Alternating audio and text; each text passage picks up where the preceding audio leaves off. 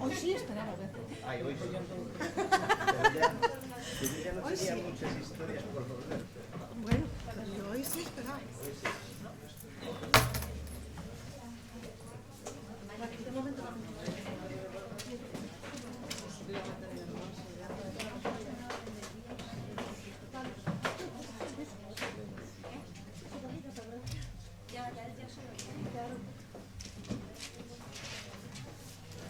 Hoy no tenemos internet.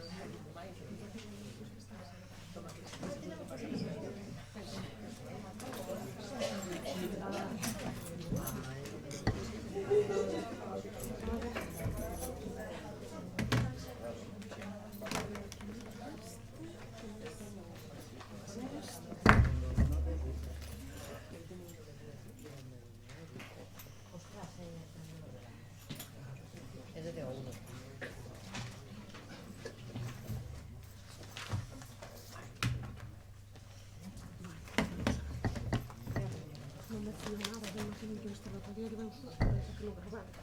Pues que era poco. Hay otro gancho que esperamos de otro. Yo qué sé, igual.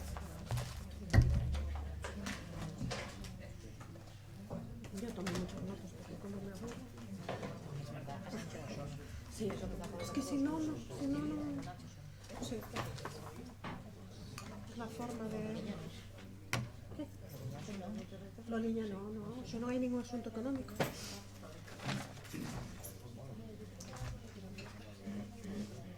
Es por el...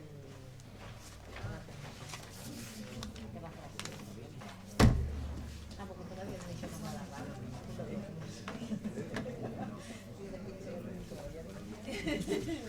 A ver, vamos a ver. En Masía, Ceresí, Santisí, Pilisí... ¿no? 1, 2, 3, 4, 5, 6...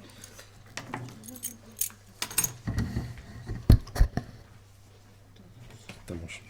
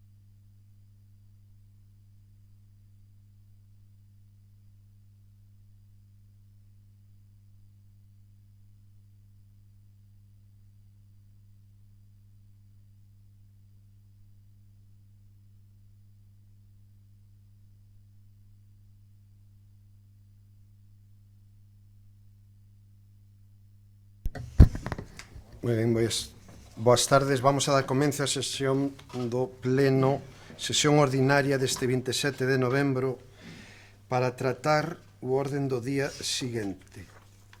Punto número 1, aprobación. Se procede dos borradores das actas anteriores. Temos un borrador. Non sei se teñen algunha apreciación que facer. Se non, pasamos á votación para a súa aprobación. Ben, votamos, polo tanto, votos a favor da aprobación da acta. Abstencións. Apróbase por maioría. Punto número 2. Dou conta dos decretos da alcaldía emitidos desde a última sesión plenaria e das resolucións presidenciais da Deputación Provincial de Pontevedra aprobando as solicitudes de subvención con cargo ao Plan Concellos 2016. Ben, punto número 3, ditamen para a aprobación inicial da ordenanza de tráfico do Concello do Grove. Ten a palabra para dar lectura da acta da comisión a secretaria.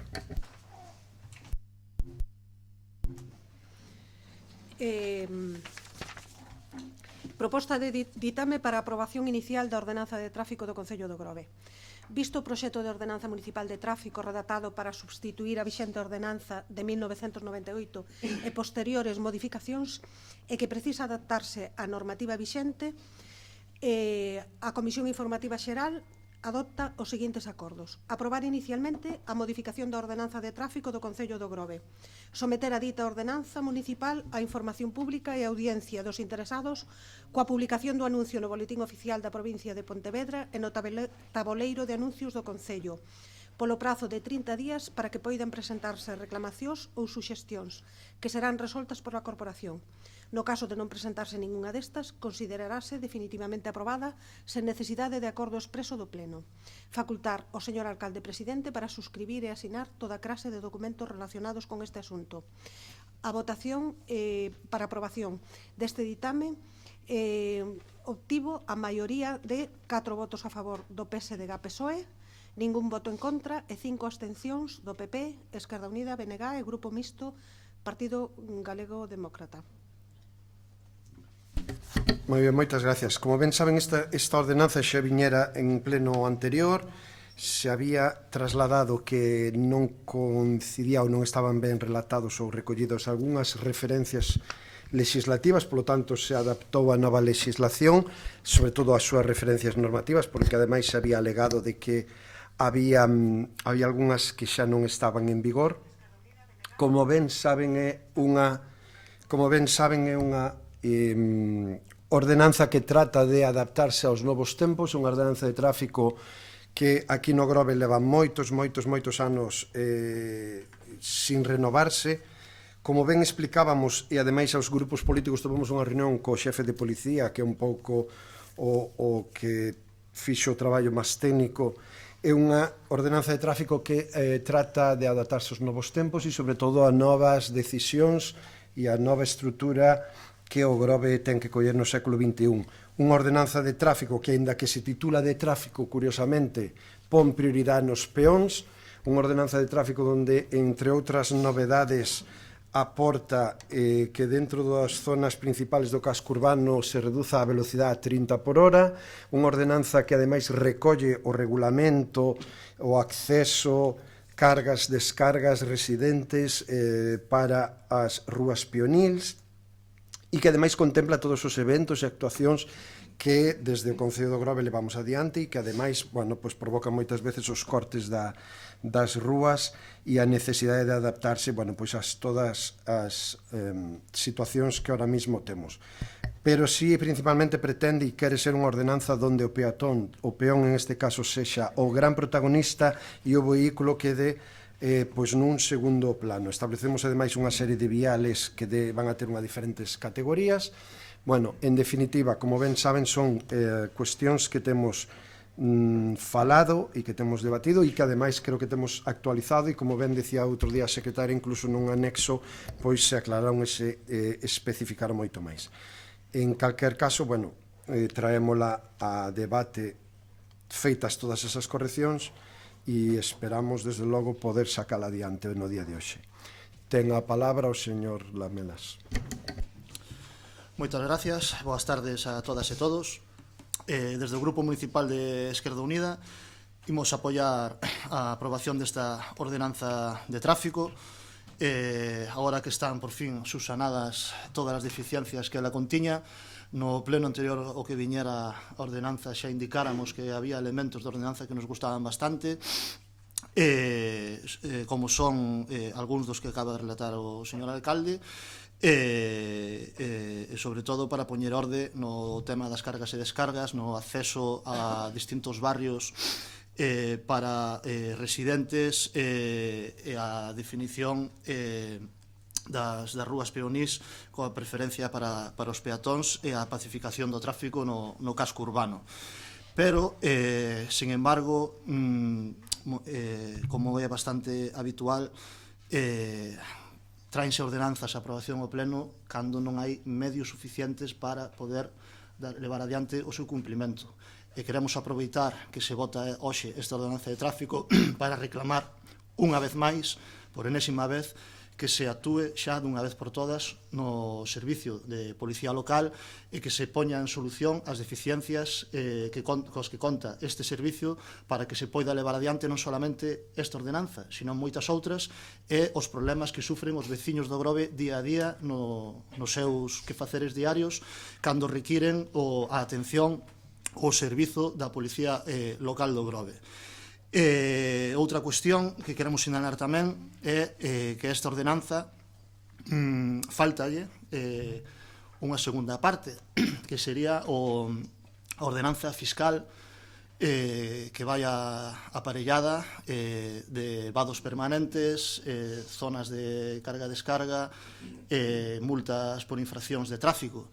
É unha ordenanza que nos consideramos que é fundamental porque dela podese obter a financiación suficiente, non é que se poida, é que se debe obter a financiación para ter un servizo que é fundamental no noso concello como é o servizo de guindastre municipal, para que os veciños e veciñas que a día de hoxe están pagando ou no futuro están pagando unha taxa por un vado permanente para a entrada e saída do seu vehículo dos seus garaxes teñan por fin o que lle recoñece a xa existente ordenanza, que é poder reclamar un servizo de guindastre se alguén lle aparca na porta, chamar o servicio de policía municipal e que se retire o vehículo mal aparcado para que o veciño ou veciña que está pagando unha taxa para poder entrar e sair do seu garaxe poida exercer o seu dereito polo que está pagando, e non como ocurre hoxe en día que, con sorte, aparece un axente da Policía Municipal e limítase a tramitar unha infracción sen solucionarlle o veciño o problema a hora de sair ou entrar no seu garaxe por esa infracción. Polo tanto, esperamos que canto antes sexa posible se adiante o traballo nesa ordenanza fiscal e poidamos contar no Grove tamén con ese servizo que é fundamental para a vida cotiá e a vida normal no casco urbano do noso concello. Nada máis de momento, moitas gracias. Moi ben, moitas gracias. Alguna intervención máis en este punto? Sí, señora Lamas. O Grupo Municipal do Partido Popular tamén vai aprobar a moción unha vez que fomos nós, concretamente eu, a que lle pedín e lle solicitei que cambiaran os puntos que estaban mal, que eran as leyes e o articulado. Agora está todo correcto e non vemos ningún problema para aprobalo. Moitas gracias, señor Outeiro. Sí, boas tardes a todos e a todas. Tamén desde o BNG queremos decir que vamos a dar un voto favorable a esta ordenanza. Ben é certo que había unha aprobada que non tiña nin 10 anos do ano 98, de fai 9 anos, que se modificou fai 5 anos, polo tanto isto é un documento vivo que se vai cambiando vendo o encaixe de como soluciona os problemas de tráfico no concello. De feito, seguramente cando entre en vigor notaremos donde falla e donde sae ben parada e virá outra vez a pleno e decisións plenarias cambian outras decisións plenarias, non? Creemos que é acertado introducir o tema das tarxetas de residentes porque hai certa conflictividade en varias rúas que son semi-peatonais ou son para accesos a garaxes, etcétera, donde pois debe tomarse medidas deste tipo para garantizar que os veciños, os que están á beira da rúa, pois sean os primeiros beneficiados no seu uso. E ben, esperando que non haxa que traela moi pronto a realizar cambios, pois vamos a dar ese voto favorable. Moi ben, moitas gracias. Bueno, agradecemos o apoio que os partidos políticos acaban de trasladar, recollemos e ademais compartimos, por exemplo, o que acaba de dicir o voceiro de Esquerda Unida. Somos moi conscientes das limitacións que temos no número de efectivos da Policía Local e esperamos que no ano 2018 ademais con novo sistema que parece ser que se aproba ahora por un decreto da Xunta de Galicia para as probas de acceso aos postos de policía local, de oficial e de inspectores, que son os que temos vacantes, ou vamos a ter no próximos meses vacantes no Concello do Grove, sexamos quen de ocupalos, e ademais incluso facer unha planificación de ampliación de número de policía local, porque é necesaria. A día de hoxe temos en efectivo 11 policías, cando non fai moito había 17 e as proxeccións nos marcaban 20. Polo tanto, estamos claramente en deficiencia. Respecto ao tema do guindastre, temos falado moito, Esquerda Unida, o Goberno e outros partidos políticos. Non é un servicio a poñer fácil, porque necesitamos mínimo 3 personas novas para darlle un servicio 24 horas, necesitamos un espacio onde ubicar os coches, os vehículos que se recollan. Ese servicio, ademais, ten que estar atendido 24 horas, porque se alguén lle retira o coche ao guindastre, pois a unha determinada hora ten dereito a recollelo, ten que estar establecido un sistema de pago de sancións. Ben, non é un sistema fácil, de feito en moitos concellos estás externalizando ese servicio, e somos tamén moi conscientes da necesidade de que iso vai adiante. En calquer caso, pensamos que esta ordenanza si colle novidades respecto ao tratamento que hai que facer de rúas pionils, desas tarxetas para residentes, de como mellorar a carga e descarga, e, polo tanto, creo que vai, e pensamos todo, e así o acaban de trasladar, en beneficio de todos os veciños. Polo tanto, non habendo máis intervencións, agradecendo novamente ese apoio, vamos a votar este punto, que é a aprobación inicial da ordenanza de tráfico do Concello Grove. Votos a favor. Apróbase por unanimidade, moitas gracias. Ditamen, ben, aquí, ditamen sobre a moción do Grupo Municipal Socialista con motivo do día 25 de novembro, Día Internacional contra a Violencia de Xénero.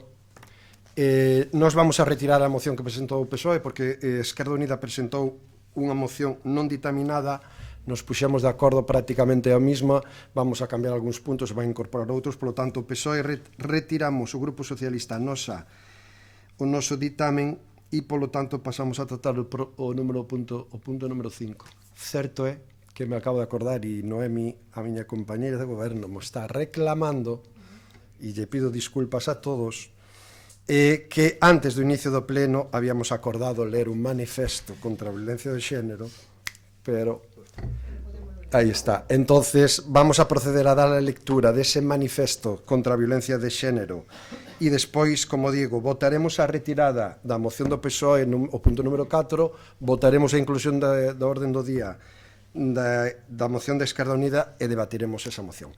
Vaille a dar lectura ao manifesto, igual que se fixo o sábado día 25 pola mañán diante do Concello do Grove, do edificio do Concello aquí no Corgo, o concelleiro do Partido Galeguista Demócrata, Félix Lamas. Félix, tes a palabra. Boas noites. Manifesto 25 de novembro contra as violencias ás mulleres, novembro lila. Hoxe, 25 de novembro, como todos os días, saímos a denunciar o terrorismo machista. As violencias machistas contra as mulleres e os colectivos de mulleres de todas as idades. Mulleres maiores, adultas, novas, adolescentes, menores e nenas. É un feminicidio. Reflexo dun problema estrutural no que a violencia con múltiples caras, física, psicológica, sexual, económica, que se expresa a través das ameazas, intimidacións e coaccións ou a privación arbitraria da liberdade na vida pública e privada, incluso a privación da propia vida. O movimento feminista e as superviventes loitan a diario para que estas graves injusticias humanas muden. Piden que o persoal sexa político, que a violencia machista sexa tratada como unha cuestión de Estado, abordando o empoderamento femenino, os camiños de recuperación e o feminismo como pragmática da razón. Porque afecta non só a metade da poboación o ter unha orixen estrutural, que é a desigualdade entre mulleres e homes. Porque para a erradicación do terrorismo machista se precisa dunha afronta global que aúne non só a prevención, ámbito educativo e a asistencia institucional, senón tamén da atención integral individualizada sen dobre vitimización, da revisión e ampliación dos distintos protocolos da Administración, da ampliación da Lei Orgánica contra a Violencia de Xénero 1/2004, da dotación de recursos á Administración de Xustiza, así como a provisión de recursos nas distintas comunidades autónomas e nos concellos, asociacións e redes contra a violencia de xénero. O recente Pacto de Estado contra a Violencia de Xénero lonxe de cumprir o seu obxectivo primordial, que a cidadanía se una contra o machismo, fomenta o cisma, falta de perspectiva feminista, resultando un acordo de mínimos, sendo necesario para a súa posta en marcha e efectivo cumprimento dos cambios legislativos, recursos e medidas. Botado a andar o século XXI, nunha sociedade que se prece como democrática, libre, que presume de segura, xusta, igualitaria e plural, non se pode existir atisbo algún deste tipo de terrorismo. En por iso debemos comprometer todas as riquezas, medios e recursos que sexan precisos para a súa definitiva extirpación. Xa van 51 mulleres mortas a man da barbarie. Denunciamos e pedimos que queremos as nosas compañeiras vivas, non máis mortes a causa do machismo. Amosamos solidaridade coas mulleres, adolescentes e nenas agredidas e ou asasinadas vítimas da violencia machista máis extrema. Pedimos o apoio que sexa necesario dende as institucións e a sociedade en xeral. Chamamos aos homes para non ser máis cómplices. O silencio proporciona impunidade aos maltratadores, violadores e acosadores. Chamamos aos homes para compartir coas mulleres os espazos públicos e privados, a responsabilidade do público e do privado, o poder en igualdade, coa proposta de un compromiso de cambio, de erradicación dos estereotipos sexistas a prol da igualdade de xéneros e das diferentes diversidades sexuais. E queremos rematar este manifesto de concentración cun minuto de silencio por todas as mulleres que foron asasinadas, violadas ou agredidas e convidar a comunidade a adotar compromisos persoais e grupais a favor da erradicación da violencia machista e a que participen de xeito activo nas distintas manifestacións que por este motivo se leven a cabo e non sexa nunca máis cómplices desta violencia do patriarcado e deste continuo atentado sordo, silencioso e sistemático dos dereitos das mulleres e que, levado ás últimas consecuencias, remata coa vida delas. O que suscribimos desde o CIN o Grove, Consello Local de Igualdade do Grove e Concello do Grove. Moitas gracias. Guardamos un minuto de silencio. Vale, pois entonces vamos a proceder. Si esto vai. Bueno, pues vamos a guardar un minuto de silencio.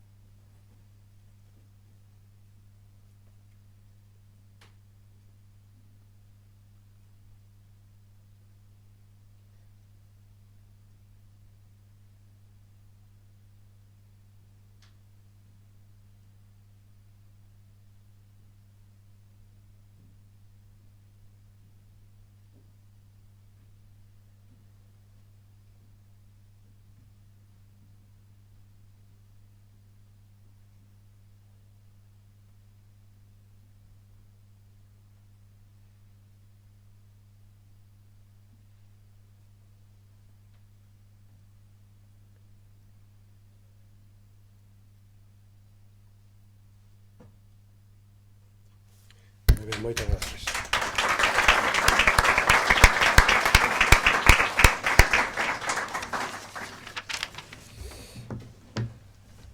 Ben, continuamos. Entonces, como decía anteriormente, vamos a votar a retirada do punto número 4 da moción do Grupo Municipal Socialista. Polo tanto, votos a favor desa retirada.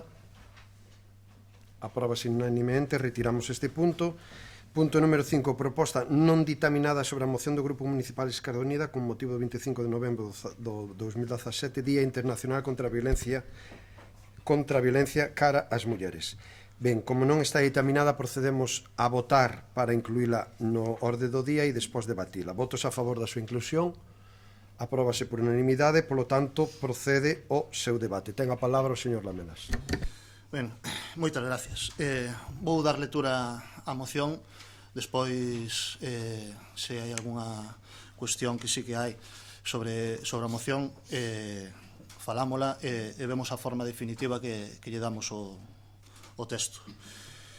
En moción 25 de novembro de 2017, Día Internacional contra a Violencia cara ás mulleres. O movemento feminista e as organizacións de mulleres viñeron demandando dende sempre que as violencias de xénero non só sexan unha prioridade política a nivel do Estado, senón que, ademais, esta se aborde dende todos os ámbitos. Cando dicimos que a violencia de xénero é unha lacra que atravesa a sociedade en todas as súas estruturas, estamos expresando que a violencia machista non se erradica únicamente a través de medidas que se limiten a erradicar a violencia no ámbito das relacións de parella e exparella, senón de forma verdadeiramente integral, facendo fronte a unhas estruturas patriarcais arraigadas aínda na sociedade. E para iso é fundamental facer políticas de prevención, sensibilización e detección, que englobe a violencia contra as mulleres de forma integral, que partan da orixe estrutural da violencia e que sexan capaces de detectar as diferentes formas de expresión da violencia machista. A violencia machista que perpetra centos de asasinatos de mulleres é a expresión violenta máis detectable. E fronte a iso, temos que manifestar con nitidez que é responsabilidade da sociedade no seu conxunto, facendo fincapé en que se non se encara a violencia patriarcal en todas as súas vertentes, os asasinatos seguirán producíndose. Temos que concienciarnos de que se isto ocorre é porque a violencia patriarcal percorre toda a sociedade e debemos poñerlle freo de inmediato a todas e cada unha das formas nas que se expresa esa violencia. Non podemos consentir que no século XXI existan escravas traficantes para consumo sexual dos homes. A prostitución é unha forma legitimadora da violencia machista, pois o xénero masculino aluga o uso do corpo das mulleres e nenas, por prezo, dando con iso legitimización a consideración da muller como un ser inferior susceptible de ser usado e comprado. A brecha salarial existente entre mulleres e homes en traballos de igual valor é a fórmula que o Estado opresor ten de manifestar para que para el seguimos sendo cidadás de segunda clase e o xeito de contrarrestar a nosa saída ao espazo laboral condicionando a nosa autonomía económica para manternos subordinadas. As agresións sexuais, nalgúns casos, pasaron de ser atos criminais individuais a formas grupais cada vez máis presentes nas nosas festas e outros acontecementos masivos. A notoria expansión que está adquirindo a demanda de aluguer dos ventres de mulleres. Non nos quezamos, mulleres pobres non só teñen un significado ostentoso de diferenza de clase e xenófobo, senón tamén de que o patriarcado, cada vez con menos escrúpulos, pretende comercializar legalmente cos nosos corpos, valéndose da necesidade e amparándose na desigualdade. O Pacto de Estado contra a violencia, por desgraza, ten defraudado as expectativas que gran número de colectivos e organizacións de mulleres teñan postas na súa elaboración. Foi só unha posta en escena, con medidas que en demasiadas ocasións son recompilacións das que xa están recollidas en normativas previas e vixentes. Non existen compromisos temporais, nin orzamentos desagregados que permitan coñecer o seu destino, nin garantías de implementación e, por suposto, deixa fora outra vez a totalidade das formas de violencias que son realizadas por agresores que non teñen ou tiveron unha relación de parella coa muller. Se non damos o paso cara a unha lei marco contra a violencia machista, contra a violencia patriarcal, seguiremos limitando a violencia de xénero a delitos cometidos no ámbito doméstico e, de forma residual, delitos sexuais cometidos no ámbito tamén público e delitos transnacionais ligados ás mafias que teñen por obxecto a trata de mulleres e nenas con fins de explotación sexual. Pero iso xa son delitos. A violencia de xénero móstrase en todas as estruturas sociais, por iso os gobernos non poden seguir acantonando a violencia ao ámbito do privado e das relacións, porque a violencia machista é unha violencia social que se expresa de forma individual e colectiva. E, polo tanto, non se poden dar respostas únicamente dentro do ámbito penal, senón fundamentalmente no da prevención e a educación. Por todo elo, é necesaria unha lei contra a violencia machista, violencia patriarcal, que de forma integral incorpore todo tipo de violencia contra as mulleres, xa se realice de forma física, psicolóxica, económica, sexual, etc. E calquera que sexa o seu ámbito de manifestación, familiar, parella, relación, laboral, social, institucional, na que debe incluirse especificamente actuacións dirixidas a situacións de especial vulnerabilidade. O ámbito municipal máis próximo á cidadanía é o marco idóneo para implantar medidas que, sen pasar os ámbitos competenciais, poden incidir de xeito decisivo na vida das mulleres e dar unha mensaxe clara e contundente contra a violencia de xénero. Por todo exposto, o Grupo Municipal de Esquerda Unida somete a consideración do Pleno do Concello de Grove a seguinte proposta de acordo. A realizar unha declaración de municipio libre de violencia de xénero, que é unha primeira medida do rexeitamento frontal contra esta lacra social. Evidentemente, dita declaración non pode quedarse nunha declaración formal. Debe ter unha dimensión real e cuantificable que se concrete en propostas adecuadamente orzamentadas. Tiñamos unha proposta de implantar un protocolo de actuación contra a violencia de xénero no seo do Concello, pero xa existe, polo tanto, eliminámoslo da proposta de acordos. A reforzar os recursos económicos e humanos destinados ao desenvolvemento de políticas de igualdade activas, integrais e participativas pola consecución consecución dunha sociedade libre de violencia de xénero, poñendo especial atención a mulleres migrantes en situación de especial vulnerabilidade.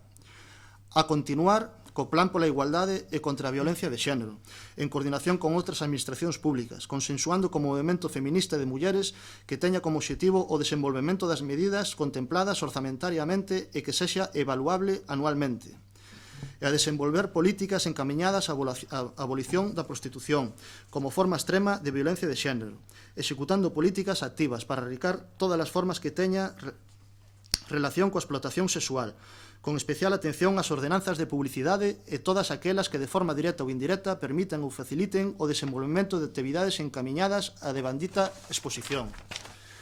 A eliminar a publicidade discriminatoria ou denigrante das mulleres, ben desde os soportes, publicacións ou transportes públicos, marquesiñas, autobuses, taxis, etc., ben non contratando con medios privados que a manteñan ou a potencien. A supresión na programación de festas en a xenda cultural daqueles espectáculos que fomenten un uso estereotipado e sexista das mulleres, e a implantar actividades escolares complementarias con formulacións que potencien valores non sexistas contrarios a calquera tipo de discriminación. Esta moción, como ben comentou o alcalde, complementase tamén coa que se acaba de retirar do Partido Socialista, polo tanto, agora supoño que o Concello de Igualdade algunha apreciación que quererá facer sobre a moción e daremoslle forma definitiva ao texto que aprobaremos no Pleno. Moitas gracias, señora Uteda. Moi boa tarde, moitas gracias, señor alcalde. É certo que nos presentamos a moción como Grupo Socialista, pero xa no Consello de Igualdade pois se propuxera esta moción que nos como Consello de Igualdade non estamos legitimizados para facer unha moción, ten que ser un grupo, os concelleiros. Nos estábamos totalmente de acordo, dixemos que apoiábamos totalmente todo o que teña que ver coa erradicación, violencia de xénero, asesinatos de mulleres e dos seus fillos, todo se vai a facer.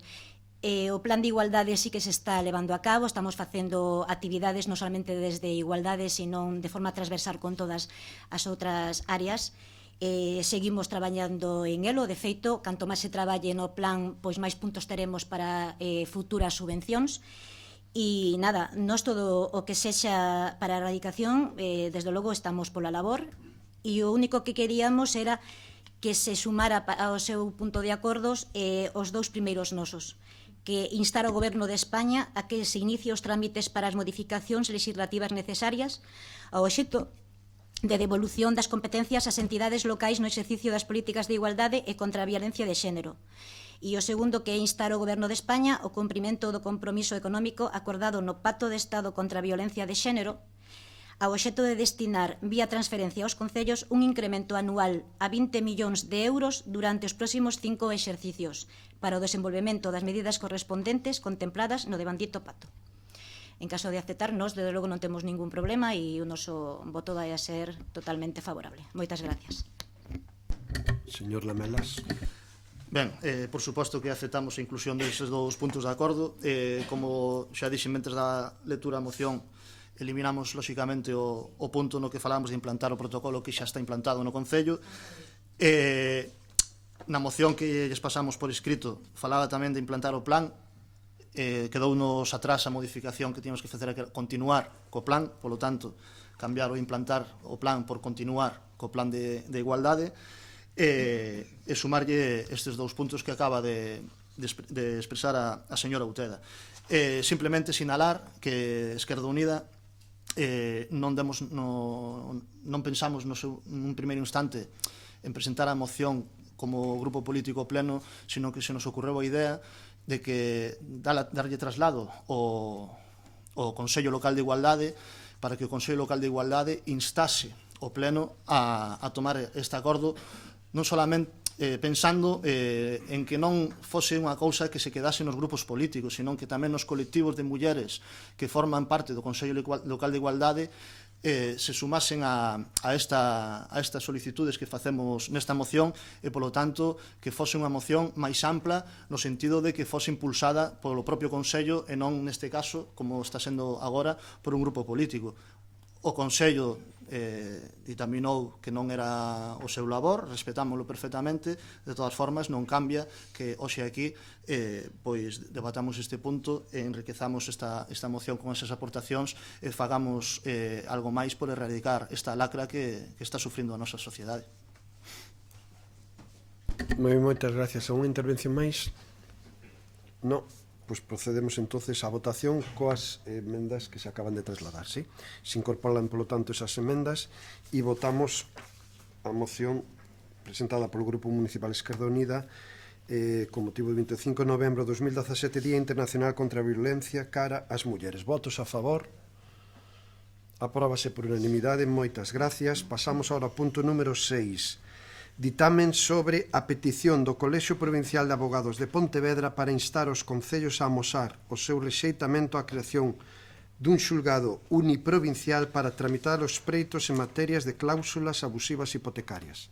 Ten a palabra a secretaria. A proposta de acordo di o seguinte: o Concello do Grove manifesta o seu rexeitamento á decisión do Consello Xeral do Poder Xudicial de especializar un xulgado por provincia para tramitar en exclusiva os preitos que se interpoñan en materia de cláusulas abusivas hipotecarias e solicita que se deixe sen efecto.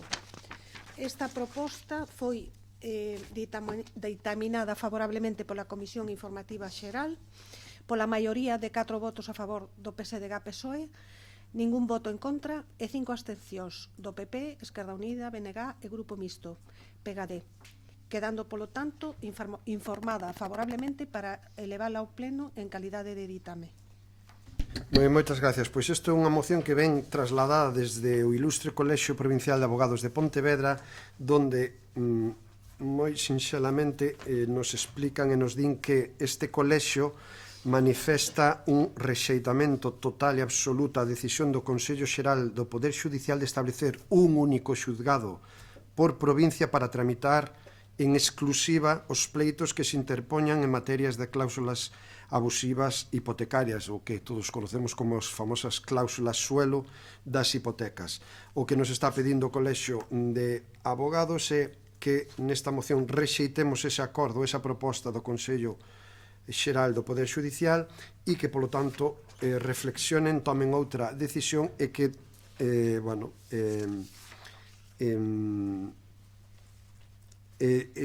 nombren ou establezan outros xulgados na provincia, posiblemente 2 ou 3, para poder atender moito mellor a todas as reclamacións que se podan facer por as cláusulas abusivas hipotecarias, de tal xeito que se quedara esta decisión tal cual, se va a producir ou vaise producir unha sobrecarga dese xulgado, concretamente está establecido en Vigo, co que os incomodos que pode xerar e tendo xulgados nas diferentes ámbitos xudiciales da provincia de Pontevedra. Por lo tanto, presentámola a través deles e o que se propón é rexeitar,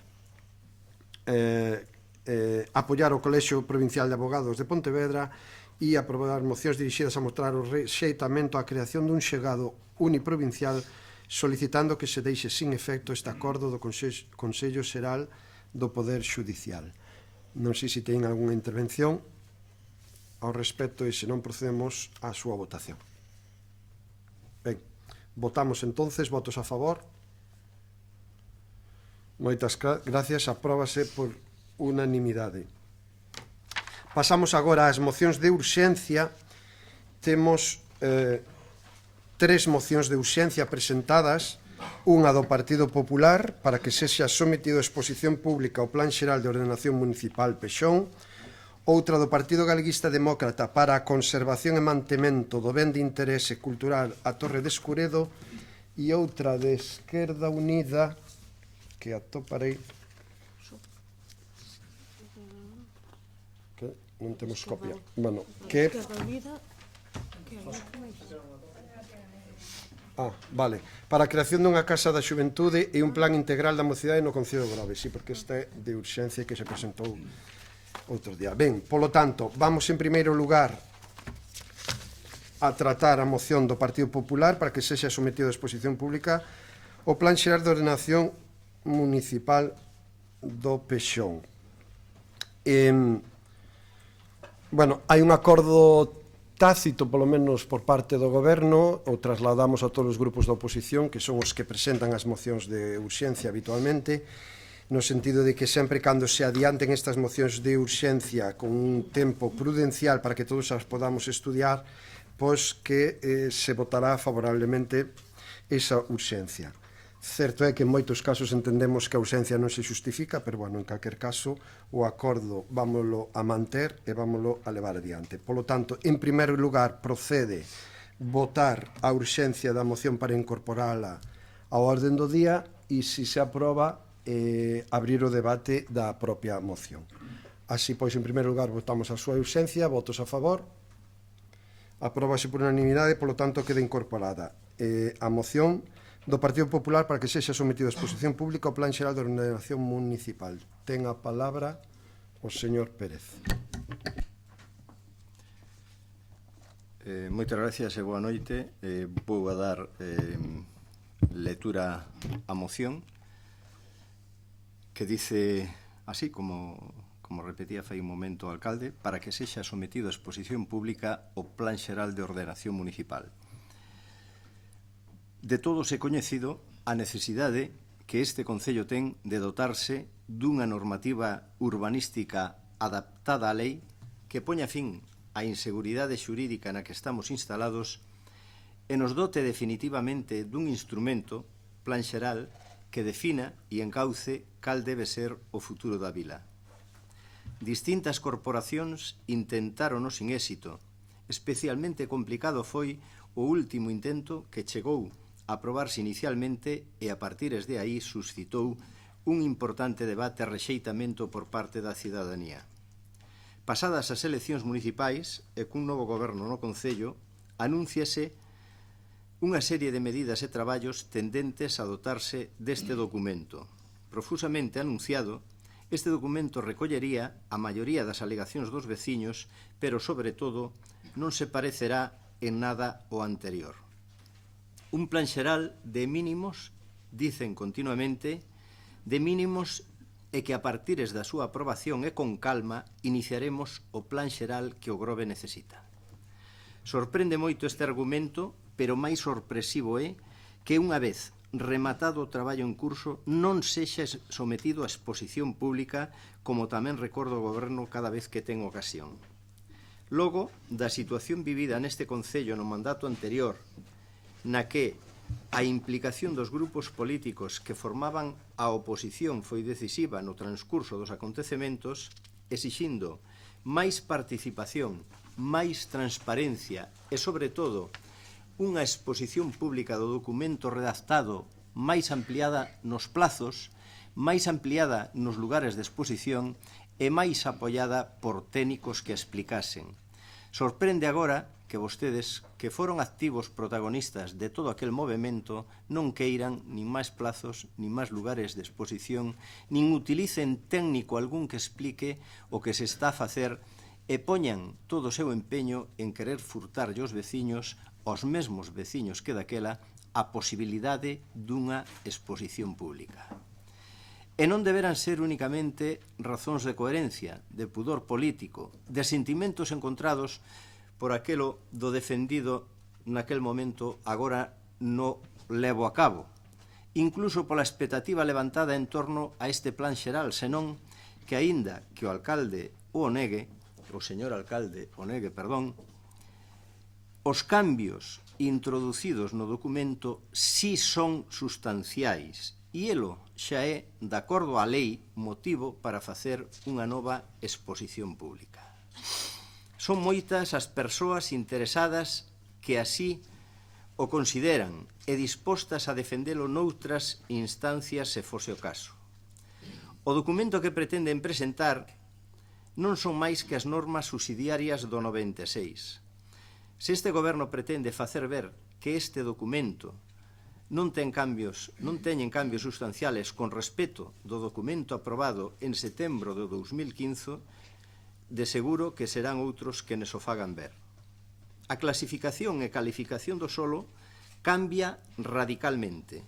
A estrutura xeral e orgánica do territorio é exactamente igual. Os viarios desaparecen, ao igual que os sistemas xerais a capacidade poblacional baixa de maneira importantísima, as escasas rúas que se proxetan carecen de sistemas de financiamento que o sustente e o facelo por expropiación xenera importantes injusticias ao ter que usar recursos de todos para beneficiar a uns poucos.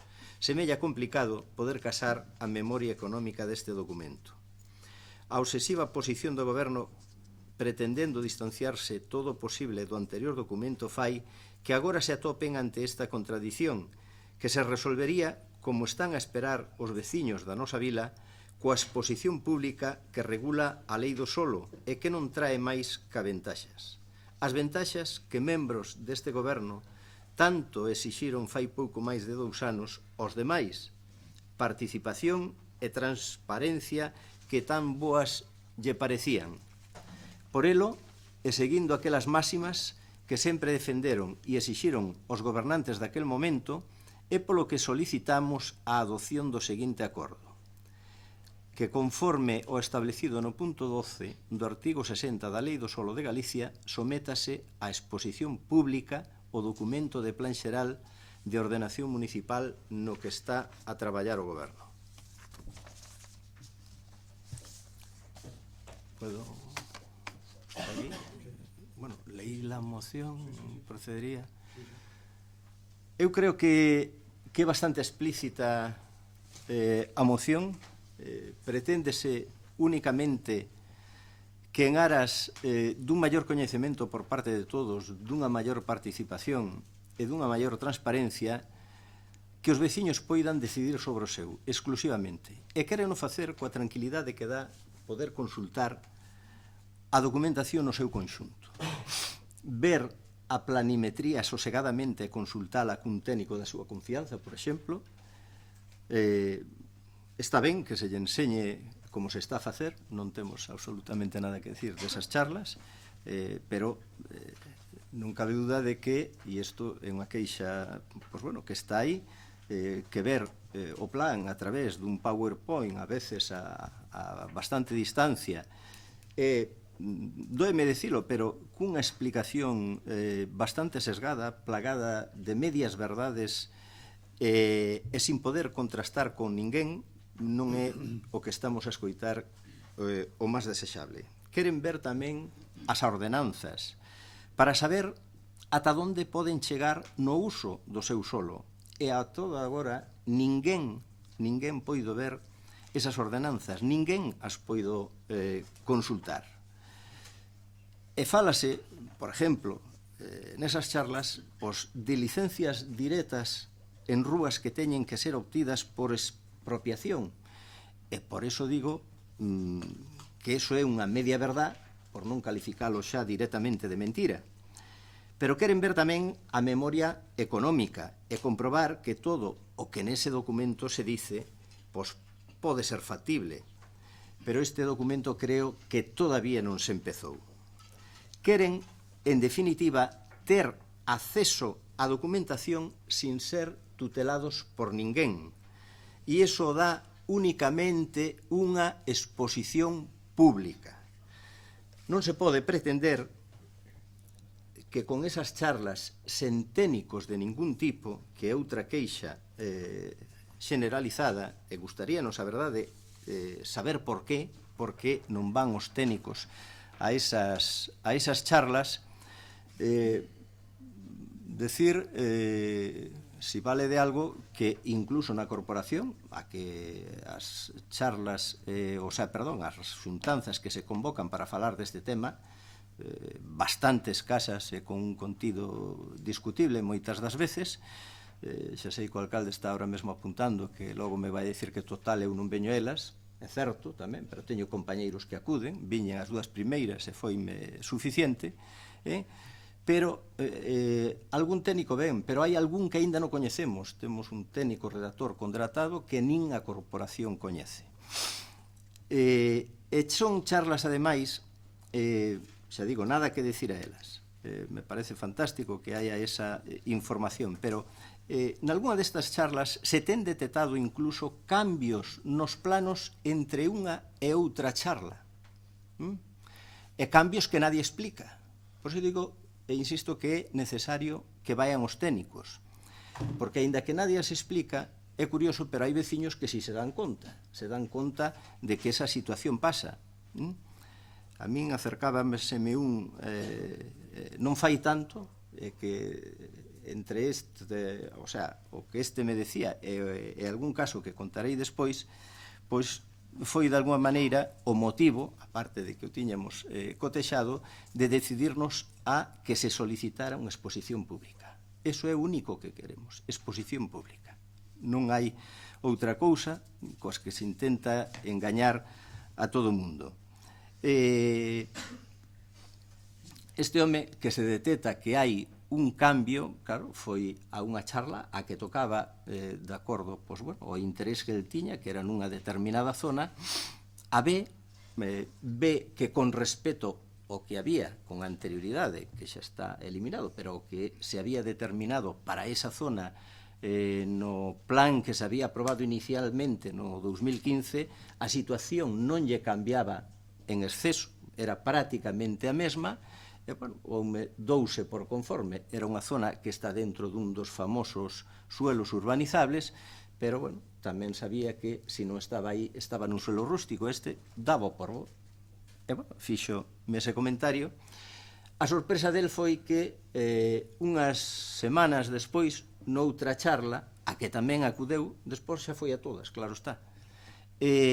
Percátase, foi porque era unha zona contigua a donde el tiña esa preocupación, e foi por curiosidade, e resulta que volve a salir o plano, non o plano anterior, o sea, a zona anterior, o plano xa era distinto.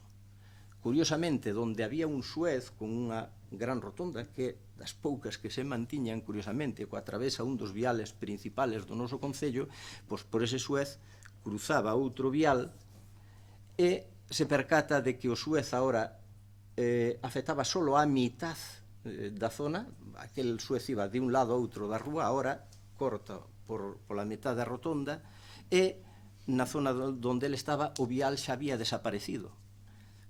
Son cousas e anécdotas para darnos conta que non todo é tan bonito como nos lo contan. Este home, lóxicamente, empezou a preocuparse, pero xa non tanto porque o seu suelo agora xa quedara fora do suelo urbanizable, estuvera nun suelo rústico, ni nada parecido, non? Senón porque, bueno, fixo un pequeno análisis de quen estaba naquela zona, por si lle encontraba explicación, según ela, a por que podía ser aquelo, e veu cousas curiosas que xa se irán conocendo. Pero o que máis lle preocupaba era a situación de que si este plano cambian deste xeito, con esta facilidade, nadie se percata, quen me garantiza a min, de acordo á exposición que pretende facer este goberno, que os planos que vayan para Santiago, por exemplo, por sexan os que estuvemos vendo. Esa garantía non existe, o cal dá lugar a moitas interpretacións, e non moi favorables, a verdade, non? Polo tanto, non pode ser deste xeito dar por boa e por feita unha exposición pública que impida aos veciños mostrar, se é o caso, se fora o caso, que pudera non selo, a súa disconformidade co que ali se plantexa. En Román Paladino se diría que non poden alegar. E sobre todo eso, porque quen lles garantiza a eles que os planos que vostede vai ensinando nas charlas son os que finalmente vai mandar a Santiago.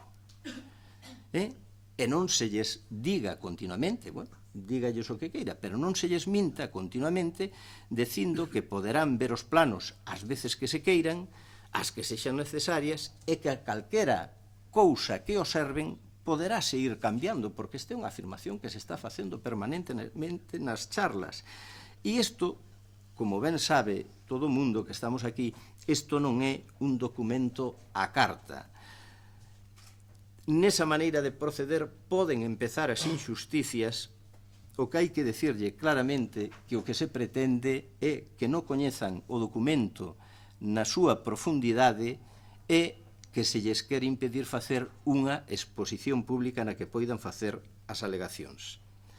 O feito, como se ten argumentado e como se está argumentando continuamente de que unha exposición pública provocaría solicitar informes a algunhas administracións, isto é certo, pero o mesmo é certo que o mesmo non debe ser un problema para ninguén, e menos para esta casa, para esta corporación. Estamos a falar únicamente de tempo. E se estamos a falar de tempo, non entendemos cal é o problema.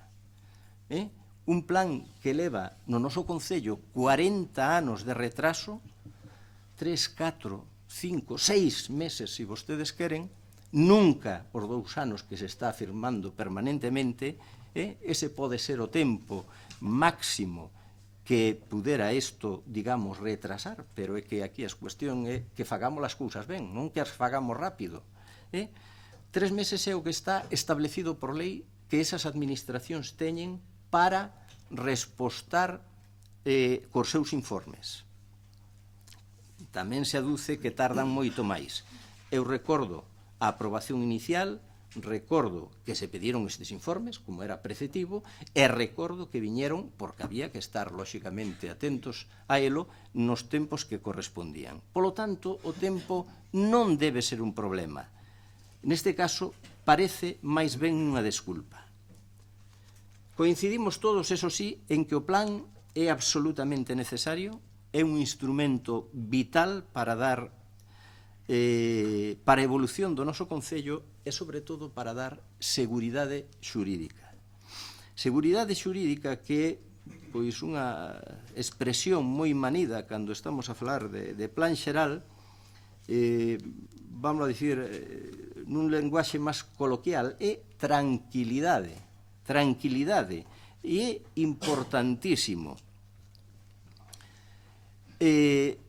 Fai uns días, nos últimos 15 días, celebráronse 2 destas charlas, unha en Conminiño concretamente e outra en San Vicente. Nas 2 pasou algo parecido con isto que quero contar da seguridade xurídica que tanto usamos todos, e é que nesa de Cominiño en concreto, un veciño normal, non deses que o alcalde dice que nós estamos casi emparentados, os especuladores urbanísticos, non, un veciño normal que se percata de que nun núcleo determinado se recorta de maneira importante, falaremos dos núcleos rurales tamén e o que vai a pasar neles. Este veciño, claro, preocupadísimo porque non fai moito que acaba de comprar un terreno na zona, un terreno por cal lle dixeron que era urbanizable, que podía construir e demais, e ora se atopa no plano que ali lle presentaron que esa zona queda fora do núcleo.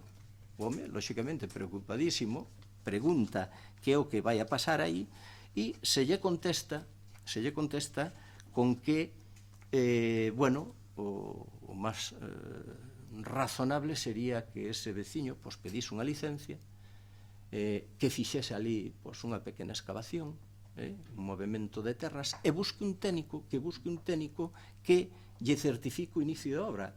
É salvada a situación. Dios mío, estamos a falar de seguridade xurídica. Si esta é a seguridade xurídica que o noso alcalde nos traslada, a verdad que non coincide co que lles decía en Román Paladino, decir, coa tranquilidade. Calquer deses veciños, cando fai a súa casa, empeña aí a súa vida. A súa vida vai aí. E o que quere é iso, tranquilidade. E a tranquilidade non se resolve con ese tipo de respostas. Por eso, nos queremos que se faga o plan. E nadie pode ter dúbidas de que queremos que se faga. Probablemente nadie, nin nesta corporación, nin nas anteriores, desde o ano 96, haya sufrido tanto, digamos, por querer levar adiante un plan xeral como sufreu o noso partido. Por iso que esa duda, por favor, que nadie a teña na cabeza. O que sí queremos, lóxicamente, é que o plan teña as condicións mínimas que debe ofrecer calquer plan xeral, non?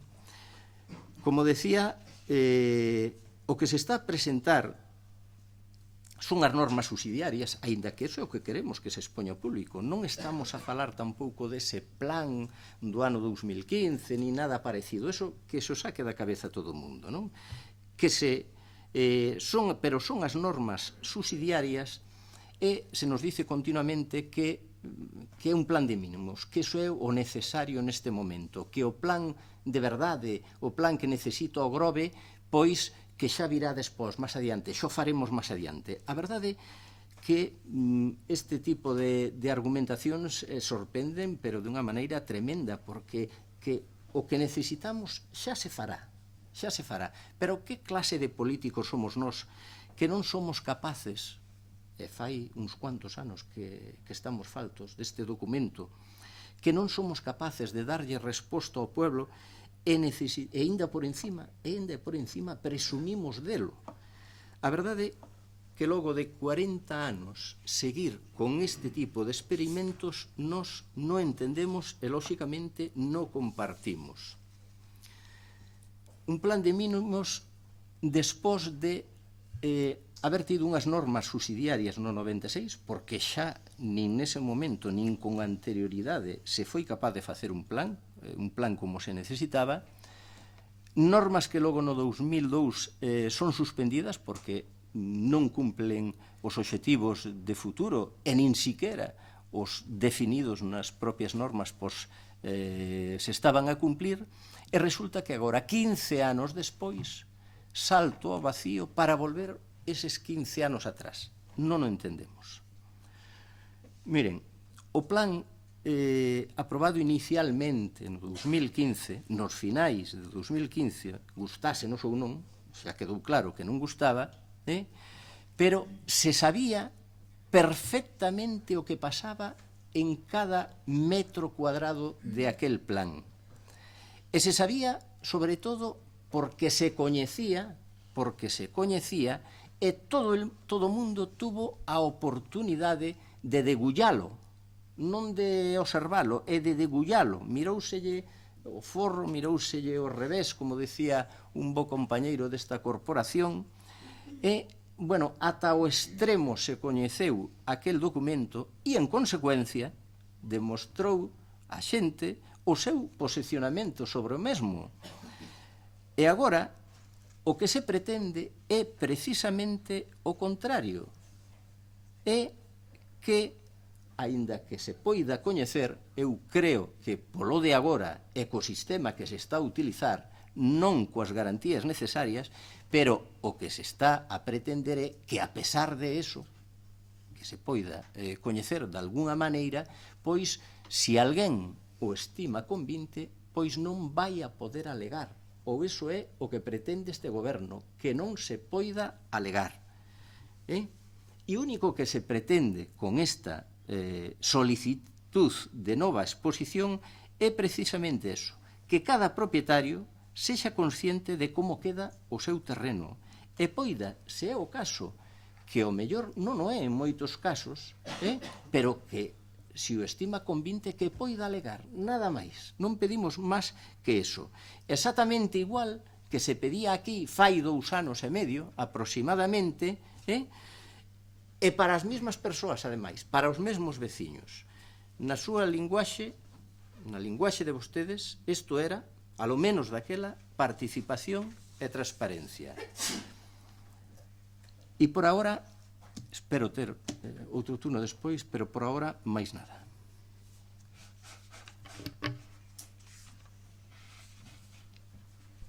Moitas gracias, señor Lamelas. Ben, moitas gracias. Sobre este punto, non vamos a descubrir nada sobre o posicionamento de Esquerda Unida. Esquerda Unida defendemos desde sempre que houvese unha segunda exposición pública deste plan xeral. Non entendemos ou non vimos a necesidade de trasladar a pleno unha moción para que se explícita, solicitando unha segunda exposición pública como fai hoxe o Partido Popular, porque xa está aprobado en pleno que este plan xeral debe ter unha segunda exposición pública. e non houbo ningún acordo plenario en contra desa situación. Sí que coñecemos o posicionamento do Goberno que se nega rotundamente a que haxa unha segunda exposición pública. En diversas reunións mantidas co alcalde e o seu grupo de goberno Esquerda Unida trasladámoslle a necesidade desta segunda exposición pública, primeiro porque hai cambios sustanciais no plan aprobado inicialmente. Polo tanto, aquel plan que se expuxo ao público e que recibeu ese aluvión de alegacións sobre el, modificouse sustancialmente. Polo tanto, o que se pretenda aprobar agora nada ten que ver con aquelo. Polo tanto, entendemos, e así o ampara o articulado da lei, que debe haber unha segunda exposición pública para que os veciños coñezan como foron tidas en contas ou non foron tidas en contas as alegacións que presentaron, e, se non están de acordo coa alternativa presentada, presenten a alegación en consecuencia. Se están de acordo, pois están de acordo e non pasa nada máis, e continúase co trámite normal de aprobación do plan xeral que tanto precisa este Concello. Nós non estamos de acordo coa exposición pública que fai o Partido Popular, a exposición de motivos, que fai o Partido Popular na súa moción, porque a exposición de motivos do Partido Popular cheirase certa revancha nesa exposición de motivos. Non é o noso caso. O noso posicionamento ven dado do noso compromiso adquirido cos veciños no noso programa electoral. O noso programa electoral, que teño aquí diante, e o cal nós somos fiéis, en o que marcábamos 3 liñas a seguir para a elaboración do PEXón: información, participación e transparencia. E, dentro do desenvolvemento destes 3 puntos, o primeiro, informar os veciños de primeira man da normativa aplicable en urbanismo e de todas as situacións relativas ao urbanismo, para que o veciño coñeza sen ningún atisbo de dúbidas cal é a legislación que se aplica e como lle afectan as distintas figuras urbanísticas que se poden contemplar no plan.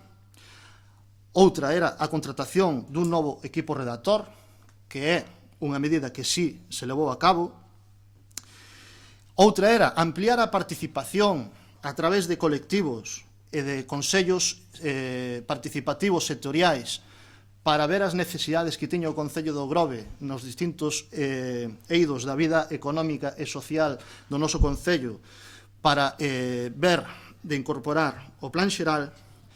E, finalmente, ter unha segunda exposición pública abrindo un período de alegación mínimo de 3 meses para que os veciños puidesen observar primeiro as modificacións que houbese nese plan e presentar alegacións se así o considerasen oportuno.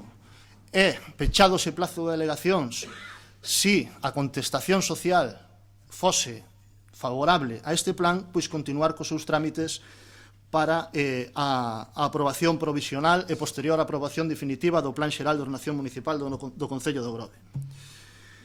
Pero que este posicionamento que nos estamos aquí defendendo é o mismo posicionamento que defendía cando non se sentaba na silla do alcalde o señor Cacabelos. Teño aquí unha noticia que foi publicada no medio digital Todo Grove o 12 de xaneiro de 2015, un día antes de que se pechase o plazo de alegacións o plan xeral, e que di que o PSOE reclama unha segunda exposición do PEXón, e anunciaban que presentarían nos próximos días unha moción para que obrigatoriamente se realice unha segunda exposición pública unha vez estudadas todas e cada unha das alegacións. Finalmente, o PSOE non presentou esa moción porque houbo unha iniciativa cidadán que xa pedía iso e que foi aprobada por unanimidade desta corporación municipal. Pero xa no 27 de novembro de 2014, Unha iniciativa cidadán presentada neste pleno, aprobada por unanimidade, creo recordar, teño aquí a acta,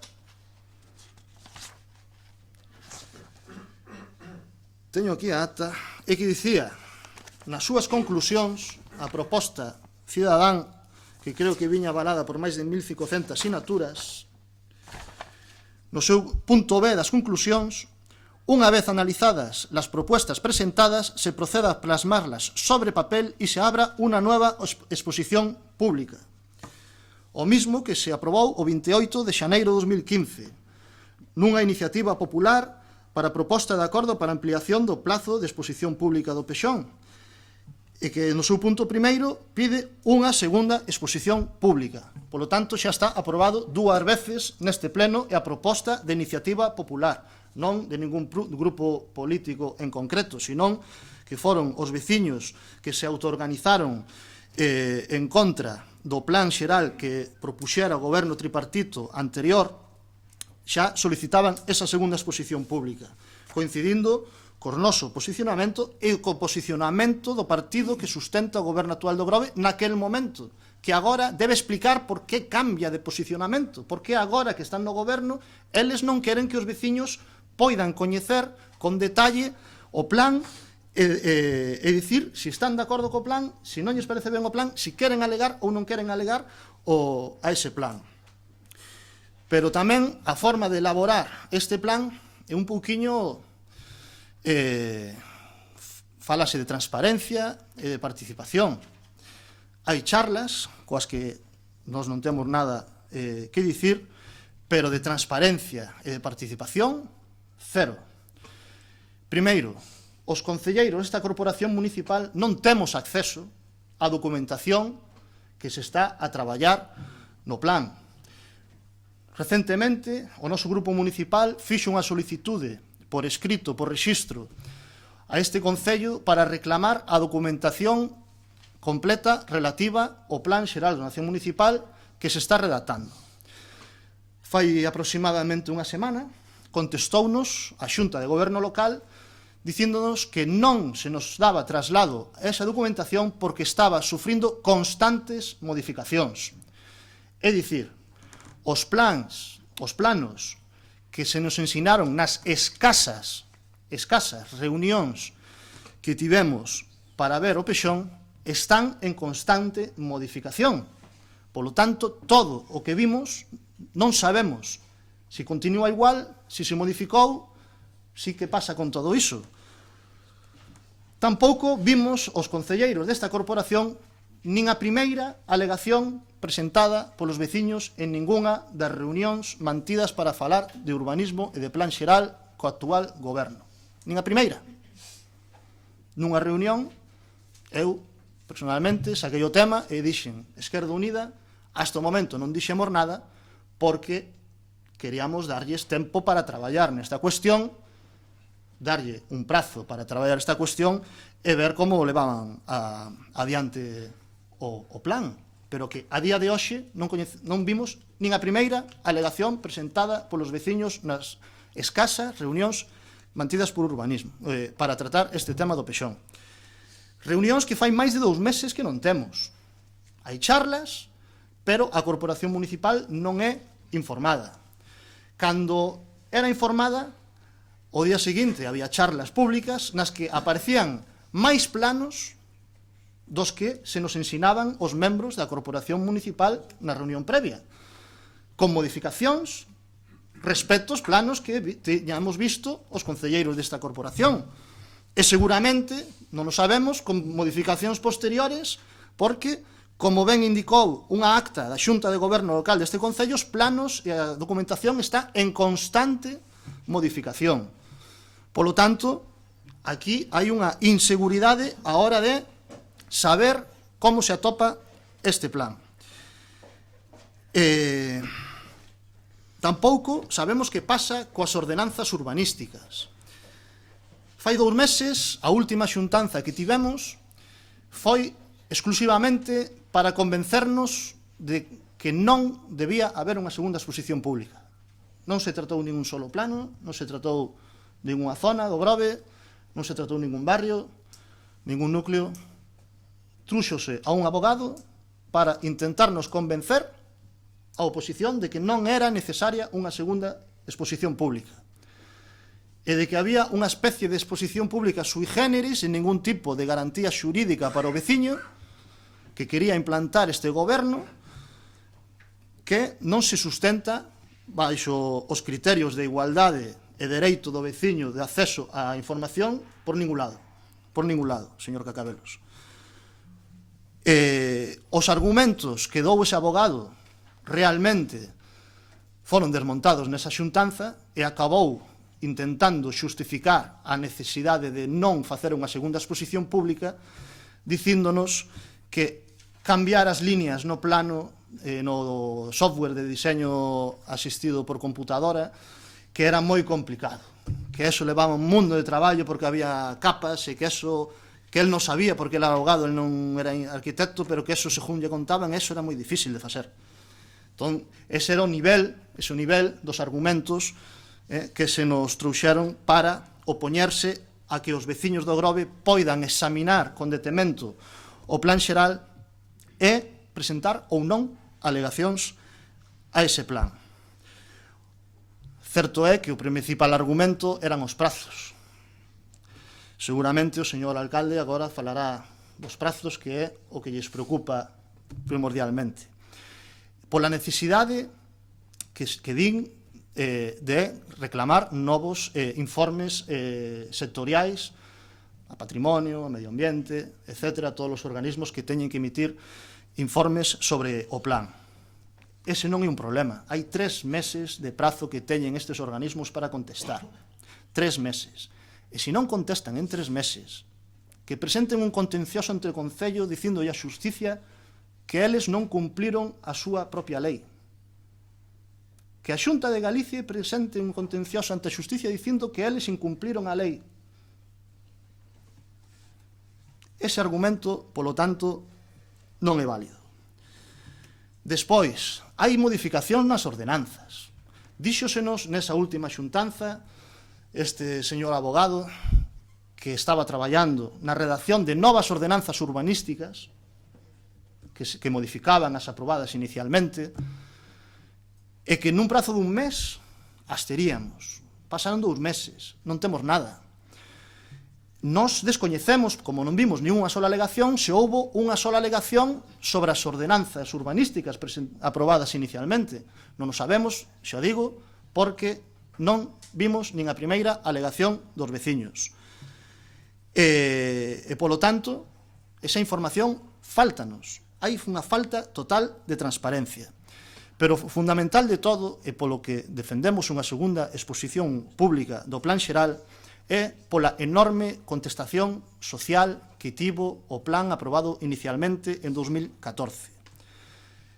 Xa que tivo esa enorme contestación social, e nos dixemos no seu momento, non somos os 17 concelleiros desta corporación municipal os que temos que dicir se este é o mellor peixón para o Grove, senón que son os veciños e veciñas do Grove a través das súas alegacións os que teñen que dicirnos se este é o plan que os veciños e veciñas do Grove queren.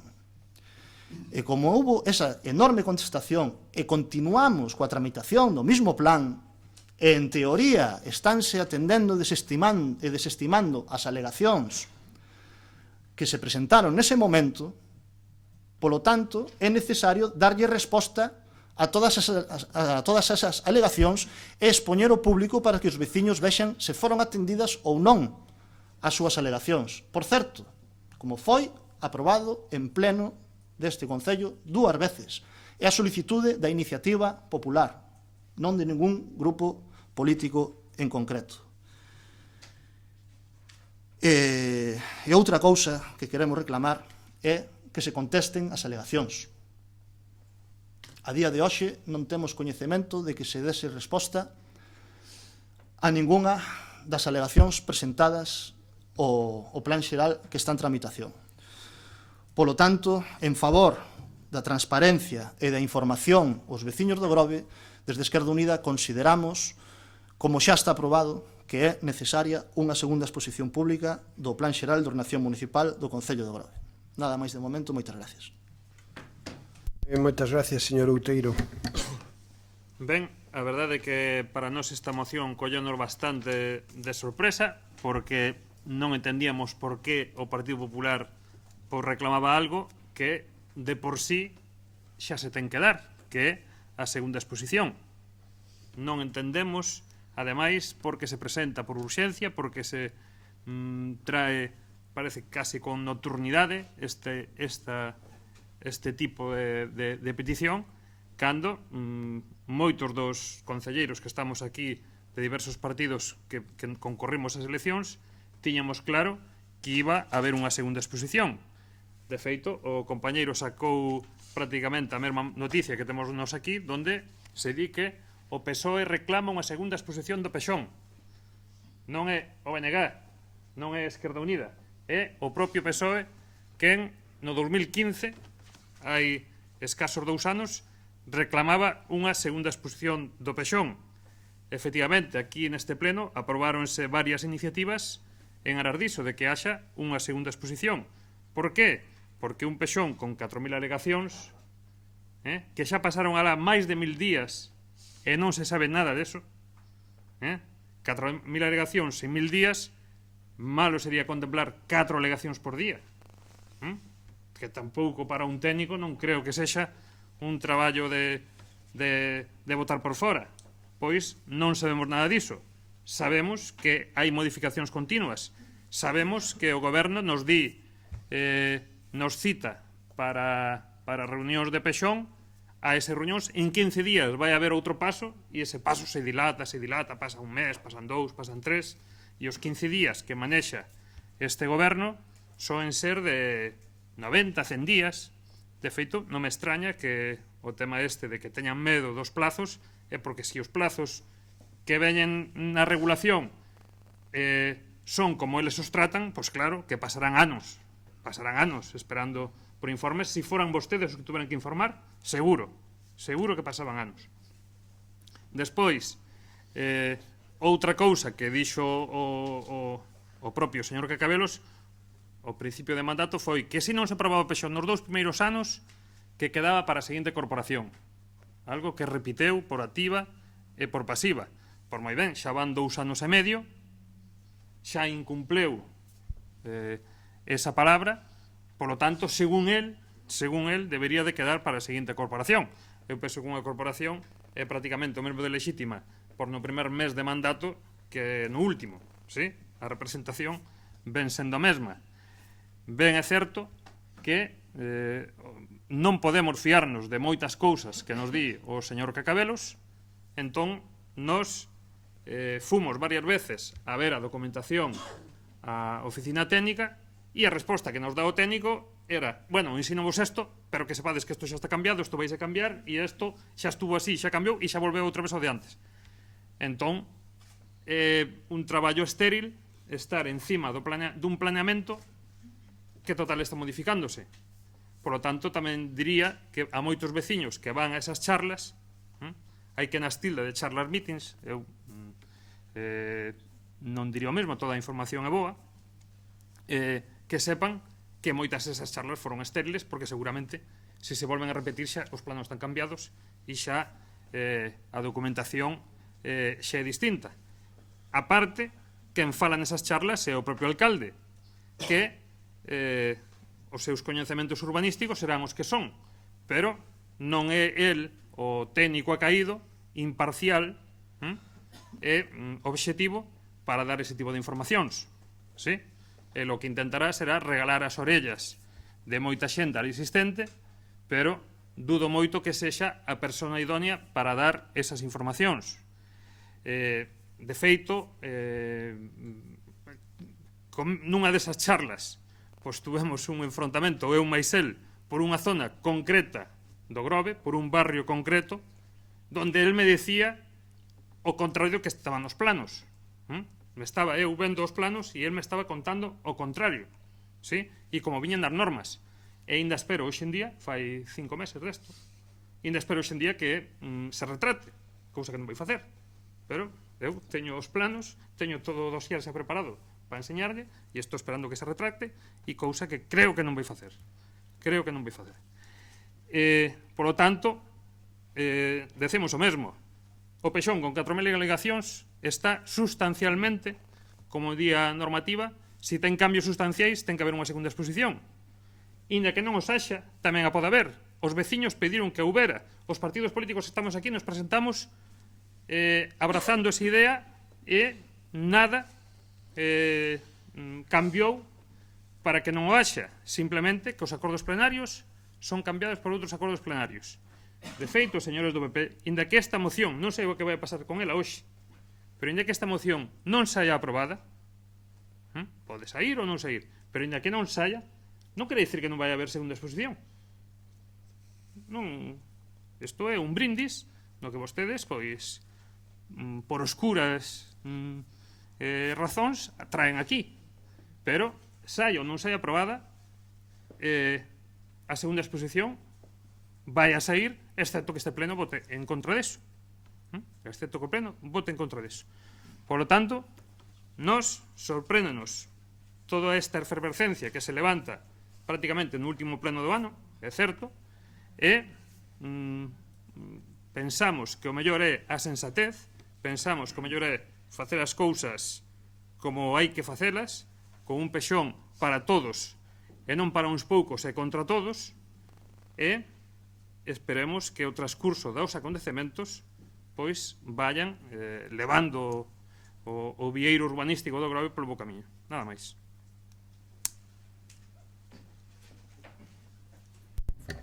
Sí, ben, gracias, señor Lamas. Boas noites. Como todos saben, son o recién chegado aquí á política tal, e hai veces que me costa seguir como funciona isto. Como din os compañeiros, extrañame esta moción porque xa está aprobada en 2 ocasións. No pleno do 28 de xaneiro de 2015 aprobouse 2 veces unha moción que lera o entón alcalde Miguel Pérez, e no primer punto decía compromiso que unha vez analizadas e revisadas as alegacións presentadas, o documento Pexón someterase a unha segunda exposición pública conforme establece o artigo 85.5 da LOUGA. Despois, en ese mesmo pleno, pola iniciativa popular para a proposta de un acordo de aplicación plazo de exposición pública presentada pola plataforma de afectado Pexón, no seu primeiro punto escolle unha segunda exposición pública do documento. Entonces, que estamos facendo aquí? Aprobamos unhas mocións e logo quedan aí no olvido. Penso que isto xa está claro. Aprobouse 2 veces e que tería que ser o contrario. Se se quere cambiar esa folla de ruta que se aprobou daquela, tería que ser o goberno ou o alcalde traer o contrario e explicalo por qué e por que daquela se apoyaba e agora non. Nos pensamos que estas charlas informativas que están indo, nos asistimos a algunha, a xente está indo, pero non lle está dando a seguridade que buscan. Hai uns anos, cando foi no Pexón, fixos unha aprobación inicial, puxose aos veciños para que alegaran sobre a mesma. Respostáronos contundentemente con 4.000 alegacións. Esas alegacións a día de hoxe, os veciños non saben nada delas. E queren ter esa seguridade que é a seguridade xurídica, que queren ter algo palpable en contestación ao que presentaron. Que hai que facer? É complicado, levamos moitos anos en isto, e nós o que queremos chamar a retomar outro dos puntos que se aprobou naquel pleno, que decía adquirir o compromiso de que o plan xeral do Concello do Grove non vai ser levado a ningunha das seguintes fases de aprobación mentre non se acade o consenso de cidadáns e grupos políticos.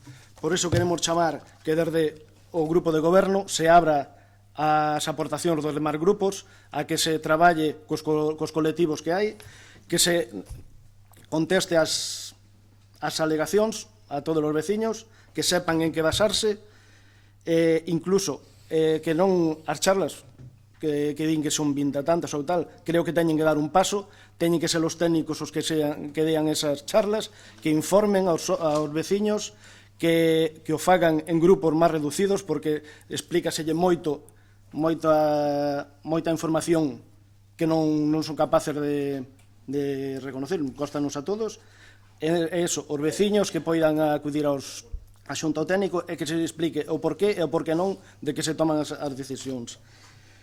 En principio, nada máis. Ben, moitas gracias. Ben, en primeiro lugar, presenta o Partido Popular esta moción para solicitar que sexa sometido a exposición pública o Plan Xeral de Ordenación Municipal, e escoitamos a Esquerda Unida BNG, o Partido Galeguista Demócrata acaba de facer outra exposición en outra línea, pero os tres partidos que acaban de facer a súa exposición coinciden no mismo. E eu lles traslado unha primeira pregunta. Realmente están vostedes tan nerviosos? Porque quen dixo que isto está acabado, rematado e xa? Parece que vamos a levar a aprobación provisional deste peixo mañán. Non é así. Non é así. Por favor, deixeme falar. Acabo de escoitalos moi tranquilamente a todos vostedes. Deixeme falar. Eu lles estou dicindo, e se ao mellor a culpa é miña, ou igual non se interpreta ben o que creo que están leendo por terceiros, é que consideramos desde o goberno e esperamos que en breve, meses, poidamos traer ao pleno a aprobación provisional do peixón. Nada estamos a dicir de que isto ven mañán a pleno. Polo tanto, primeiro, extemporánea esta moción. Non ven a conto. Dá igual a decisión que tomemos hoxe aquí, dá igual que se enteren todos os veciños do Grove, dá igual a decisión que tomemos aquí. Xa desadianto que nós vamos a votar en contra e vou non intentar argumentar. Pero dá igual, por qué? Porque como recolle o artigo da lei que fai o artigo 60.12 que fai alusión ao Partido Popular da Lei do Solo 2016 na súa moción, será no momento que o traballo este totalmente e formalmente rematado e lle requiramos información á Secretaría do Concello do Grove para levar a pleno, quen determinará nese informe se é necesario unha exposición pública ou non. E aí, en un pleno, se debatirá esa necesidade ou non. Porque vamos a ver, entonces, en primer lugar, é unha moción que se presentan por disques e seiques e cuestións de palabra distintas. Donde falabas? Non se parecerá en nada. Pasadas as eleccións municipales, profusamente anunciado, este documento recollía a maioría das alegacións dos veciños, pero, sobre todo, non se parecerá en nada ao anterior. Estánse baseando todo nun informe xurídico, non están tomando unha decisión dunha moción que é moi importante, nunha decisión dunha documentación, non. Están, cousa que lles agradezco, porque vexo que me siguen moi interesadamente, das declaracións que facemos na prensa. Polo tanto, non é o momento, non é o momento. Están moi nerviosos e, polo tanto, a súa exposición así o di. Isto quere dicir que, ademais, é que dá a idea, ou pretenden trasladar a idea de que temos o documento pechado nun caixón, que vamos a sacar un día destes para traer a aprobación provisional. Cousa que non é así. Por certo, o martes pasado tiñamos comisión informativa para o pleno. E estaban todos os partidos políticos representados en esa comisión. Convoqueinos a todos mañán ás 8 da tarde para falar, entre outras cuestións, de peixón. Certo? Certo? Sí. Bueno, polo menos aí está. E de repente o Partido Popular mete esta moción, por certo. Dada a importancia do que estamos a falar, consideramos que metela por urxencia non é o mellor dos trámites. Non é o mellor dos trámites. Sobre todo porque esa urxencia xa me dirán como se justifica. Si me din que pasado mañán hai convocado un pleno para aprobar o peixón ou provisionalmente, poderíamos entender. Pero que deso nada se falou. E xa que sacan a colación estas cuestións, eu vou a dar unha serie de datos que creo que non teñen. O Partido Popular debería de telo, pero eu creo que a maioría de partidos non teñen e se deberían de preocupar de telas. Nós nos estamos preocupando. Primer punto, que metodoloxía de traballo se está levando por parte dos técnicos? Porque, ademais, tamén se confunden no fondo. Nin é o peixón de Cacabelos, nin é o peixón do PSOE. Hasta ahora é un traballo técnico que están facendo os técnicos da casa e unha asesoría externa que levan xa prácticamente 2 anos traballando en ela. É un traballo técnico. E os cambios que se están trasladando a nivel xeral en ese documento os estamos expoñendo en charlas. Porque hai cambios. Hai cambios, claro que sí. Pero por qué? Primeiro, porque hai 4.000 alegacións. Por certo, lle podo garantizar que eu sei a alegación que presentou o Partido Socialista. Esquerda Unida, Partido Popular, BNG presentou alegacións ao Pexón, que eu sepa, non. Nós sí. O Partido Socialista presentamos unha alegación ao Pexón e a conocemos. Ahora, non coñezo as 3.999 alegacións restantes. Nin a primeira. Porque non acaban de entender, e a cara de extrañeza que está poñendo o señor Outeiro, non acaban de entender de que isto non é un documento político, non son o goberno o que está analizando as alegacións. Isto é un traballo hasta o día de hoxe técnico. E son os técnicos o que están collendo as alegacións, están revisando esas alegacións e en base a esas alegacións están as estimando ou non e, polo tanto, o documento ten modificacións, ten cambios. Eso é a metodoloxía de traballo. Lles parece que lles sorprende. Por qué? Porque teñen a idea totalmente errónea e confundida de que o goberno de 8 membros do Partido Socialista somos os que estamos a dibuixar, a redactar ou a facer o documento. Cousa que xa lles adianto non é así. Non é así. Por que estamos facendo charlas? Porque nos comprometimos coa transparencia e acaban de sacar aí programas electorales, pero lles podo traer o do Partido Socialista e unha das cousas que decía era transparencia e outra, sí, Pexón de mínimos, sí, unha e 1000 veces sí, porque foi o que nos pediron os veciños. E a nós o que nos interesa é o que nos están pedindo os veciños. O que nos pide o Partido Popular, Esquerda Unida, BNG, que quere que lles diga? Nos interesa en menor medida. O que máis nos interesa é o que nos digan os veciños. Porque cando teñamos un documento sobre o cual habrá que tomar unha decisión política para traer a pleno, aí sí que nos interesará a decisión dos partidos políticos. No momento que hai que tomar a decisión sobre o Pexón, nun pleno. Porque iso é un momento político. Hasta o día de hoxe o traballo técnico. Pero que ademais das 4.000 alegacións, se se preocuparan un pouco, hai un informe da Xunta de Galicia que o Partido Popular, por certo, debería de coñecer. Coñece vostede? Pois mire, está metido en rexistro 14 de febreiro de 2014.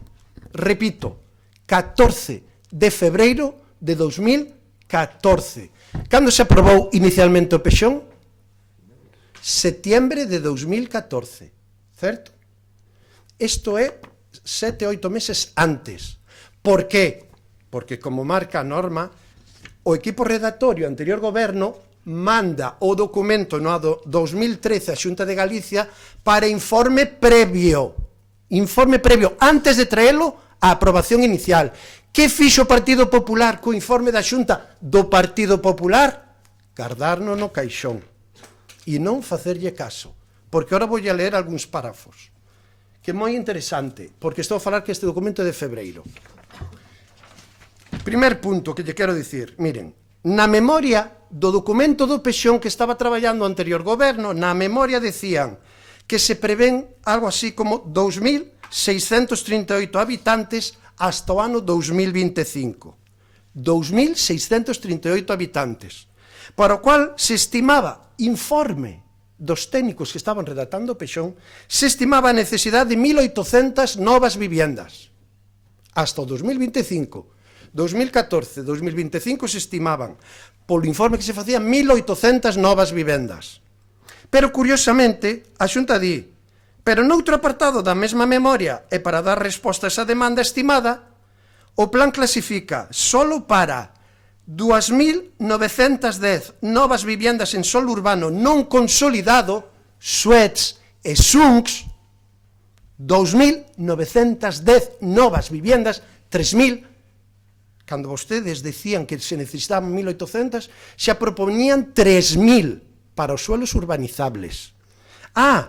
Pero que para o rural que a día de hoxe hai 900 e poucas viviendas, hoxe, ese Pexón do anterior goberno estimaba 2.300 novas viviendas para o rural. Ahora hai 900, pois estimaba 3 veces máis para o rural, para todo o rural do Grove. Por que non lle fixeron caso a este documento e antes de aprobarlo inicialmente lle fan un recorte? No, tiramos pa diante, sabendo que este informe a Xunta o iba a tumbar.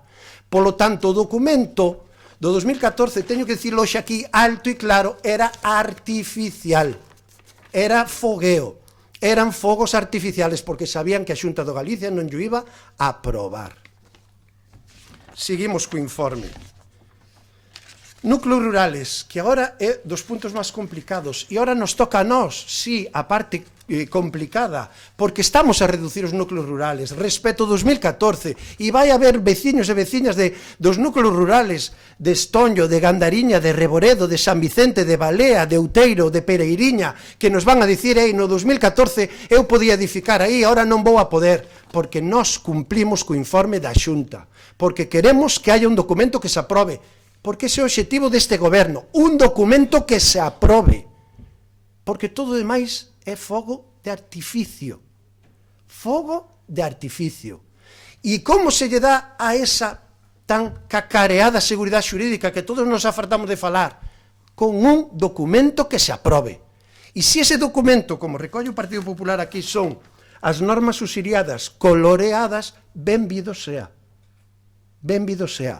Porque unha das características que vai a ter ese documento é que vai a cumplir coa lei do solo de 2016, cuestión que ahora non cumplimos. Por certo, normas subsidiarias suspendidas no ano 2002 polo decreto de un señor que se chamaba Cuiña, que era conselleiro do Partido Popular da Xunta de Galicia, cando no Grove gobernaba tamén o Partido Popular, sendo alcalde vostede, señor Pérez. Moita culpa non teremos nós, pero aí está. E isto é a situación xurídica e urbanística que temos. Pero mire, informe da Xunta de Galicia, solo de núcleo rural. A delimitación dos núcleos rurais justifícase no recoñecemento das delimitación das normas subsidiarias. É dicir, na memoria que vostedes facían, dicían, non, os núcleos rurales van a ser como nas normas subsidiarias. Pero a Xunta di, co exposto no documento de análisis do modelo de asentamento poblacional, pero, de feito, estas delimitacións se superan en moitos ámbitos. E lles di, no cálculo de grado de consolidación pola edificación, artigo 13 da LOUGA, establecese unha parcela mínima distinta para cada tipo de suelo e para cada núcleo rural, dun xeito non xustificado que non se axusta o establecido na LOUGA. En concreto, deberase revisar a parcela mínima establecida para Balea, San Vicente, Outeiro, Pereiriña e a Igrexa. Ademais, Pereiriña incumpre os grados de consolidación. Estas cuestións son as que ahora estamos a intentar corrixir nós. E lle estamos a dar unha parcela mínima a todos os veciños exactamente igual, vivan donde vivan no rural, 600 metros cuadrados, porque a Xunta de Galicia o recolle no seu informe, que vostedes non lle fixeron caso, porque isto é de febreiro de 2014 e aínda así truxeron o pexón no setembro de 2014. E por eso, entre outras cousas, o Partido Socialista nos votamos en contra. Recordo, o único partido que votou en contra da aprobación inicial daquel pexón. E agora resulta que a Xunta de Galicia, que a realidade é tozuda, nos dá toda a razón. E agora nos toca corrixir todo isto. Claro que nos toca corrixir todo isto, pero miren, lles leo máis, xa que falan dos cambios e da eliminación. E seguimos co informe da Xunta de Galicia. Os suets residenciales número 6, 7, 8 e 9 se define un viario estructurante continuo que creará unha conexión entre a Avenida de Portugal e a Estrada do Conde. Esta conexión non funcionará. Informe da Xunta de Galicia. Non funcionará se non están as 4 sectores rematados, para os cuales deles a maioría non ten previsión de executarse.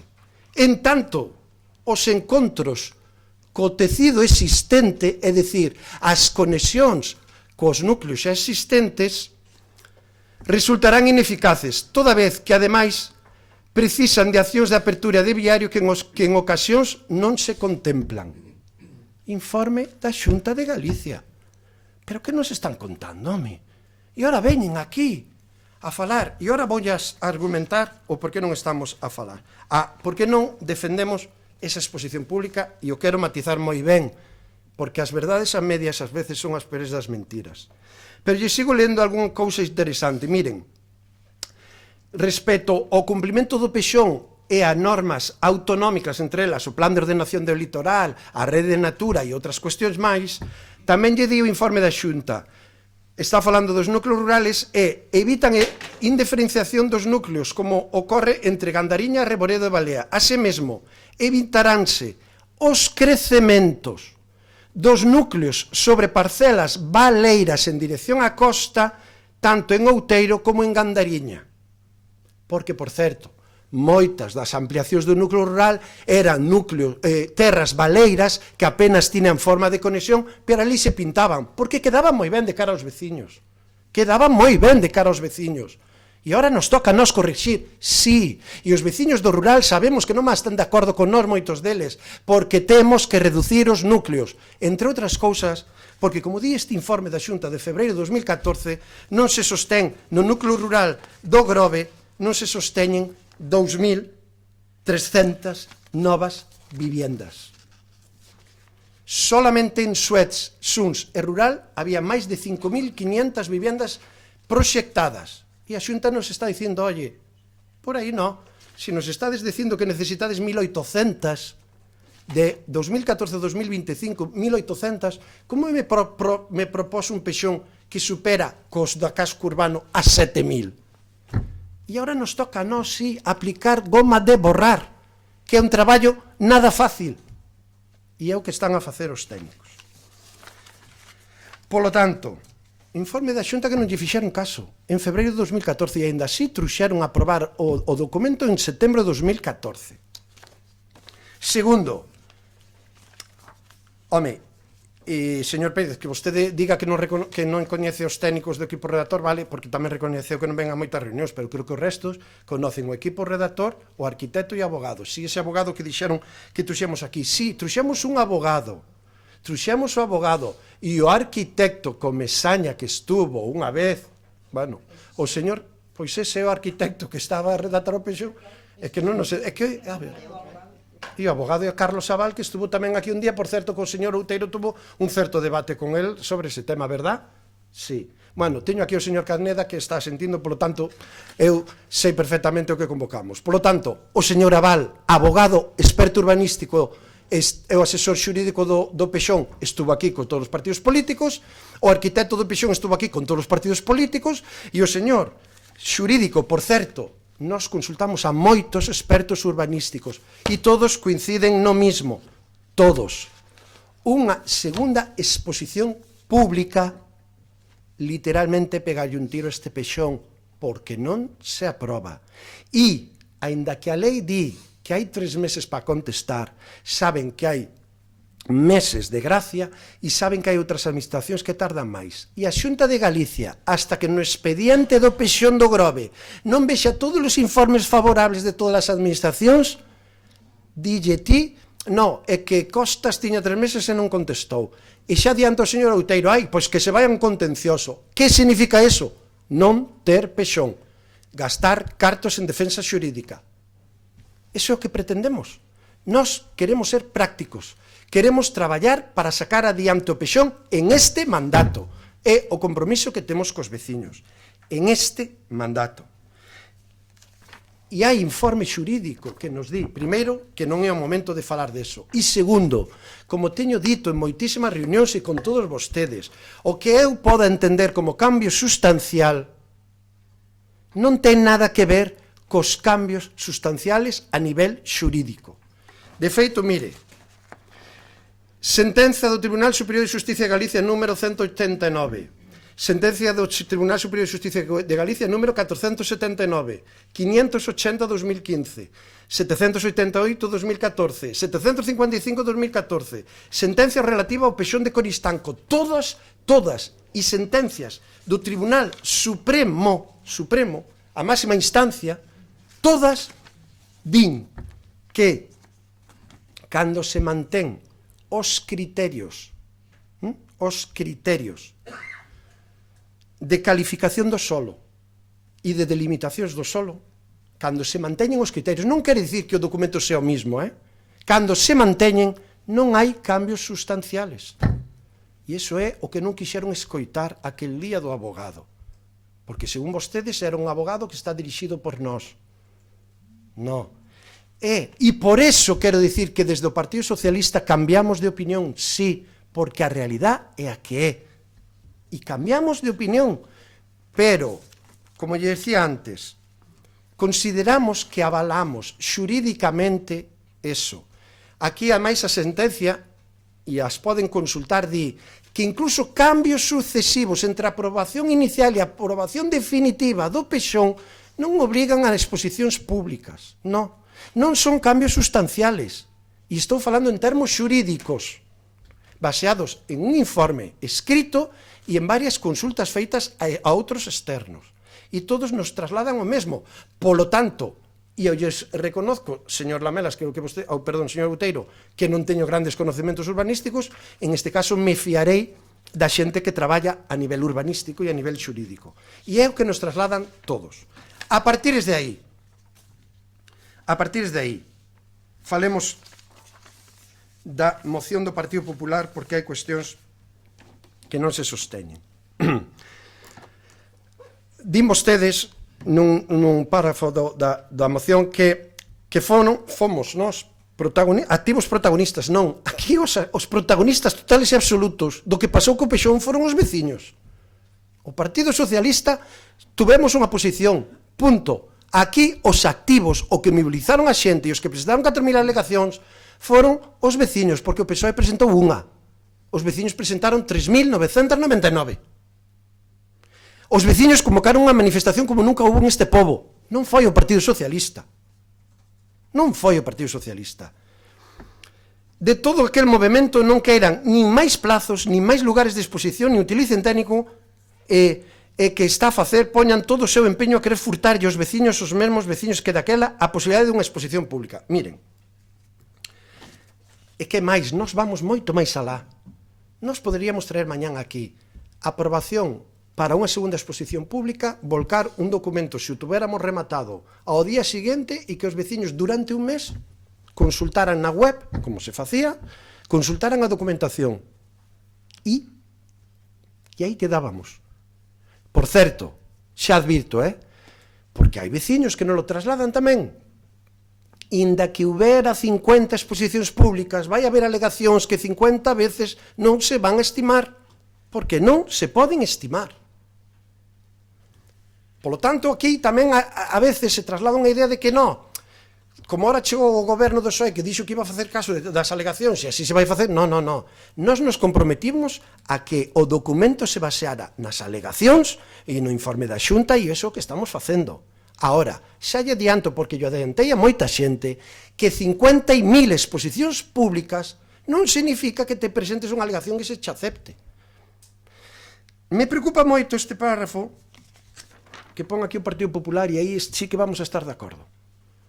Son moitas as persoas interesadas que así o consideran e dispostas a defendelo en outras instancias. É dicir, que pouco lles interesa que entre todos cheguemos a un acordo para sacar adiante o PEXón, porque xa hai persoas interesadas que, como non me acepte a alegación, vou presentar un contencioso e vou a paralizar o documento. Isto é o que están dicindo vostedes. O documento que se pretende presentar non son máis que as normas subsidiarias do 96. Cal é o problema? Cal é o problema?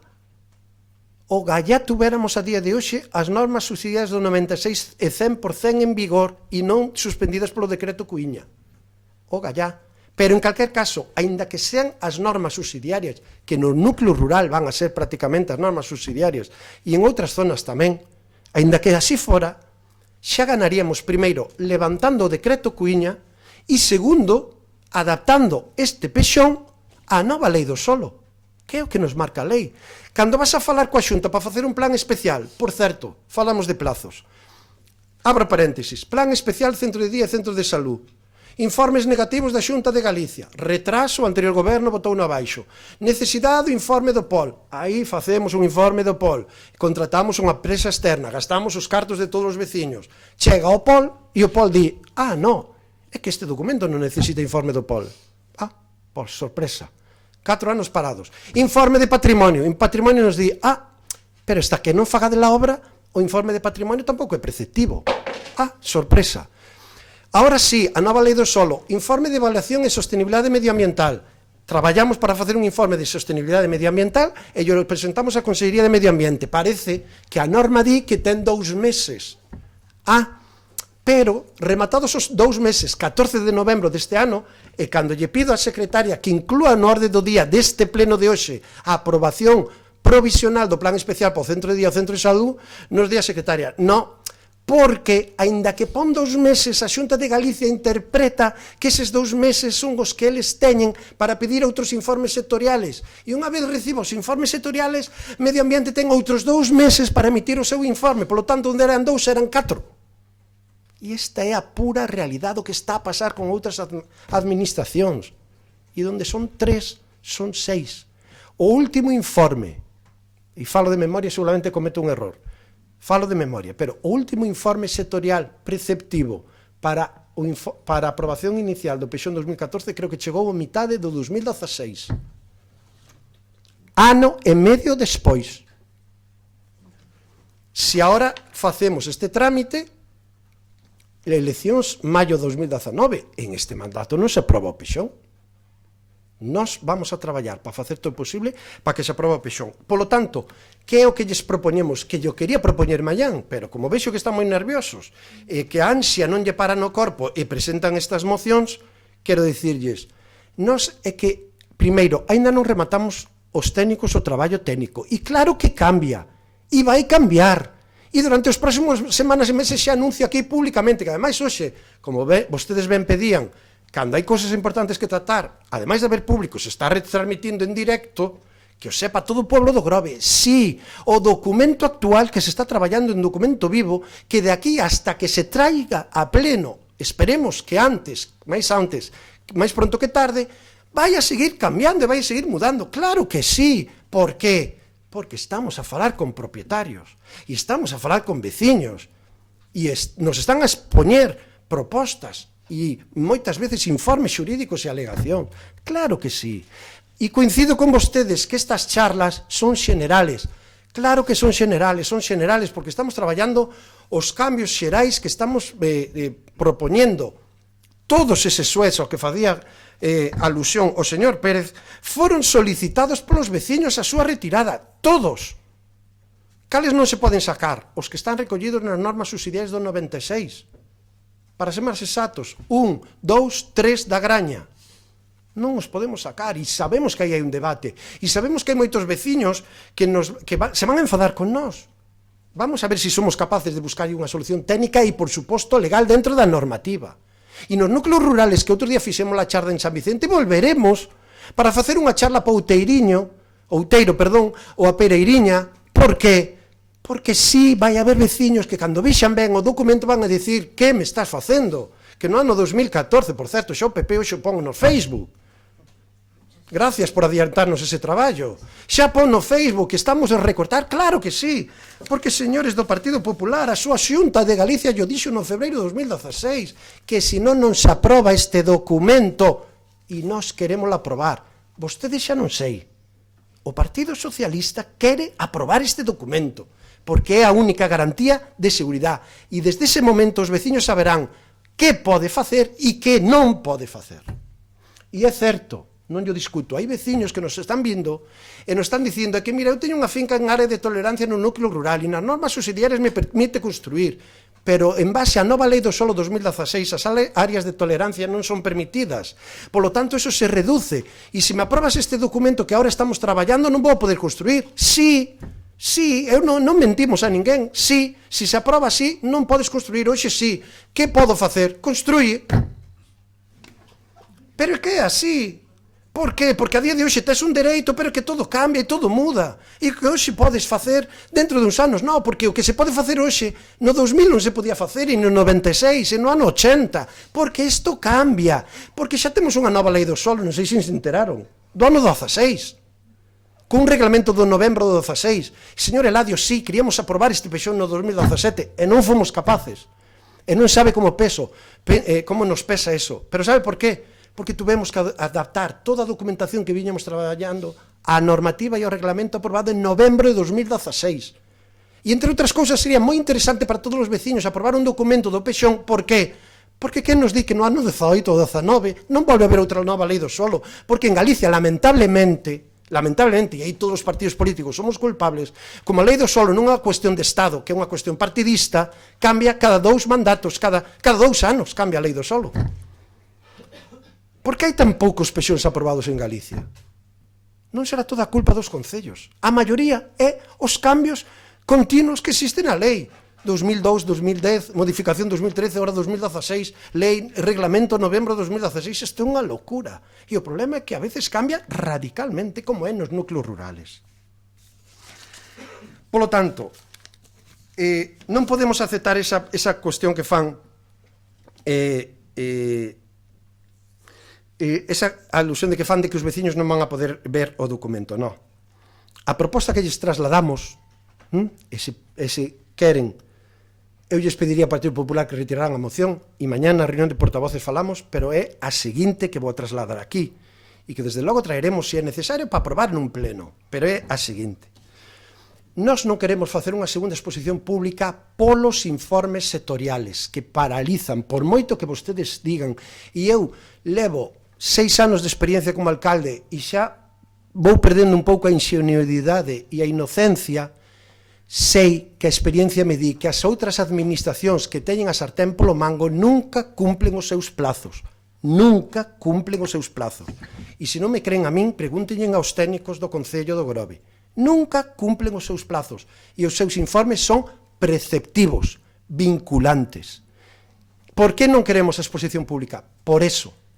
Nós non lle temos medo aos veciños e sabemos que vamos a decir a veciños que non podemos aceptar a vosa alegación, que non vamos a poder ampliar o núcleo rural, que vas a perder respeto 2014, xa vos lo digo hoxe, públicamente, pero vamos a decir a cara, non lle temos medo aos veciños.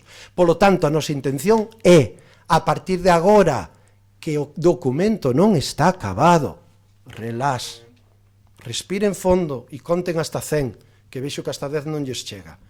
Conten hasta 100. Vamos a seguir traballando no documento e vamos a redoblar esforzos para que todo o mundo coñeza ese documento.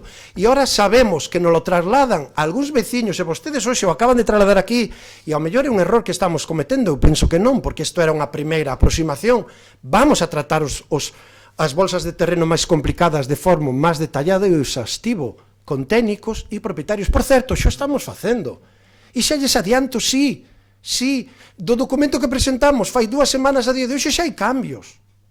Porque hai propietarios que nos piden unha reunión e se presentan cos técnicos, valoran entre os seus técnicos, porque, por certo, sí, hai veciños que traen técnicos e traen abogados e debaten cos nosos. E iso para min é transparencia, para vostedes non sei o que, para min é moita transparencia. E vamos a seguir en esa línea. Por lo tanto, ahora, charlas máis exhaustivas, máis concretas, máis detidas, convocando aos directamente afectados. Hai cuestións que trascenden a un ámbito concreto. Un dos exemplos que vou poñer, o suelo de Xoán 23, subida a Monte da Vila. Os propietarios poden opinar unha cousa, pero por aí vai un vial que queremos meter hasta Monte da Vila, que é un vial estruturante, e, por lo tanto, eso xa é unha decisión conxunta, non é unha decisión solamente de propietarios. O outro día en Estonllo, na xuntanza que facíamos en Cominiños, veciños de Estonllo nos trasladaron que habían presentado unha alegación que non era un suelo empresarial pegado á súa aldea, que sinceramente nós non tiñamos esa noción de ese rexeitamento, sí que sabíamos que querían que se reducira, e é certo que os veciños de Estonllo escoitámolos e teñen parte de razón, pero iso tamén será unha decisión que temos que tomar entre todos os grupos políticos. Entre outras cousas, por eso están convocados mañán, Por que? Porque un suelo empresarial, se non é aí, habrá que buscar outro sitio ou habrá que tomar a decisión política de o Grove necesita un suelo empresarial ou non necesita. Claro, claro que sí. Por lo tanto, ese temor é que isto sigue traballando. Isto está na mitad, na planimetría, no casco urbano, estamos a 80-90%. No núcleo rural, estamos traballando. Estamos traballando, o dicía outro día en San Vicente. E agora vamos a ter que sentarnos, e sei que hai moitos veciños que nos van a dicir, oye, que eu antes estaba metido e agora que non. Por certo, na documentación que hoxe aporta o Partido Popular no Facebook, hai dicir que moito do que señalan ali en amarillo que sacamos son os peóns que todos os veciños de San Vicente nos dixeron que sacáramos. E a Xunta de Galicia, 2.300 vivendas para o rural. Por lo tanto, en ese sentido, nós, ni un mes, nin dous, queremos rematar o documento. Cando rematemos ese documento, que vamos a seguir traballando cos veciños, vamos a ter reunións con todos os partidos políticos, e a partir de aí nos gustaría tomar unha decisión que sería a seguinte. Unha vez rematadas as reunións con todos os veciños xa en ámbitos máis reducidos, que todos sepan moi claro o que vai pasar, porque vostede, señor Pérez, decía, e ao mellor é un error noso, que se abre un vial para licencia directa a cambio de expropiación. No, no. Os viales que se podan abrir e que den acceso a licencia directa van a ser pagados polos veciños.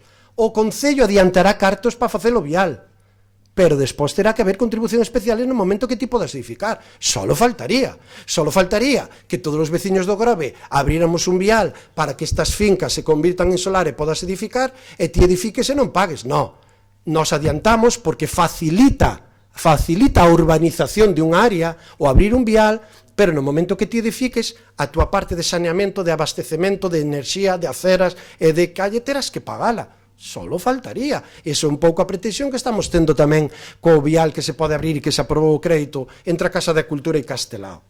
Por lo tanto, unha vez rematado ese traballo, a nosa idea é volcar toda a documentación na páxina web do Concello de Grove. Ni un mes, nin dous, 3 ou 4. E sacar planos para que nas casas de cultura de San Vicente, do Grove, nos locales das asociacións de veciños, eses planos estén expostos 4 meses e que todos os veciños podan ver perfectamente como está a súa finca ou o seu solar. E partir de aí, que pasen na oficina técnica ou a través da propia web que presenten escritos ou polo rexistro. Que é certo que non é unha alegación como tal. Claro, é certo. Pero eso non quita, e aí é onde nego a maior, que os veciños non vayan a conocer ese documento. Somos os primeiros interesados, e creo que ese nadie pode dudar, que os veciños conozcan o documento, e se me permiten a expresión, hasta que se aburran. A iso non lle temos medo ningún. Nós, medo pouco. O que sí nos mete respeto, porque sabemos que non vamos a cumplir, é a exposición sometida a informes sectoriales de outras administracións. Ahora, que o vamos a volcar na web, que o vamos a expoñer nos diferentes ámbitos de locales sociales, de colexios e de casa de cultura, de que cada veciño vai a poder ver como queda a súa finca ou o seu solar, eso é algo que nos temos imposto os 8 compañeiros de goberno, e que xa non nos fai falta que nos pida nin PP, nin Esquerda Unida, nin BNG, nin Partido Galeguista Demócrata. É unha autoimposición do Partido Socialista, e a pleno non virá a aprobación provisional do PXON hasta que todos os propietarios conozan como queda a seu ámbito. Iso é un compromiso, e a partir de aí, se queren participar, e un veciño ou un grupo de veciños presenta un escrito durante esa etapa, nos xuntaremos todos os partidos políticos cada 15 días a debatir cos técnicos que posibilidades hai de incorporar eso ou non. Porque xa lles adianto, xa sabemos que hai escritos e alegacións que por moito que insistan non se van a aceptar, ni con unha exposición, nin con 1000. Non se van a aceptar. Por lo tanto, dá igual as veces que expoñamos, que non se van a aceptar, porque non se poden aceptar. Así pois, esa é a oferta que lles fago hoxe públicamente a todos os grupos políticos. Me gustaría que o Partido Popular reflexionara e, se fora posible, retirara esta moción, que creo que é extemporánea. Porque quen vai a decidir se hai unha segunda exposición pública ao final será este pleno no momento que o documento este pechado con toda a información medioambiental, económica, xurídica e de ordenanzas, e cos informes técnicos. É o que lles estábamos tratando de trasladar durante todo este tempo é que todos eses informes técnicos a día de hoxe nos din que non é necesario nin obrigatoria unha exposición pública para aprobar o pexón. E insisto, porque non quero que haya malinterpretaciones e que se utilicen as cousas de forma torticera. Os veciños van a conocer o documento. Un mes, no. 3 ou 4. Non temos problema ningún. E desde xa, e cando acabemos dese tempo de exposición, que aínda non vamos a empezar, porque aínda non rebatamos o documento, xa veremos o que teñen que decir os veciños. Xa veremos. E se os veciños finalmente resulta que non están en nada de acordo co traballo que estamos facendo, pois ao mellor xa nin é que segunda exposición, ao mellor hai que volver a retomar o documento e volver a refacelo, porque os veciños nos digan que non están de acordo. E iso é o que queremos facer. Así pois, a verdad que insisto con esas cuestións. Pola nosa parte, insistimos, fagamos o traballo e desde, de verdad, pido reflexión a todos os partidos políticos. Se o gran obxectivo que temos todos é aprobar un pexón, traballemos para eso. Pero, desde logo, o que nos din a xente que sabe desto é que a segunda exposición pública, debido aos informes sectoriales, non nos van a permitir aprobar o pexón en este mandato. Se esa tamén a voluntad mayoritaria deste pleno, é moi bo dicilo, porque claro, xa virá maio de 2019 e xa veremos o que pasa, porque despois, claro, as cousas despois son as que son. Levamos 40 anos esperando, pois o mellor xa é o momento, non? Porque espero que tampouco este pensando algún partido político, algún compañeiro que se senta en este pleno dicindo a ver se estes ao final van a aprobar o documento.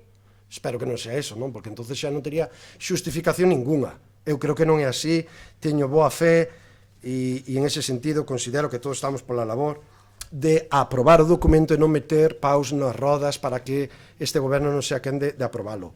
Pero fagamos ese esforzo que lles estou pedindo. E non teñan temor.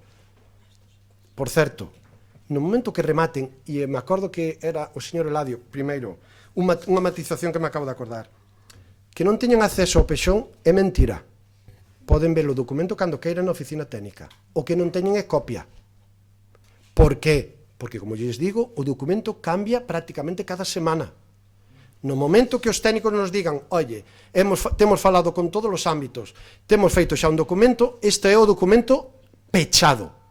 A partir de aí van a ter o documento no mesmo momento que teña a web e van a poder falar, explicar e ter todas as reunións que queiran con todos os veciños, que sería moi sano e moi saludable que así fora.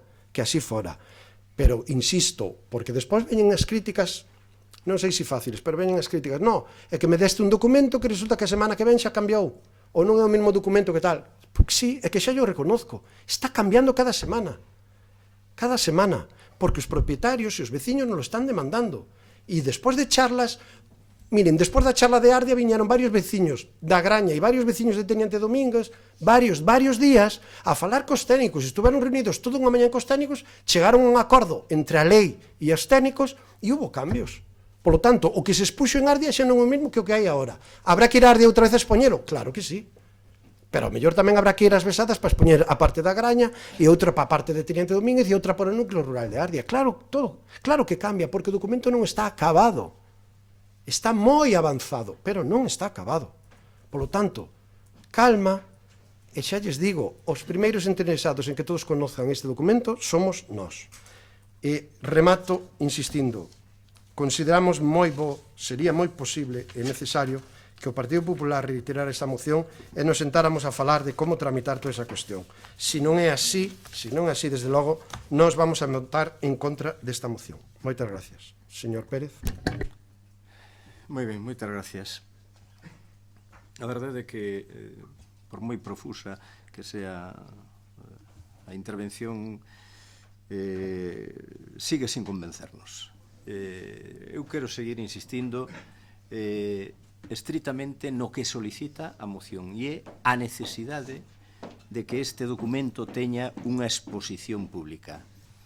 E en isto quero centrarme e en ofertarlle a colaboración do noso grupo, do grupo ao que pertezo, para sacar o documento adiante, aínda que vostede non a pida. Curioso, agora fai un minuto exactamente, é a primeira vez nestes 2 anos e medio que pide precisamente esa colaboración, porque hasta ahora en ningún momento, e é curioso, falaba fai un momento de Estonllo, unha charla que tuvo lugar fai 12 ou 15 días, donde se deu esa circunstancia, ese problema precisamente con ese suelo industrial, e ali, pois pouco menos que se nos vota a oposición, a toda a oposición, a xente encima, porque, como escoitamos, se nos convoca mañán para decidir sobre ese asunto. O sea, por ese asunto, porque aí xurdeu un problema de verdad. É a primeira vez que nos decide para, non sei se quere que nos lle fagamos de muletilla ou que lle sirvamos non sei de que, porque do demais non nos consultou absolutamente nada. O sea, con esa maneira de proceder, a verdade que creo que pouco vamos a facer. O gallá, xa lle digo, e sinceramente, a oferta do noso grupo está encima da mesa. E esa, precisamente, a maneira en que nos gustaría que se levase este traballo, o traballo de redacción deste documento adiante, e non nese xogo sucio que moitas veces pretendeu, hoxe tamén, con esas insinuacións permanentes e veladas, esa obsesión con querer mezclarnos ou trufarnos con oscuros intereses que non son certas, pero non é que non sexan certas, é que son tan burdas que eu, de verdade, lle solicito que si algo deso hai, que por favor o diga aquí e aproveite este momento que nos está a escoitar todo o mundo e que o diga. E que dé datos de calquera de nós que poidan, digamos, sacarnos os colores. E, lle digo máis, lévenos ao xuzgado. E se non é así, por favor, pare con ese discurso. E a verdade é que non quería falar deste asunto, pero é unha pena e de verdade que me doe. E fago este paréntesis porque é necesario aclarar este tipo de cousas, porque quedan no aire e logo cada un pensa sabe Dios o que. Digo que é un debate non desexable, por suposto que non desexable, isto é xogo sucio, pero coñecendo a vostede tamén entra dentro do previsible, teño que decir. E moito menos o feito de que nos veñamos aquí con esta moción pois para, digamos, mirar hacia o pasado. O pasado para nós está absolutamente amortizado. Este é un asunto para nós que está zanxado. É dicir, tanto o meu grupo, pero eu personalmente, precisamente, por como sucederon os acontecementos naquel momento, fai 2 anos e medio, e creo que o dixen antes, xa fun xuzgado. E xa tiven nas furnas, curiosamente nas furnas, que é onde de verdad se ven os resultados, pois o resultado que aquela situación deparou, curiosamente, foi categórico. Por lo tanto, pola nosa parte, absolutamente nada que decir. E nunca o dixemos, nin aquí, nin nas xuntanzas que poida haber dentro da corporación, nin nos medios de comunicación, absolutamente en ningún lado. E se vostede pois tuvese outro estilo, outra altura política, a verdade, que deixaría ese debate. É un asunto xuzgado e, polo tanto, zanxado. Eu pido, por favor, porque senón é que vese que esa altura, que no seu caso, pois é unha circunstancia física únicamente e non política. E de verdade que o lamento moito.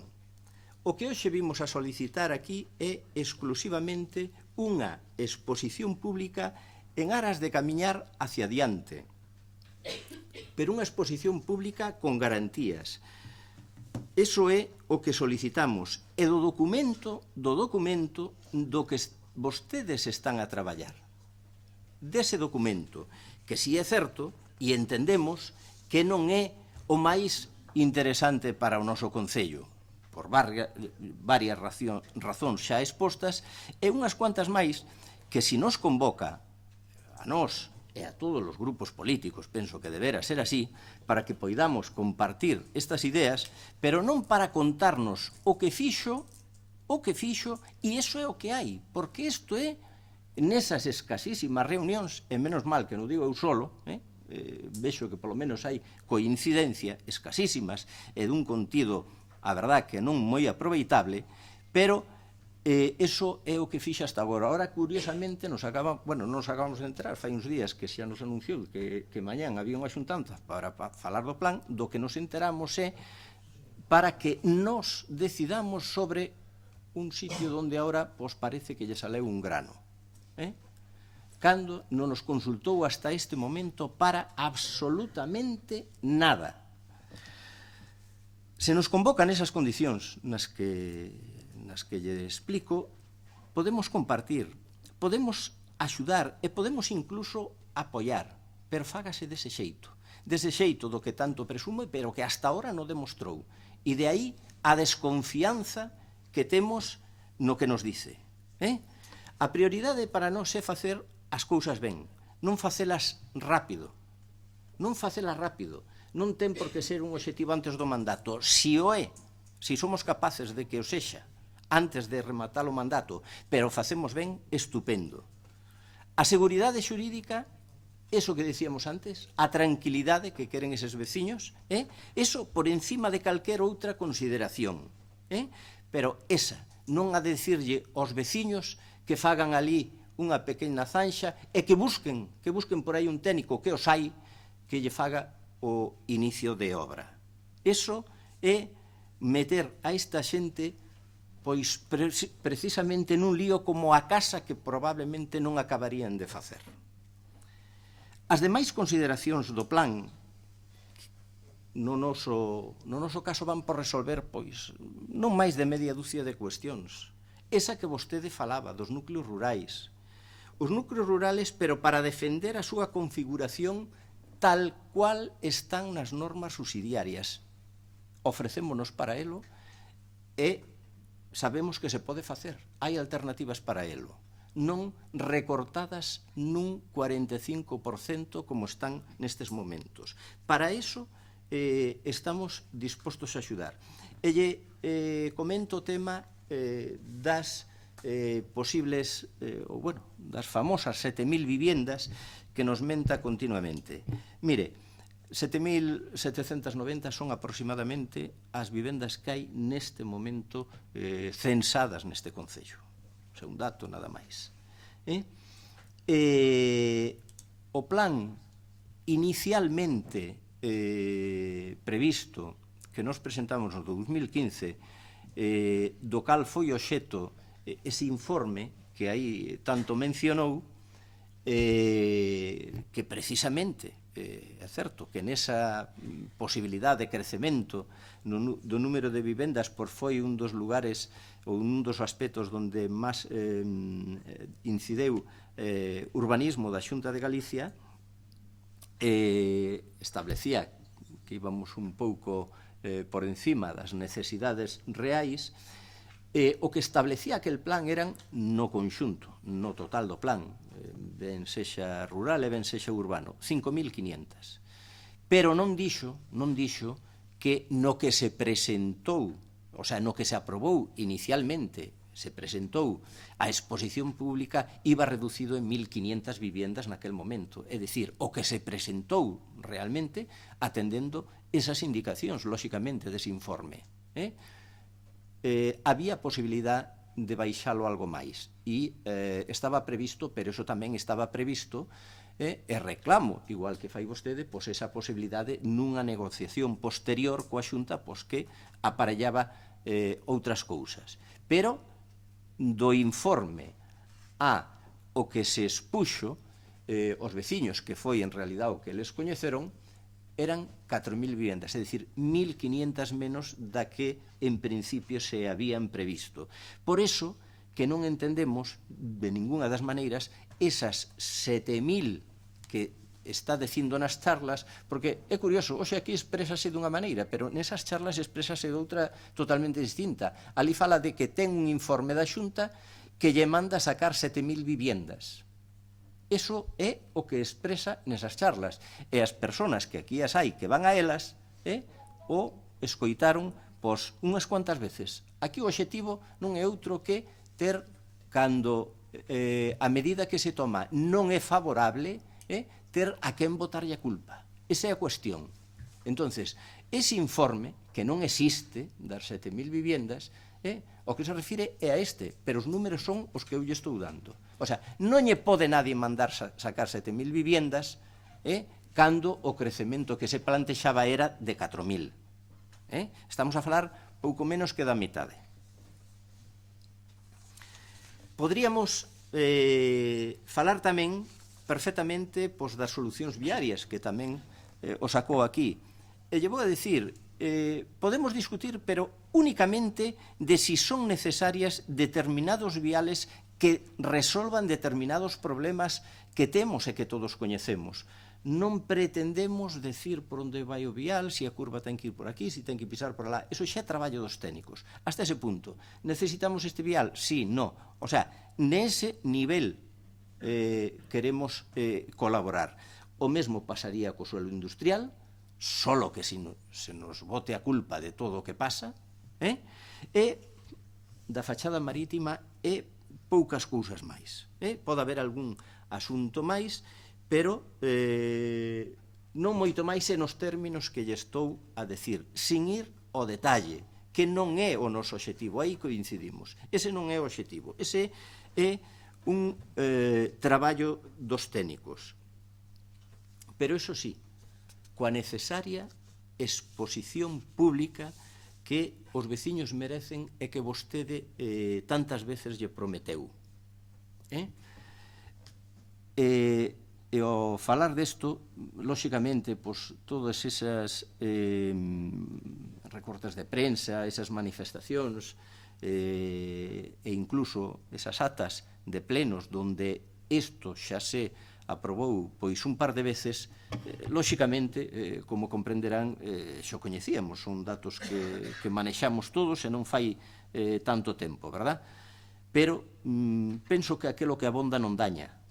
E aquí, incluso para esa preocupación que ten agora o alcalde, que incluso pon en cuestión, digamos, a urxencia desto, decirlles que aquí neste pleno se debateu absolutamente de todo, señor Lamas, de todo, das cousas ás veces máis peregrinas que se pode imaginar.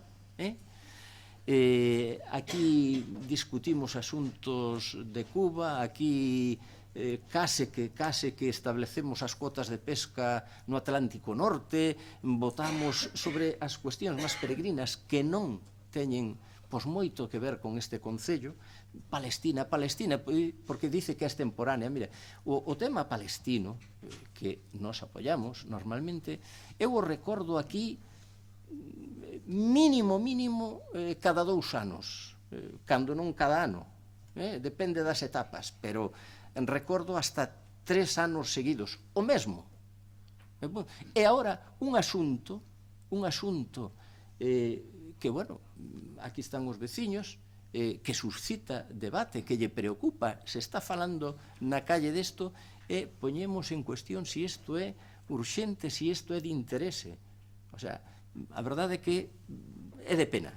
Aquí o que hai que facer é debatir precisamente se esta exposición pública é necesario ou non. Eso é o único que temos que debatir neste momento e deixar calquera outra consideración. O tempo, nos facemos ese ofrecemento, pero para traballar nesas circunstancias e con esas garantías e non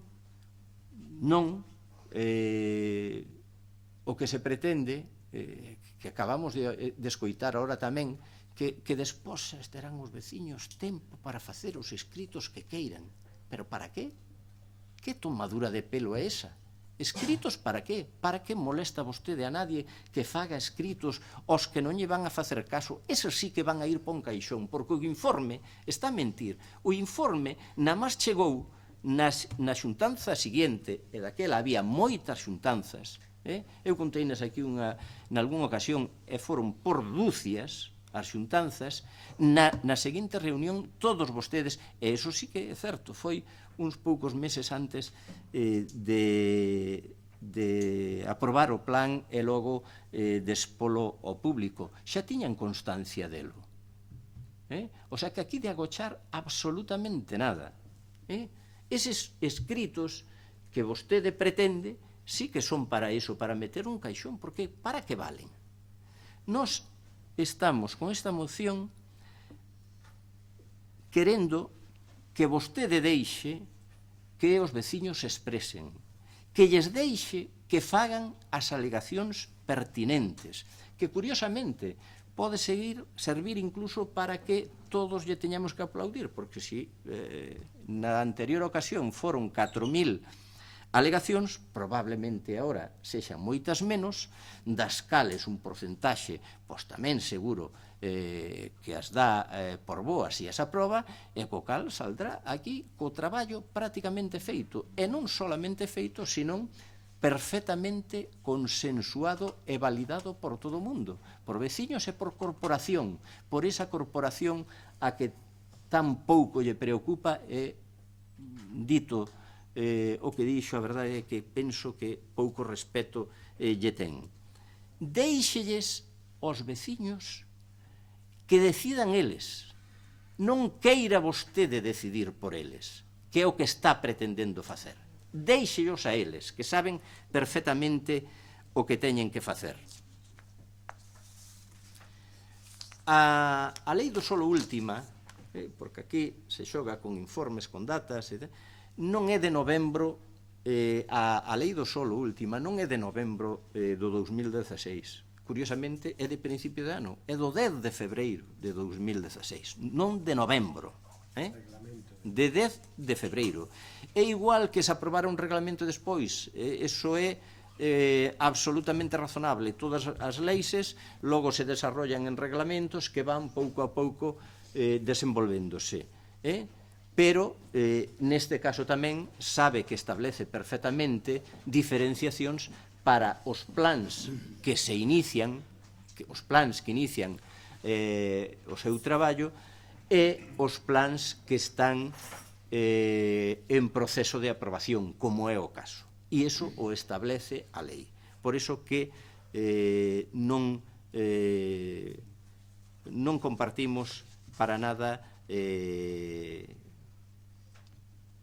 pois outra confusión máis que pretende levar a cabo. De verdade que o sinto, pero é que non nos fiamos, e unha das preocupacións máximas é a que teñen a maioría dos veciños que están dicindo que a ver quen lles garantiza a eles que os documentos que vostedes están agora mesmo digamos mostrando pois que sexan os que finalmente vayan para Santiago, non? Como exactamente igual pasa co tema das 7.000 vivendas, moitos máis asuntos nos que permanentemente os estamos, entre comillas, a pillar, non nos dá vostede a suficiente confianza como para que esa exposición que pretende sexa a que lle ofrezca garantías aos nosos veciños. Por tanto, remato ofrecendo, espero que colla da miña manifestación pois a parte de colaboración que lle oferto, e remato porque algo que se me olvidaba que decía o señor Outeiro, cando mostraba aí que esta moción neste momento, a parte destemporánea tamén, pois que podía esconder algo oscuro. Mire, para nada. nin isto é unha revancha, como decía o señor Lamelas, para nada. O sea, nos non vimos aquí nin examinar ao señor Cacabelos, xa o examinará cando corresponda pois a veciñanza.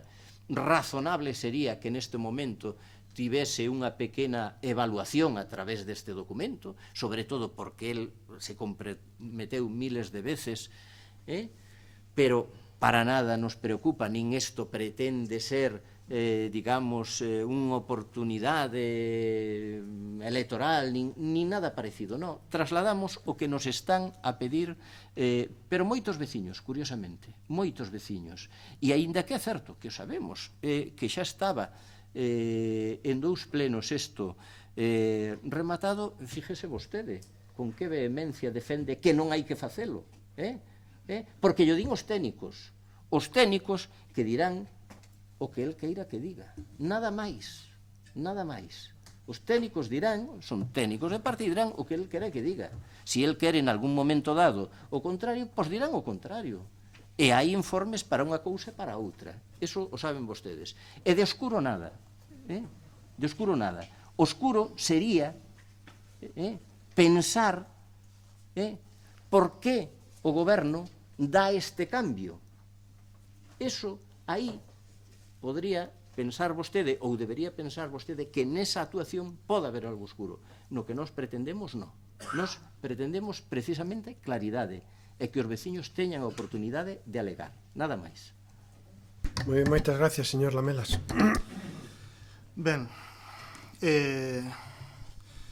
en primeiro lugar, quero felicitar o Partido Popular porque parece que aprendeu algo dese varapalo importante que lle deron os veciños e veciñas do Grove nas urnas, e parece ser que están aprendendo a tomar nota do mal que fixeron no pasado. Nós, como xa dixen antes, non pretendemos ningún debate partidista aquí, hoxe, con esta cuestión. Nós o que único que somos os que non cambiamos de opinión aquí, porque aquí o Partido Popular cambiou de opinión, Partido Galeguista cambiou de opinión, Partido Socialista cambiou de opinión, o BNG tamén continúa defendendo esta postura, e non queremos facer ningún debate partidista. Polo tanto, señor Cacabelos, non sei a quen se refería antes cando pedía que respirase, estivese tranquilo. Nós estamos moi tranquilos. Ao tenor das intervencións, aquí o único que se veu exaltado pois foi vostede. Polo tanto, mellor o que ten que contar hasta 100 pois é vostede, señor Cacabelos.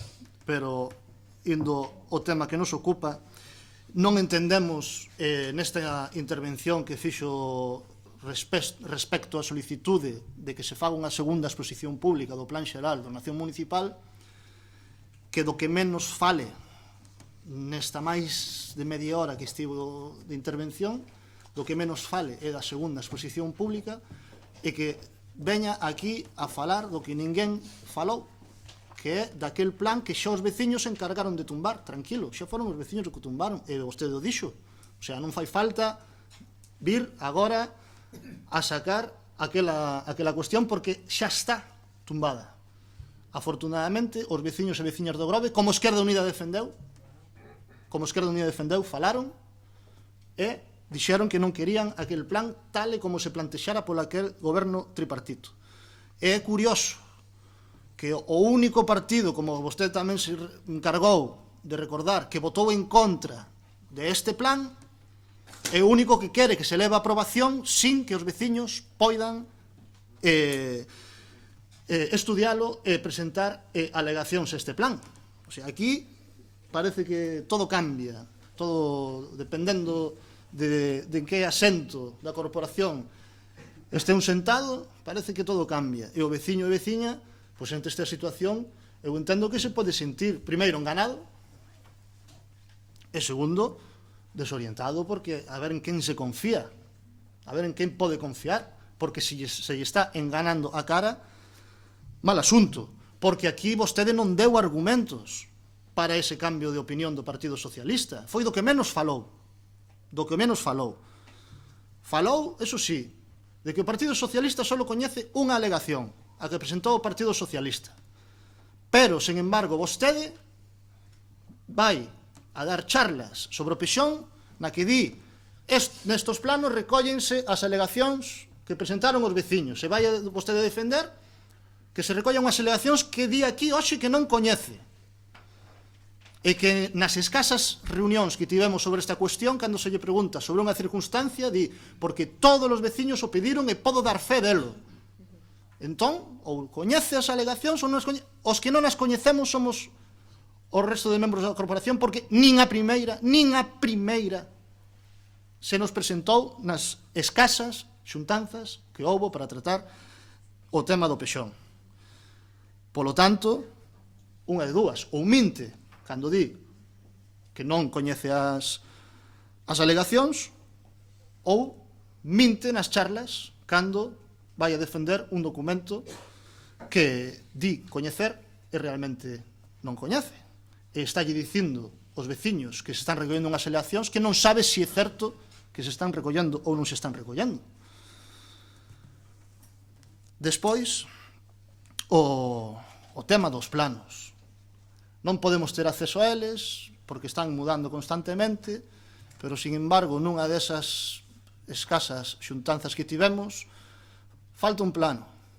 Apareceron 5, cada un dun despacho distinto dun membro do goberno local.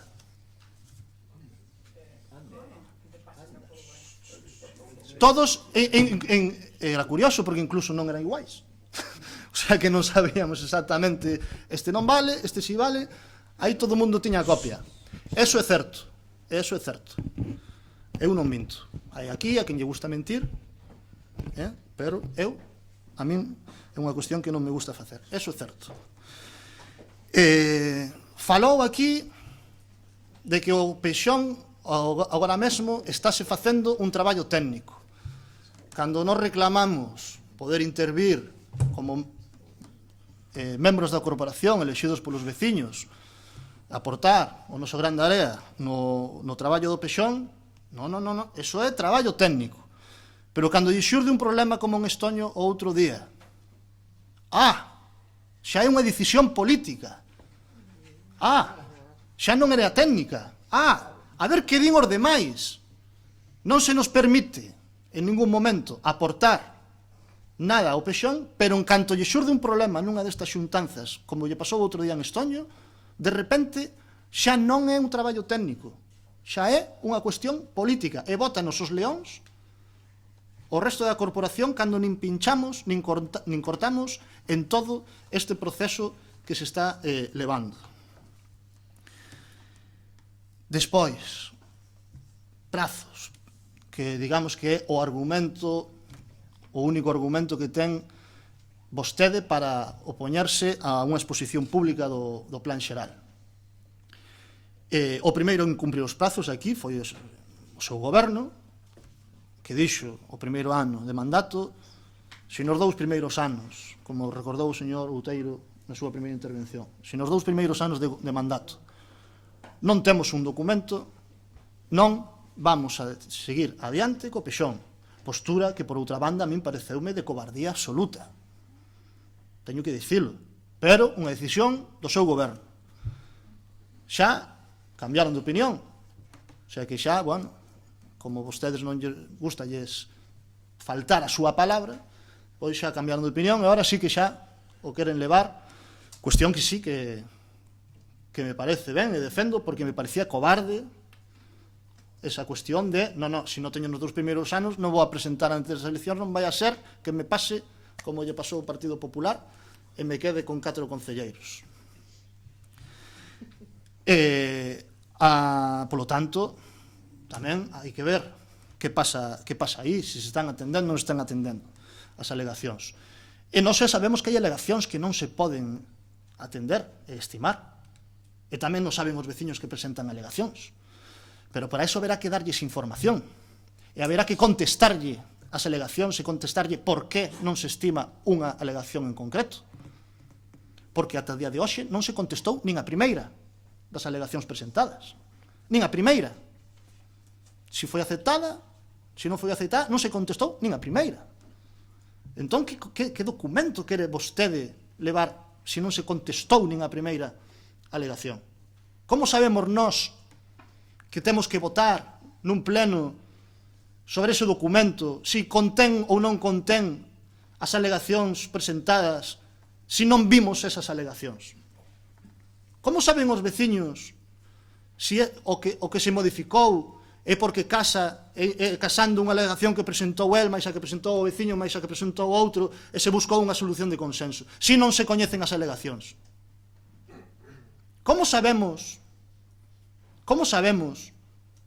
que non está negociando vostede modificacións no Pexón pola súa conta, se non coñecemos as alegacións?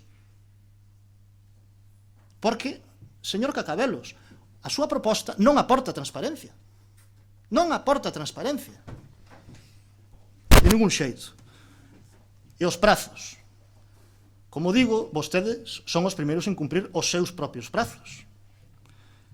O mellor pecaron do optimismo, nun principio, e a cuestión retrasouse. Pero si o tema dos prazos polos informes é o único argumento, cando está dicindo aquí que bueno, xa veremos cando teremos o documento e despois saber os meses que fajan falta, xa están aquí todos os informes cando pase eso. E daránselle garantías xurídicas aos veciños de que poden coñecer os planos con perfecta exactitude e que poden ou non presentar alegacións a eses planos e que se estudiarán despois e terán sidas en conta ou non dependendo do seu contido. Garantía, porque eso que nos propón agora vostede desa exposición sui generis, xa a falamos unha vez ou dúas en algunhas xuntanzas que mantivemos o noso grupo co seu.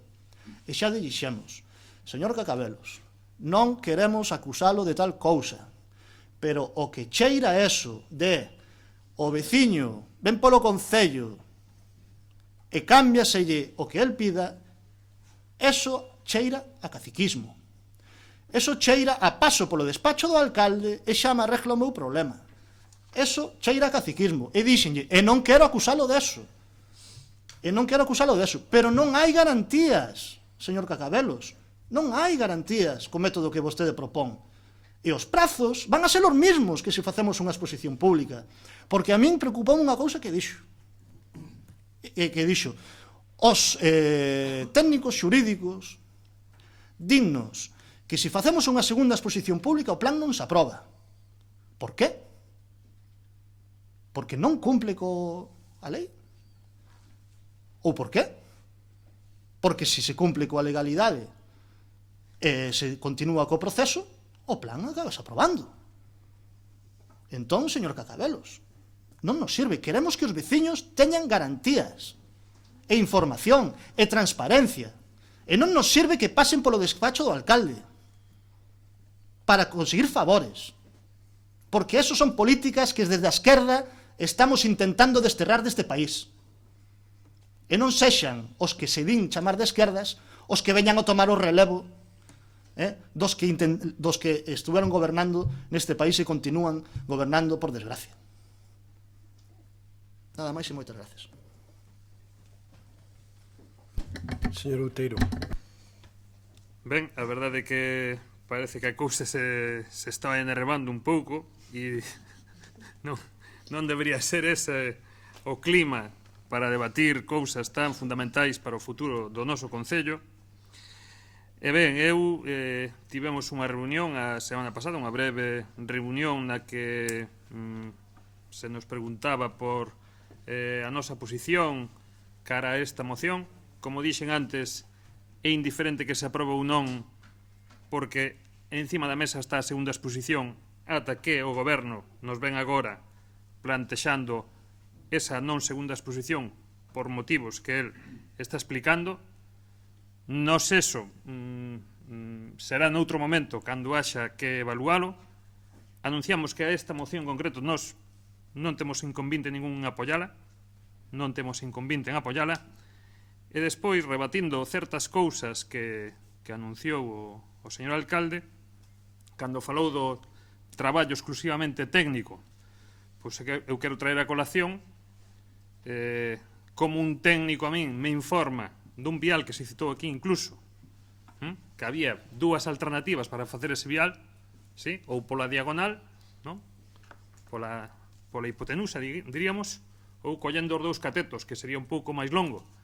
E a min me explicou por activa e por pasiva que tiña que ser a diagonal, porque era a forma mellor para desenrolalo. Bueno, 10 minutos e me convenceu. Dixen, bueno, pois pode ser. Nese mismo mes, ese mismo técnico explica que non, que a mellor alternativa é a outra. Sí? O mesmo técnico, E no mesmo mes. Por lo tanto, poñamos sobre a duda de que os técnicos están en posesión da verdade absoluta. Non. E nestas cuestións, menos porque o papel soporta todo ou casi todo. Con respecto ao abogado, que veu aquí, naquela charla, efectivamente, a defender a non segunda exposición, pois claro que tivemos un debate con el. E unha das cousas que máis lle asustaban, aparte dos informes sectoriais, é que, incluso dixo ali, decía, é que esta primeira aprobación tuvo 4.000 alegacións.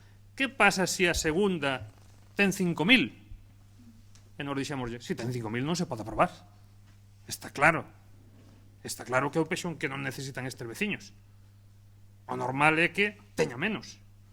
E en aras está ese traballo que se está facendo agora. Por lo tanto, ese termómetro do número de delegacións e do seu contenido vai ser tamén o que nos dé a todos os membros da corporación tamén a medida para saber se ese pexón vai ser apoiable ou non. Está claro. Se este tuvo 4.000 e agora ven e solo non pasa nin de 1.000, seguro que vai ter delegación, seguro. Fágase como se faga, fáganse 20 pexóns, todos van a ter. Pero habrá unha medida, se volva a ter 4.000, pois, supostamente, estamos no mismo punto. Pero, se se pon o mellor, non sei, digo 1.000 por non decir un número con decimales, incluso. Se ten menos, pois darános o resto dos membros da corporación, pois, visos para poder tirar para adiante con ese documento.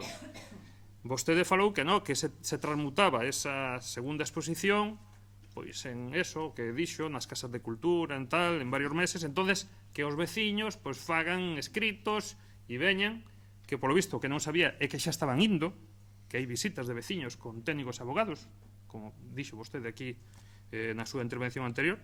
Sorpréndeme onde está aberta esa xanela para que os veciños cos seus técnicos e abogados poidan ir a negociar cos técnicos os seus asuntos.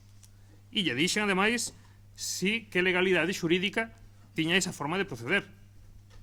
Pensando que iba a ser así, pero o que a miña sorpresa é que xa está sendo. O asunto que iba a ser, pero que xa está sendo, non? Entón, o señor Pérez di que van a quedar nun caixón. Eu vexo que algún sí, algún non sabemos que... Non sabemos. E, bueno, aquí o señor Lamela xa apunta ao caciquismo, a unha forma de caciquismo. Bueno, un pouco tenebrosa sí que é. E os demais grupos da oposición, a verdade, que nos dá moitas dúdas. E as primeiras xa son, eso, as xurídicas. Si é legal, facelo así. Si é legal, facelo así. Porque, como está claro, o BNG non vai apoiar cousas que vayan en contra da lei. A lei que tanto vostede defende. Por certo, cando se falou aquí da reducción das vivendas, tamén hai que dicir unha cousa, que un pexón plasme 2.000 vivendas ou 3.000 non quere dicir que estén os orpasas aí aparcados no campo de aviación e veñan a facer 3.000 vivendas. Moitas non se farán nunca. Nunca. Que unha parcela sexa edificable non quere dicir que se vai edificar. A mellor non se edifica nunca. De feito, outra cousa que lle pedíamos ao técnico era que as parcelas, cando veñen coloreadas, non é certo que sean todas edificables. Porque unha parcela, para ser edificable, ten que cumplir varios requisitos. Que dé a vía pública, que esa conexión coa vía pública teña unha medida mínima. Ademais, que teña unha superficie mínima. E ademais que a súa xeometría Se é un triángulo ou é moi alongada, pois tampouco é. Entonces, dentro deses coloríns, que destacaran cales sí que eran edificables e cales dentro deses núcleos rurais ou dentro desas zonas urbanas non o eran polas condicións que acabo de decir. Cousa que o técnico rehueu tamén. Tal, eso é moi complicado. Complicado, non hai nada complicado. Por lo tanto, non axitemos aí o fantasma de tantas vivendas, porque non é certo. Non é certo. Hai pexóns aprobados e hai que prevén miles de vivendas e ao mellor non se fan nin o 10%. Nin o 10%. Por lo tanto, vamos a ir pasiño a pasiño, vamos a ir calmándonos un pouco. Non usemos isto como unha forma de facer ventaxismo político e soseguémonos. Mañán temos unha reunión para discutir o tema da zona industrial. Isto tamén é moi común en vostede, que lle gusta moito as talladas para patatas quentes, hai que collelas entre todos. Pero para eso estamos aquí, para eso estamos. Para eso estamos. Para eso estamos. Non pasa nada. E lle quería decir eso, señor Gabelo, non faga certo aquela profecía que di que quen busca un salvador sempre acaba topando un amo. Non faga vostede certa esa profecía. Nada máis. Moi ben, moitas gracias, señor Lamas. Moi ben. Volvo coa mesma intervención do principio. Cada vez entendo menos. Porque aquí, despois de 2 horas e pico aquí debatindo, todos están de acordo que vote o que se vote vai quedar igual. Entonces, non sei, porque se xa está aprobada a segunda exposición, eso. Nos coidamos que se debe voltar a traballar en conxunto, retomar o tema este de non que falábamos do pleno do 2015, que non será levado a ninguna das seguintes fases de aprobación mentre que non se acabe o Consello de Cidadáns e grupos políticos. Queremos que se traballe en conxunto, chamamos que se traballe os grupos políticos, que se incorporen os colectivos, que hai colectivos que están demandando tamén dar as aportacións, que os veciños sepan ao que se están atendo, que poidan decidir, que poidan valorar o que representa unha cousa ou outra, que teñan moi claro que son as súas alegacións e como son recollidas ou non recollidas, e que se lle explique, e que esa información se lle leve a onde sea necesario que se enteren todos. E respecto dos Palestina, a verdad que eu non sei se ten pexón ou non, a mí importa o pexón do Grove.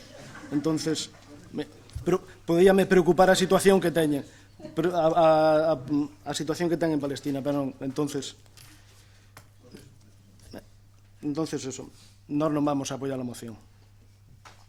Moi ben, moitas gracias. Pois, antes de proceder, a última intervención por parte do ponente, sí quero precisar cousas, porque vexo que falo mal, me expreso mal, e polo tanto non se me entende mal. Lles podo trasladar, ademais, se están moi preocupados pola miña saúde, porque é algo que reitera moi a menudo, lles quero dicir que son moi tranquilo. Estou moi tranquilo. Son vehemente cando falo, porque o sinto moito, pero estou tranquilísimo. Non se preocupen por esos. Pero, non poñan cousas na miña boca que non digo. Vale? Primer punto. O señor Pérez dicía ahora que di vostede nas charlas de eliminar 7.000 viviendas. Nunca dixen tal. E eu di vostede que non veu ni a primeira charla. Cuidado. O que lle digo é que o informe da Xunta de Galicia poñía que se iban a edificar máis de 7.000 viviendas porque, e yo digo outra vez, facía alusión a solamente con Suez, Sungs e Peón se facían 2.900, casi 3.000, sumemos, 3.000. Nos núcleos rurales, 2.300, máis 3.000 son 5.300, sí? Máis as que se construían xa nas ordenanzas de licencia directa no casco urbano. En total, daban 7.000, e decía que había que reducir. Nós, en todas as charlas, decimos que a Xunta nos di que hai que reducir. Non falamos de eliminar, porque eliminar significa facer cero. Se teño 7.000 e elimino todas, fago cero. No, hai que reducir. Donde hai que reducir principalmente? A Xunta di nos núcleos rurales, que propoñían 2.300 e ao día de hoxe non chegan nin a 1.000 as construídas. Por lo tanto, non digan, por sorte, hoxe se está retransmitindo, e creo que todos os veciños van a ver quen falan e como falamos e que se di. Primer punto. Segundo, reitero, eu non coñezo as alegacións, é algo que non acaban de entender. Lamento moito que non entendan. É certo que non hai maior sordo que o que non quere oír. Non conocemos as alegacións porque, insisto, e eu vou dicir tranquila e relaxadamente a ver se se entende mellor, o Pexón non está facendo os 8 membros do goberno do Partido Socialista. O Pexón está no facendo os técnicos en base ás alegacións e en base ao informe da Xunta de Galicia. Sí? Esa é unha cousa que se chama metodoloxía, que é como estamos a facer.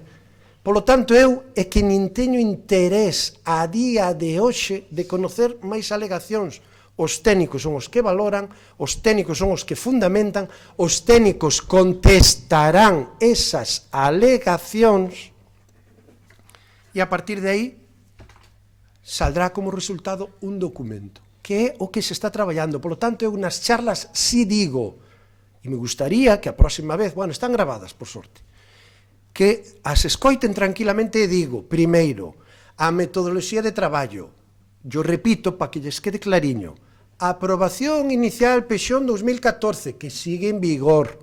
Estamos de acordo? Bien. Segundo, 4.000 alegacións dos veciños. Terceiro, informe da Xunta de Galicia, paréntesis, poñía que se iban a construir máis de 7.000 viviendas e hai que reducir. Cuarto, Lei do Suelo de Galicia, que sí foi aprobada en 10 de febreiro de 2016, pero vostede debería de saber que toda lei leva o seu reglamento, e o seu reglamento desarrolla como se interpretan moitos dos artigos e como se desarrollan moitas cuestións técnicas. Por lo tanto, é tan importante na lei do suelo o reglamento como a propia lei.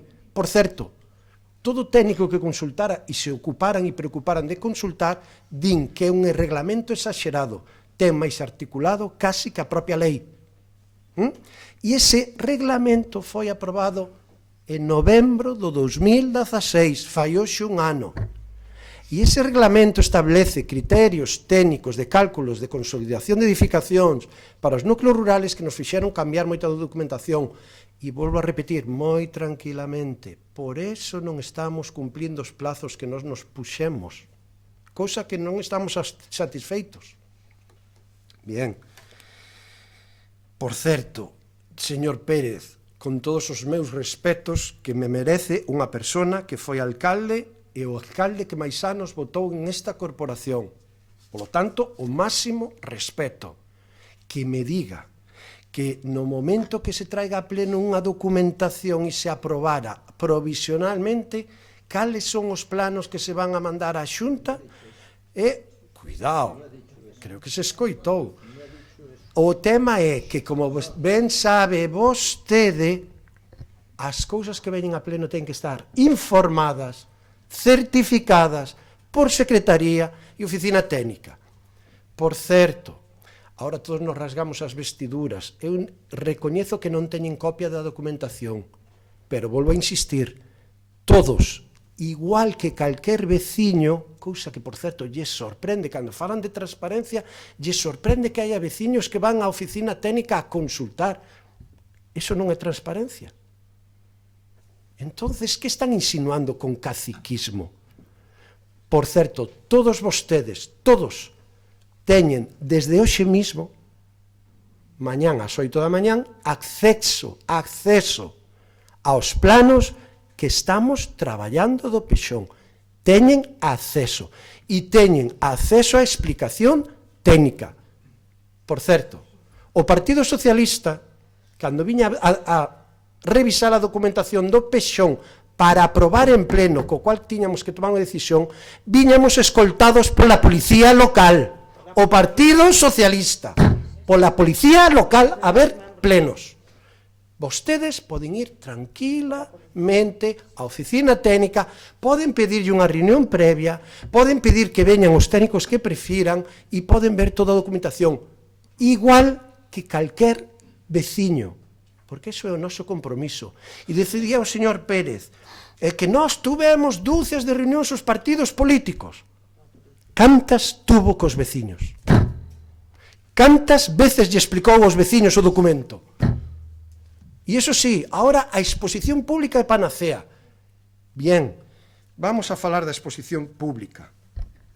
Por lo tanto, entendo que todos vostedes están de acordo que mañán mesmo traigamos o documento a aprobación e aprobemos a exposición pública e, por lo tanto, pasado mañán se expoña a exposición pública durante un mes, que todos os veciños presenten as alegacións e, por lo tanto, xa poderíamos levar a pleno a aprobación provisional, porque estamos cumplindo a lei según vostedes. E os veciños poden presentar as alegacións.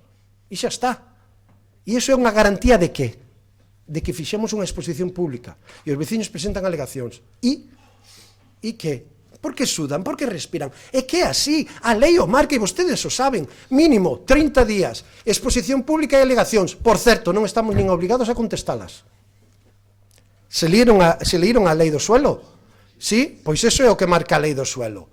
A ese nivel. E iso é o que nos están pedindo. Podíamos facelo mañá mesmo, exposición pública, que todo o mundo mire o documento, presenta alegacións, e despois podemos seguir tramitando e aprobando.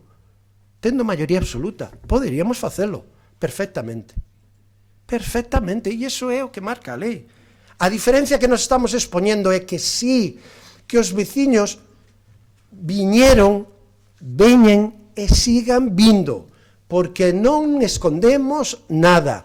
E se foran as charlas, e algún de vostedes foi, cando rematamos as charlas, dicimos a todos os veciños, agora temos esta documentación que os técnicos nos propuxeron, e agora é o momento, se vostedes queren, desde mañán mismo, o día seguinte da charla, poden ir á oficina técnica a consultalo. E se algún veciño que estuvo na charla últimas, que me diga se eso non é certo. Ao rematar as charlas decimos eso, pasen todos vostedes pola oficina técnica. E sí, e cando hai veciños ou grupos de veciños e propietarios que solicitan unha reunión cos técnicos para falar dun suelo determinado, como non lle vamos a dar unha reunión? Pero por que non? Que concepto de transparencia teñen vostedes? E iso é o que me están criticando e ainda por riba me chaman cacique. Porque non mo queren chamar, pero chaman. Entonces, está claro que temos un concepto totalmente diferente. A diferencia é que nós vamos a seguir traballando para que todos coñezan a documentación, todos, absolutamente toda. Porque a lei, aplicando a lei, tamén se podría facer todo o contrario. Expoñemos públicamente 2 meses alegacións, informes sectoriales, se os tivéramos, e ala, se acabou. Siguiente paso, aprobación e a la Xunta de Galicia. Ou non, ou a lei non marca iso. Claro que non lo permite. É cuestión dunha maioría absoluta. Entonces, nós estamos propoñendo outra actuación. En ese sentido, e por certo, non lle vou permitir que me solte aquí, que diga que eu estou facendo negociacións con veciños pola miña conta, o acaba de decir, non sabe, pero solta. Non lle permito. Non lle permito.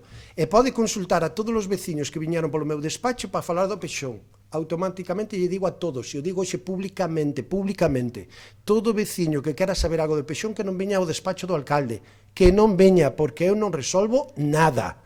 Aos técnicos. 2 condicións, que técnicamente sexa posible e que teña cabida na lei. Punto. Esas son as 2 condicións. Que os técnicos o acepten e teña cabida na lei. E a partir de aí. Terceiro, curiosamente, se contradice, me critican que nos chamo para nada porque hasta ahora estamos falando cos veciños, estamos facendo cambios e cando hai cuestións estruturales que superan o ámbito de unha bolsa de terreno e xa trascende esa decisión, os chamo e me critican que os chame para tomar unha decisión que se trascende sin ningún problema.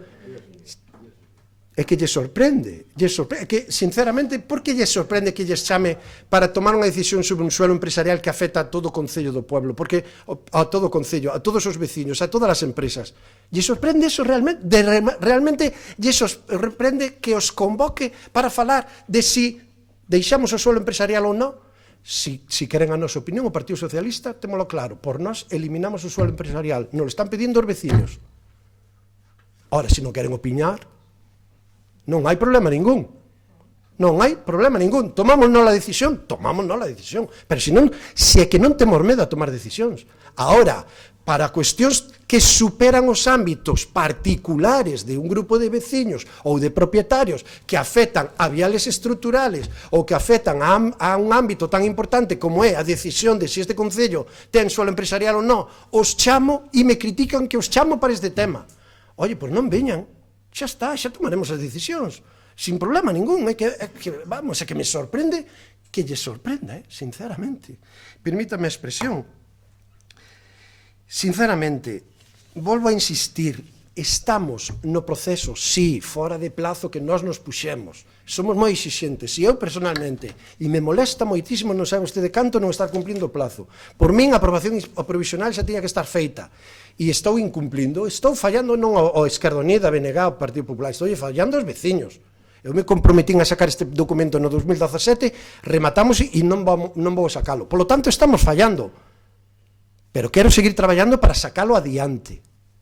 Por lo tanto, en ese ámbito é o que estamos traballando. E en ese sentido, vamos a seguir traballando para intentar sacar eso adiante. Ahora, que non queren tomar decisións? Pois nada, non se preocupen. Chegará un momento que ahora mismo estamos cos traballos técnicos e estou dicindo, e volvo a decir moi tranquilamente, que igual así me comprende mellor, que estamos traballando nun documento que sigue vivo, que non está rematado e que seguramente vai a sufrir cambios. Hoxe, mañán, decembro, xaneiro, febreiro, marzo, hasta que tomemos a decisión de traelo a pleno. Porque é un documento que os veciños, por suerte, poden opinar sobre el. Entonces, cando chega un momento que teñamos xa prácticamente pechado ese traballo técnico, eu entendo que é o traballo tamén dos políticos, pero se os políticos non queren traballar ou opinar, sin ningún problema, faltaría máis. Entonces, eso é do que estamos falando. Consenso, e eu sí que recollo un guante, porque en ese sentido creo que pode haber razón, de que hai que volver, porque en ningún momento dixemos que aquí acabaron as explicacións e as charlas e xa está, É que eu non sei onde saleu eso. O que dixemos que temos un traballo moi avanzado e agora vamos a seguir. E sabemos que hai veciños que están preocupados en determinadas áreas, que se quere, incluso, lle relato moitas delas. O SUET, que estamos traballando en Porto Meloxo, o vial que se quere abrir desde a Avenida de Portugal hasta a conexión con a Avenida do Conde, todos os SUETs da Graña, todo o que ten que ver con Xoán 23, a área de Ardia, o suelo terciario que queremos montar en Senriñas, o SUET que vai en Senriñas e os núcleos rurales. Sei que aí hai conflito. Estámoslo estámoslo percibindo. E vamos a seguir traballando para intentar chegar ao máximo acordo posible, porque queremos a maioría, que non unanimidade, dos veciños do pueblo, e que os veciños digan, este é o pexón que nos reconocemos e que nos representa. E vamos a seguir traballando en eso. Ahora lle sorprende que falemos cos veciños e que teñamos reunións cos veciños. E entonces eso non é transparencia, eso non é dereitos, eso non é libertad, eso é negociación particular por conta do alcalde e eso é caciquismo. Vale, pois seguirei actuando como cacique se eso significa seguir falando cos veciños, pero desde logo aí sí que non vamos a abandonar e a liña témola marcada. Eu insisto, vamos a votar en contra desto porque ademais no momento que se teña que tomar a decisión serán o secretario ou secretaria do Concello do Grove, o técnico e o asesor xurídico o que nos informen. E despois cada partido terá que tomar posición, porque se nos informan que non é necesario nin obligatorio facer esa segunda exposición, aí habrá que tomar decisións políticas. Entonces, por eso digo que é extemporáneo e non há lugar, porque xa habrá un informe que nos diga se é se o informe do secretario di que obligatoriamente hai que facer unha segunda exposición pública, se acabou. É que aí está, segunda exposición pública. Se nos di que non é necesario, Nós estamos por non facela. Por non facela. Iso é moi claro, e creo que non estamos enganando a ninguén, e así o decimos. Ahora, que nadie se preocupe, nin remataron os traballos, nin remataron as charlas, nin remataron as reunións, e vamos a seguir facendo, e tomamos o guante de facendo charlas máis precisas nas áreas que acabo de relatar, e algunha máis que seguramente os veciños nos trasladan. Me acordo de outra, a zona da Carballeira, con a Avenida de Portugal. Sei que aí tamén hai problemas con algúns viales, e os veciños nos están reclamando unha reunión para falar desos viales. E despois hai veciños que nos están reclamando unha reunión para dicir, oye, é que poñedes un vial, e como se financia este vial? Pois vamos a facer unha reunión para iso. Pero, desde logo, xa lles digo, non sei que lles sorprende. En definitiva, nós si estamos comprometidos con facelo e sacalo adiante. Ben, rematamos. Ten a última palabra o ponente e a partir de aí procederemos á súa votación. Gracias, señor. Feito moi breve, pero para recoller un par de inquedanzas nada máis. Os técnicos informarán a documentación que se lles entregue para que informen. A que se lles entregue para que informen.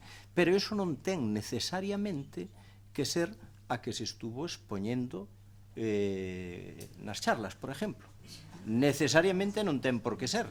E, de feito, o estamos a comprobar coas manifestacións do alcalde. O sea, non dixen o que vostedes pretenden que diga, para nada. Isto é o que dixen. Por iso entendemos que a exposición pública é necesaria e non vamos a retirar a moción, aínda que xa sabemos que se perde, pero nos dá exactamente igual. Sí, é unha pena, aínda que vostede non o crea. O mellor, a algún sobraralle tempo para lamentalo. Pero isto, a política no seu conxunto é unha cuestión de confianza. E en vostede non a temos. Sigue a mentir co tema das 7.000 vivendas. Isto se lle olleu por activa e por pasiva nas charlas. Creo que andan por aí gravadas e se podrá comprobar. Simplemente para ter, digamos, a quen culpar de toda esta situación. Díxenlle antes que o documento que nos habíamos preparado falaba nun primer momento, digamos, no momento en que preveía que máis previsión facía de vivendas eran 5.500, que cando se aproba inicialmente se expón ao público xa son 4.000, o sea que non sabemos de onde saca esa cifra, pero o curioso é que vostede minte unha vez máis, porque sí é certo que permanentemente nesas charlas fai alusión a ese informe que nadie coñece, informe que non existe, e non pode existir porque é curioso, e síguenos mentindo, porque nesas charlas continuamente se dice tamén pois que isto manda facer a Xunta e que na Xunta nos dicen isto, e este señor aínda non pisou a Secretaría Xeral de Urbanismo para falar do Plan Xeral do Grove, nin el nin os técnicos, nin el nin os técnicos. Bueno, eso hai que demostralo, igual que as outras cousas. E, polo tanto, como digo, é unha cuestión de confianza. E non se sorprenda polo tema do plan empresarial. Solo faltaría.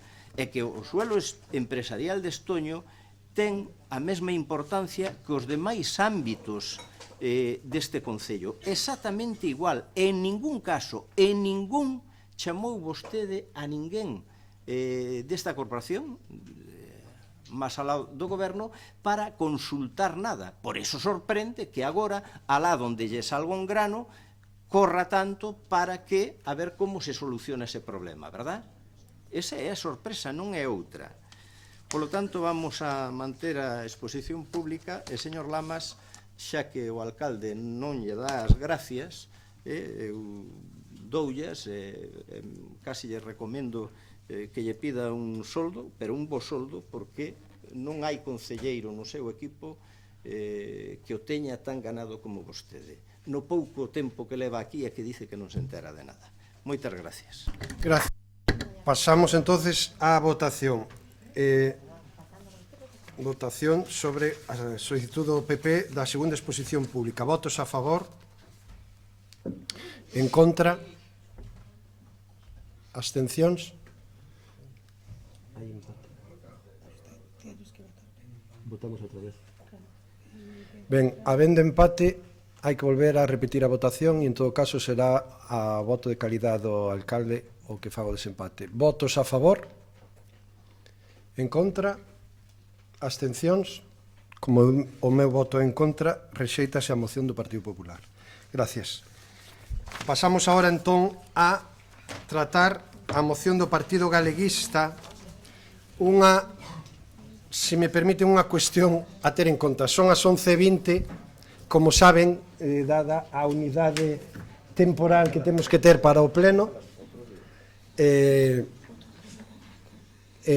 despediría nos quedan 2 mocións de urxencia e en todo caso aos rogos e preguntas son as 11:20, saben que ás 12 cortamos, polo tanto se queren seguimos mantendo e as discutimos hoxe, se non quedarían para outro pleno, pero bueno, en calquer caso sí, dá tempo, vale.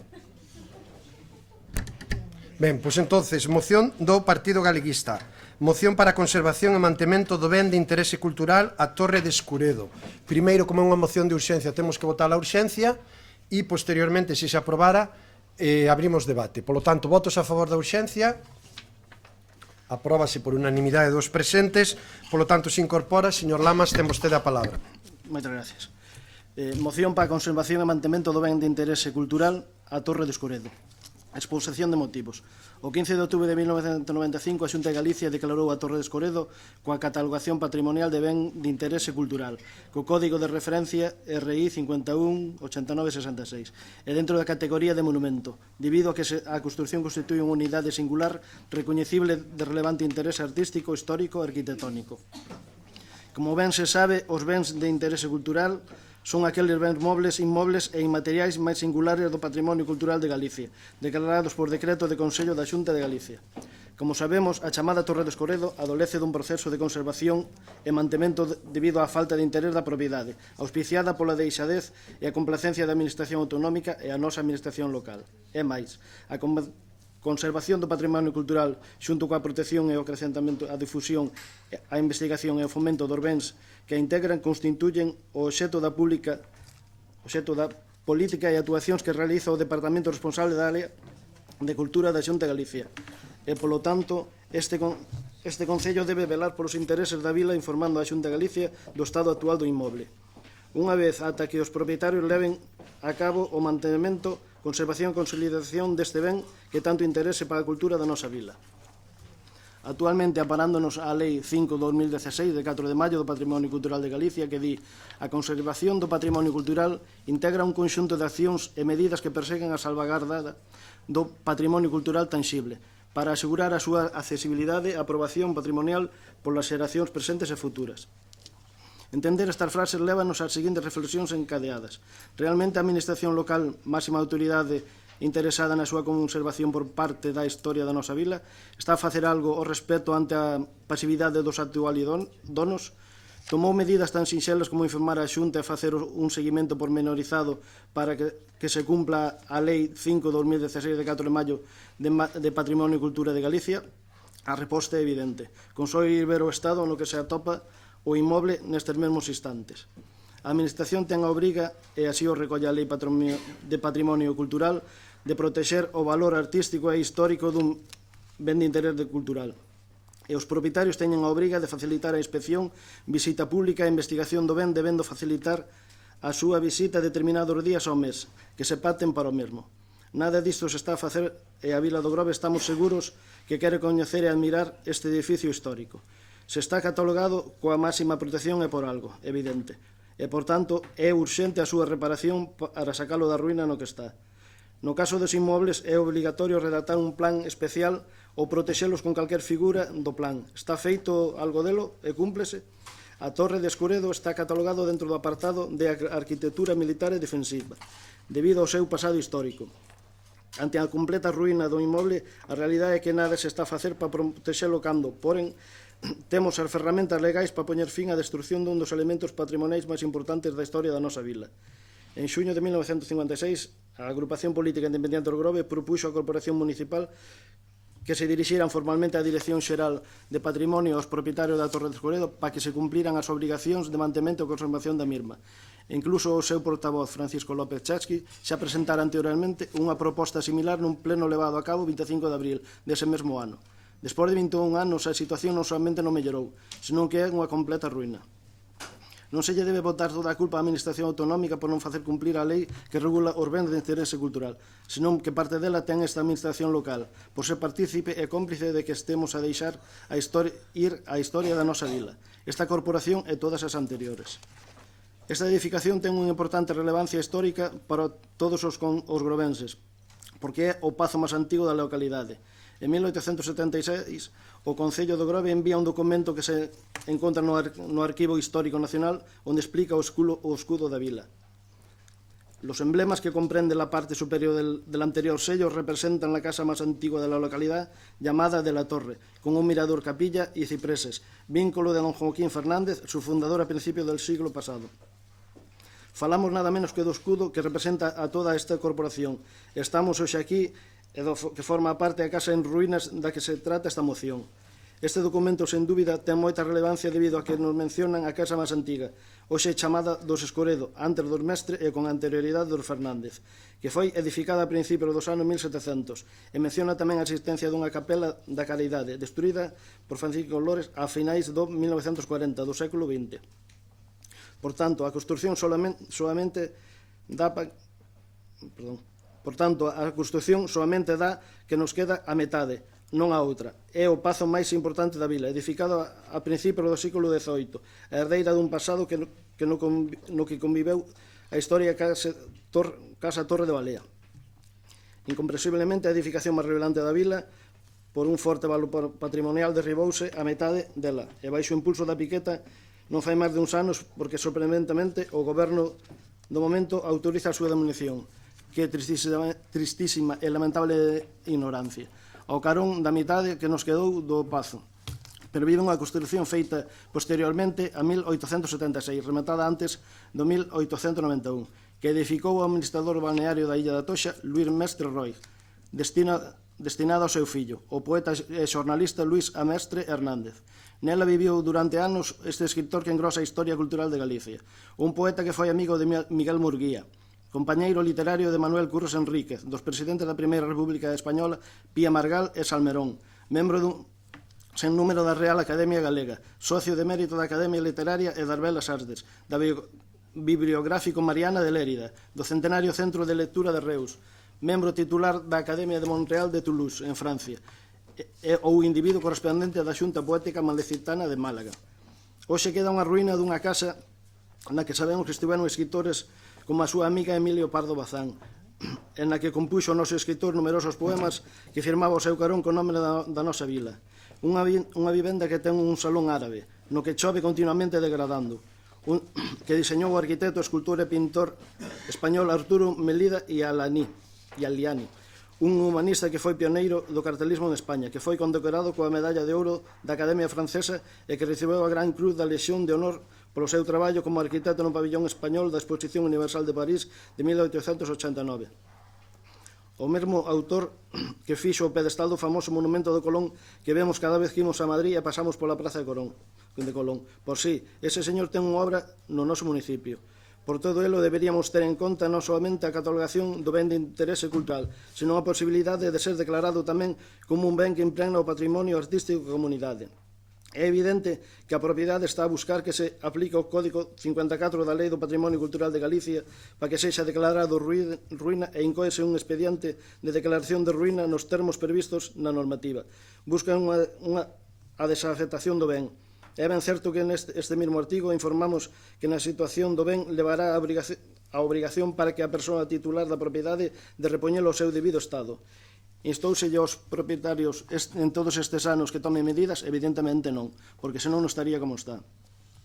Recordar que o artigo 32 da citada lei di as persoas propietarias, poseedoras ou arrendatarias e, en xeral, as titulares dos dereitos reais sobre ben protegidos, integrantes do patrimonio cultural de Galicia, están obrigadas a conservalos, mantelos e custodialos, debidamente a evitar a súa perda, construción ou deteriorización. Está claro que non se debe facer nada en absoluto porque está cada ano peor. Porén, o artículo 33 dinos que a Xunta de Galicia poderá acordar medidas de colaboración coa administración local, coa finalidade de fortalecer e mellorar a vigilancia e seguridade dos bens que se integran ao patrimonio cultural de Galicia, especialmente cando se vexan ameazados por actos de espolio ou destrucción. E manifesto que a propiedade está aberta a posibles actos de espolio e destrucción do patrimonio que posee. O artigo 37 da Lei 5/2016 de 4 de maio do Patrimonio Cultural de Galicia expón que a Administración local ten a obriga de comunicarlle á Consellería competente en materia de patrimonio cultural calquera dano ou perxuicio que sufrisen e que afecte de forma significativa o seu valor cultural. Saiu alguna comunicación neste senso nos últimos anos? É evidente que non. Recordarlle a esta administración local que o artigo 55 danos a potestade para expropiar o ben, sendo causa de interés social para os efectos da expropiación ou en cumplimento do deber de conservación dos bens de interese cultural, como é notorio por todos os que aquí estamos, e de igual modo aplicando o mesmo artigo da edificación que leva décadas en estado ruinoso por parte de atrás do ben de interés cultural. Tamén se podería expropiar, segundo o mesmo artigo, que nos di que poderán expropiarse por causa de interés social os inmobles situados na contorna da protección dos bens de interese cultural, que atenten contra a súa armonía ambiental, perturben a súa contemplación ou impliquen un risco para a súa conservación, ou de igual maneira é causa justificativa de interese social para os efectos da expropiación as melloras aos accesos aos bens de interés cultural, a dignificación da súa contorna e, en xeral, a mellora das condicións para a súa valorización e función social. Actualmente, desde fai varios anos, está entrando auga no tellado da vivenda de Luisa Mestre, repercutindo gravemente na estrutura do inmoble e moi especialmente no salón árabe, do que xa se debeu perder parte importante do mesmo. Este suceso está catalogado no réximo sancionador como unha infracción grave, o producirse a destrucción ou danos graves e irreparables para bens declarados de interese cultural ou catalogados, polo incumprimento do deber de conservación previsto no artigo 32, cuxa multa oscila entre 6.001 a 150.000 euros. Este conxunto histórico, o Pazo e máis a casa do poeta Luis Amestre Hernández, é un patrimonio non somente dos orbenses, senón de toda Galicia. E debemos, por responsabilidade, salvaguardar a historia para as xeracións futuras, tanto mecas como de fora da península. Cada ano está caendo e poderecéndose, cos invernos diante de nós, feito do que somos meros espectadores. Todos os membros, tanto do goberno como da oposición, debemos actuar con responsabilidade cultural porque esa edificación foi testigo da historia da vila e de todos os nosos antergos. Se non actuamos, estaremos creando unha vila sin identidade que lle deixaremos en herdanza ás xeracións futuras. Por todo o exposto, o Grupo Municipal do Partido Galeguista Demócrata somete a consideración do Pleno do Concello do Grove a seguinte proposta de acordo. Primeiro, propoñemos facer unha comisión integrada por todos os membros do Goberno e representantes do grupo da oposición para levar a cabo un seguimento do expediente que se abra para instar aos propietarios ao mantemento, conservación e consolidación dos ben declarados ben interés cultural, así como a restauración do salón árabe da propia edificación, reuníndonos cuatrimestralmente para tomar decisións ao respecto, ou se así o require con menor periodicidade. Segundo, a realización dunha solicitude da Xunta de Galicia con informes históricos avalados documentalmente que amplíen a información actual sobre a edificación, debidamente asinada por todos os membros do Goberno e a oposición, na que se reclame a Administración Autonómica actuacións inmediatas e sen demora para salvaguardar este patrimonio en completa ruína. Terceiro, a realización do Plan Especial de Protección por parte do Concello, segundo determina o artigo 55 da Lei de Patrimonio Cultural de Galicia. Cuarto, solicitar a Xunta de Galicia inspección do Salón Árabe construído no século XIX coa finalidade de ser catalogado como ben que integra o patrimonio artístico da comunidade. 2. O desenvolvemento do artigo 33 da Lei 5/2016 de 4 de maio do Patrimonio Cultural de Galicia para facer un fronte común na vigilancia e a seguridade do ben interés cultural. 3. O cumprimento do artigo 48 da citada lei para que as persoas propietarias do ben do interés cultural permitan a visita pública gratuita un número mínimo de 4 días ao mes durante polo menos 4 horas ao día, que serán definidos previamente con tal como reflita a lei. 4. Que se determina a obrigatoriedade da realización dun plan director de conservación ou dun plan integral de conservación do ben de interés cultural segundo se determine. 5. O envío dun informe do estado actual do ben aplicando o artículo 37 da citada lei e a solicitude de que se aplique o artículo 123, que determina que se levanten as pertinentes actas por posibles infraccións en materia de protección do patrimonio cultural, emitíndose os informes que están sobre o estado actual do ben. Sexto, considerar o inicio de incoación dun proceso de expropiación do ben de interés cultural por manifesto cumprimento do deber de conservación do ben se no prazo dun ano dende o día de hoxe en diante non se tomaron as medidas para a salvaguarda completa das edificacións, tanto da Casa de Escoredo, Casa Luisa Mestre, como da metade do pazo edificado no século XVIII en total de estado ruinoso.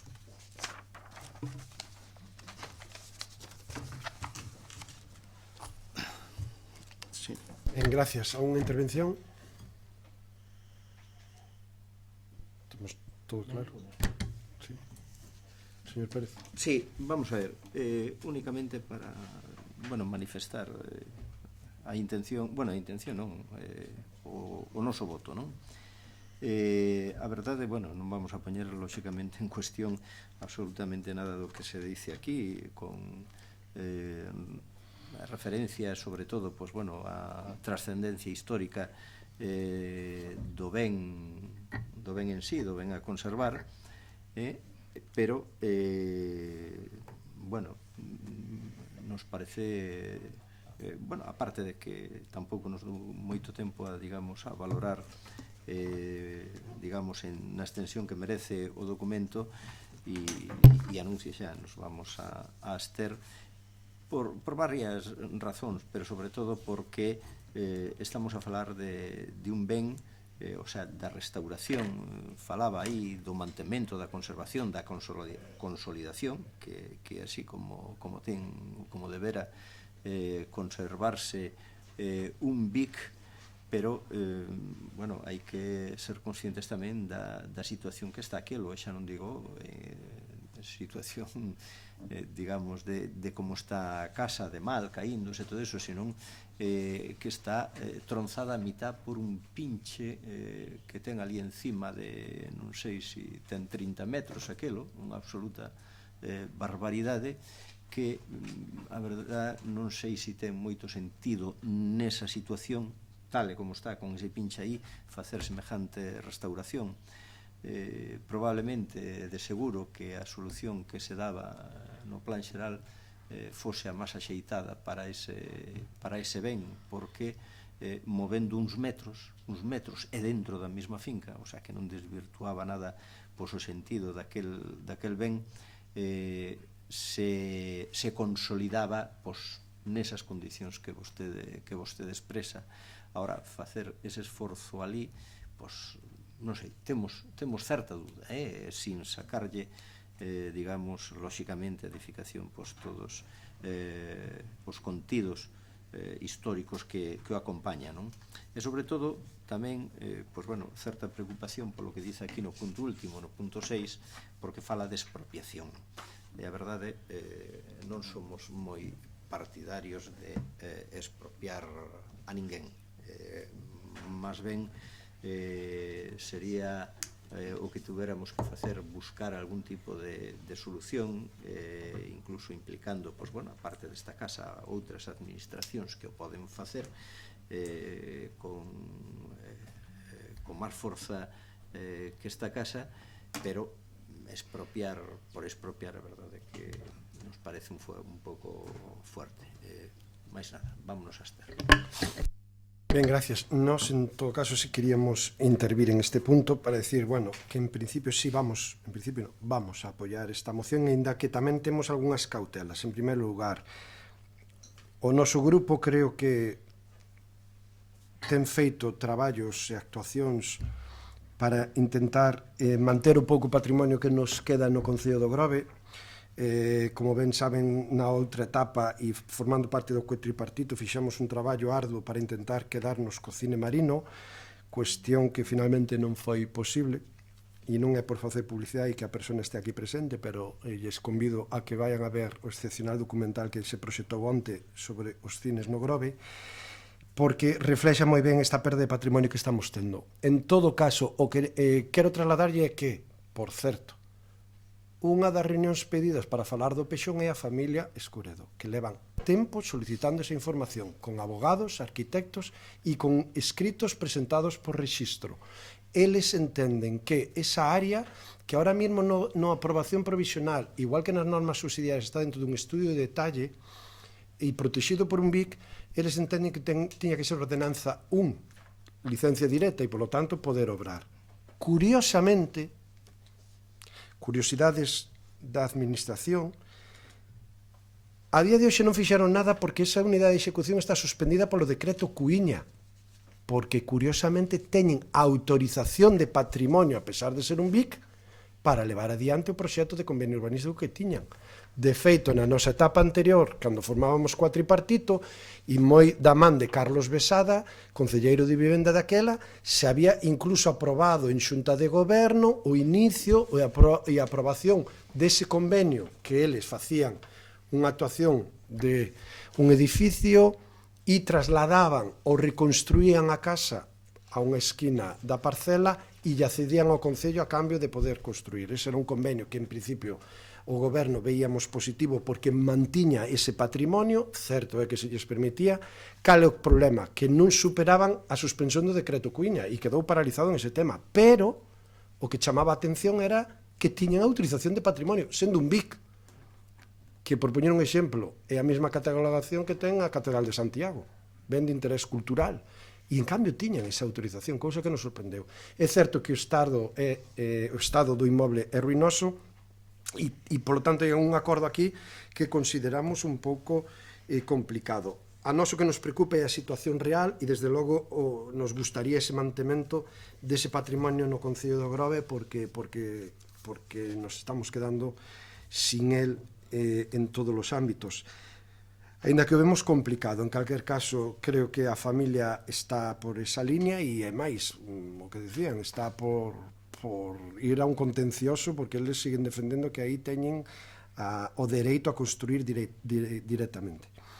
En definitiva, nós sí que vamos a apoiar a moción, lle poñemos cautela a algún punto, non sei se será posible salir adiante, en calquer caso, bueno, sentarnos falar coa familia, porque tamén non la ofreceron cando puxeron aquel cartel de se vende. Nunca falamos de cartos, pero creo que falaban de máis de 3 millóns de euros, cuestión que desde logo creo que está moi fora do que é o mercado e do que se podría tasar a día de hoxe esa finca, porque prácticamente a tasación que ten é pequena e baixa. De feito, aí está, e non son capaces de vendela.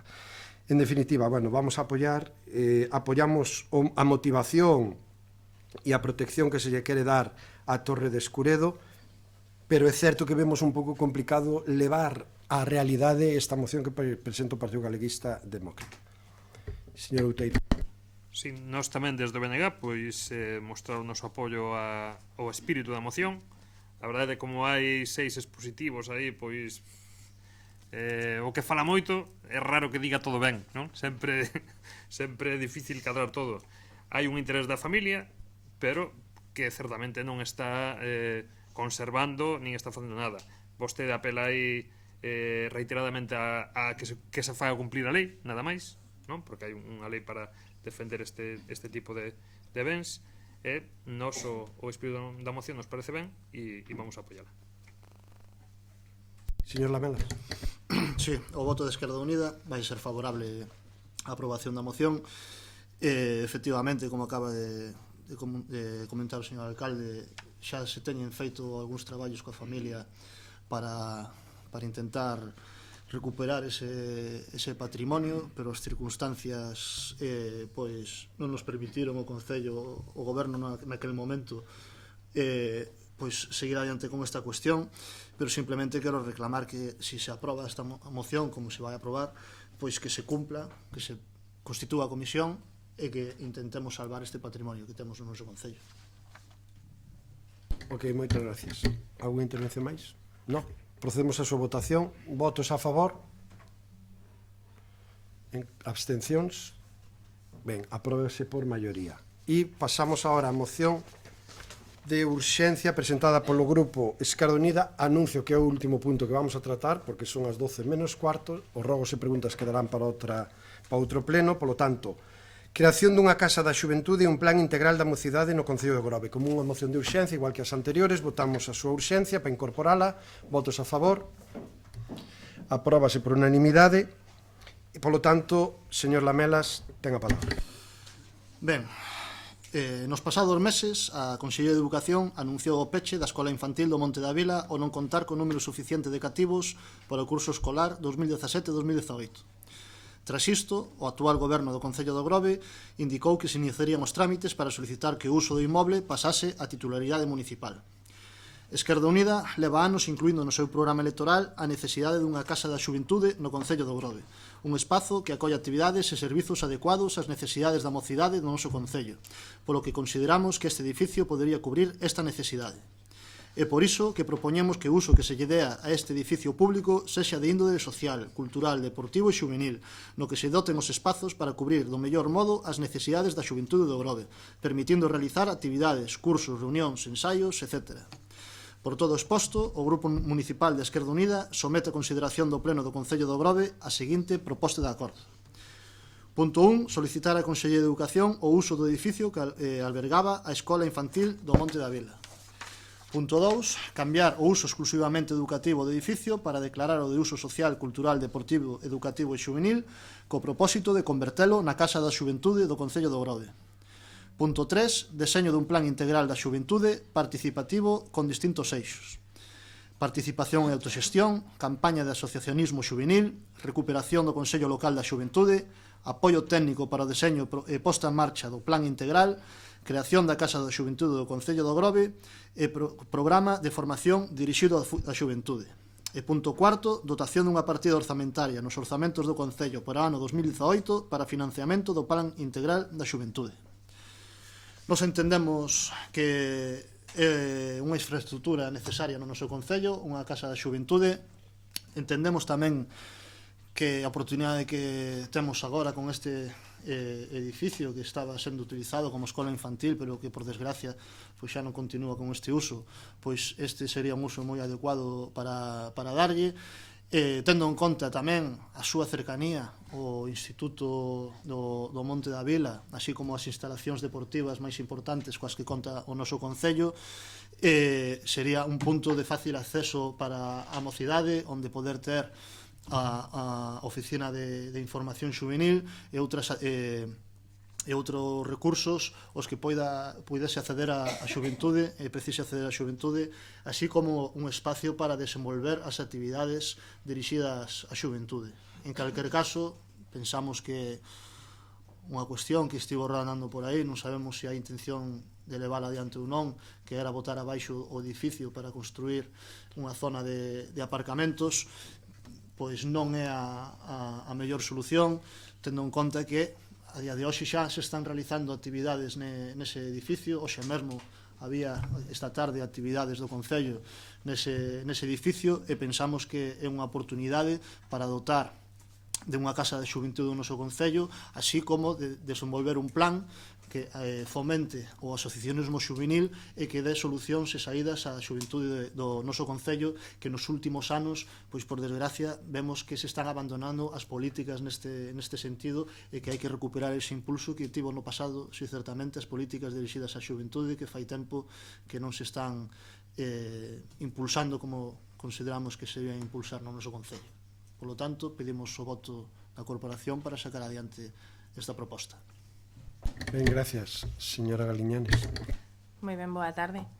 Dende o Goberno vemos o espírito desta moción como algo pois favorable, sen embargo, pois non podemos estar de acordo en todos os puntos que expoñen, e máis que votar en contra dela, casi lle pediríamos que a retiraran, e voulle a explicar un pouquiño por qué. En principio, o que vostedes plantexan é crear unha casa da xuventude nun edificio que nos non vemos apropiado para este aspecto. Parécenos pequeno e con demasiado vello e con unhas instalacións pois que habería que facerlle demasiadas reformas para poder usarlo como casa de xuventude. Como ven vostedes din, está sendo utilizado agora mesmo de maneira provisional para facer certas actuacións, pois a verdade é que sí que estamos limitados en canto a espazos onde facer algún tipo de actuacións. Sen embargo, desde o Goberno, xa no programa electoral, barallábamos a posibilidade de facer unha casa de xuventude en edificios pois máis apropiados para isto, como podería ser a actual casa do Centro de Saúde, en caso de que quedara baleira, nos parece un sitio moito máis adecuado. e agora mesmo estamos barallando como unha opción moito mellor que esta o edificio dos profesores da calle Conchases. Non para usalo como casa de xuventude exclusivamente, senón para darlle un uso como equipamento público e valoramos varias opcións dentro de ese edificio, que é un edificio grande que sí que está en malas condicións, é certo, e necesita dunha reforma a medio prazo, non a corto, a medio prazo, cun plan que, bueno, verano cando teñamos unha contestación definitiva da Xunta de Galicia, porque estes dous edificios está solicitada a súa desafección o 15 de setembro. Entonces, pois pediríamos eso, que a retirasen, porque parte das cousas que piden xa están feitas, como é a desafección do edificio, e bueno, consideramos que o orzamento para facer un plan integral de xuventude pode estar perfectamente encadrado dentro do orzamento que ten a partida de xuventude de 18.000 euros ao ano, que temos un técnico que está facendo un traballo importante, como é a Masé, a responsable da OMIX, e que si ben é certo que podemos facer unha reunión de voceiros ou como vostedes queiran para ver de facer máis actuacións conxuntas e de ver como impulsar un pouco isto e de buscar un edificio, creemos que máis axeitado para o que vostedes propoñen aquí. Todos coñecen o edificio, ten 2 salas, 2 baños para nenos ata 6 anos e pouco máis, ten un xardín moi amplo, pero precisaría dunha actuación tamén a medio prazo, porque a curto vai ser complicado facerlle unha obra así a bote pronto. Entonces, pediríamos que retiraran a moción e que o faláramos máis detidamente. Moitas gracias. Ben, gracias, señor Lamas. Bueno, nós vemos positivo que se lle busque un destino ao edificio ese da escola infantil. Nós mesmos propuxéramos unha actuación para aí que quedou en nada. Quedamos pendientes do que decidan, se retira a moción ou eso, negociar a ver o que se pode facer aí, pero veríamos unha perda que se perder ese edificio. Señor Lamelas. Ben, a ver, a tenor da argumentación para solicitar a retirada da moción de que están de acordo co contido da moción, pero non da ubicación de utilización dese edificio para a Casa da Xuventude, e que argumenten que requiere dunha reforma, e que argumenten que o edificio que causa que se teña que pechar o patio do Colexio Rosalía de Castro porque se caen o edificio a cachos e poden caer en riba da cabeza dos nenos, é unha mellor alternativa, non se sostén por ningún lado. Discúlpenme. Polo tanto,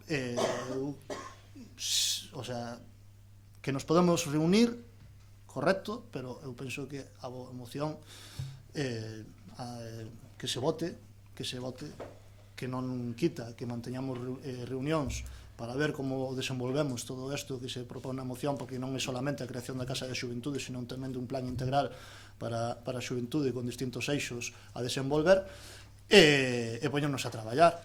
Pero dicirnos que a retiremos porque fan falta unha reforma nun edificio que se está utilizando contra un edificio que escoitino de parte de membros do goberno non saben como non teñen a declaración de edificio ruinoso, como pode haber xente vivindo aí dentro, o sea, todos somos conscientes de que o edificio dos mestres requeriría unha reforma abrumadoramente maior, bueno, e a ubicación, eu creo que para o que é a xuventude do Grove, o tema do Monte da Vila é bastante idónea. Non digo que en Conchases non sexa unha boa situación, pero non nos vale o argumento. Polo tanto, queremos que se vote a ver que sale daqui, porque tampouco sabemos o posicionamento de todos os grupos, pero pensamos que é unha boa proposta e que retirala sería non facer nada. Polo tanto, que se vote e que se encamiñe as iniciativas para facer políticas en prol da mocidade do noso concello. Ben, máis intervencións? Non? Pois votamos entonces. Sí, votos a favor? Abstencións? Queda aprobada por maioría. Ben, estamos aí, pero cortamos. Ben, chegando ás 12 da noite, moitas gracias, non hai máis temas que tratar, levantamos a sesión.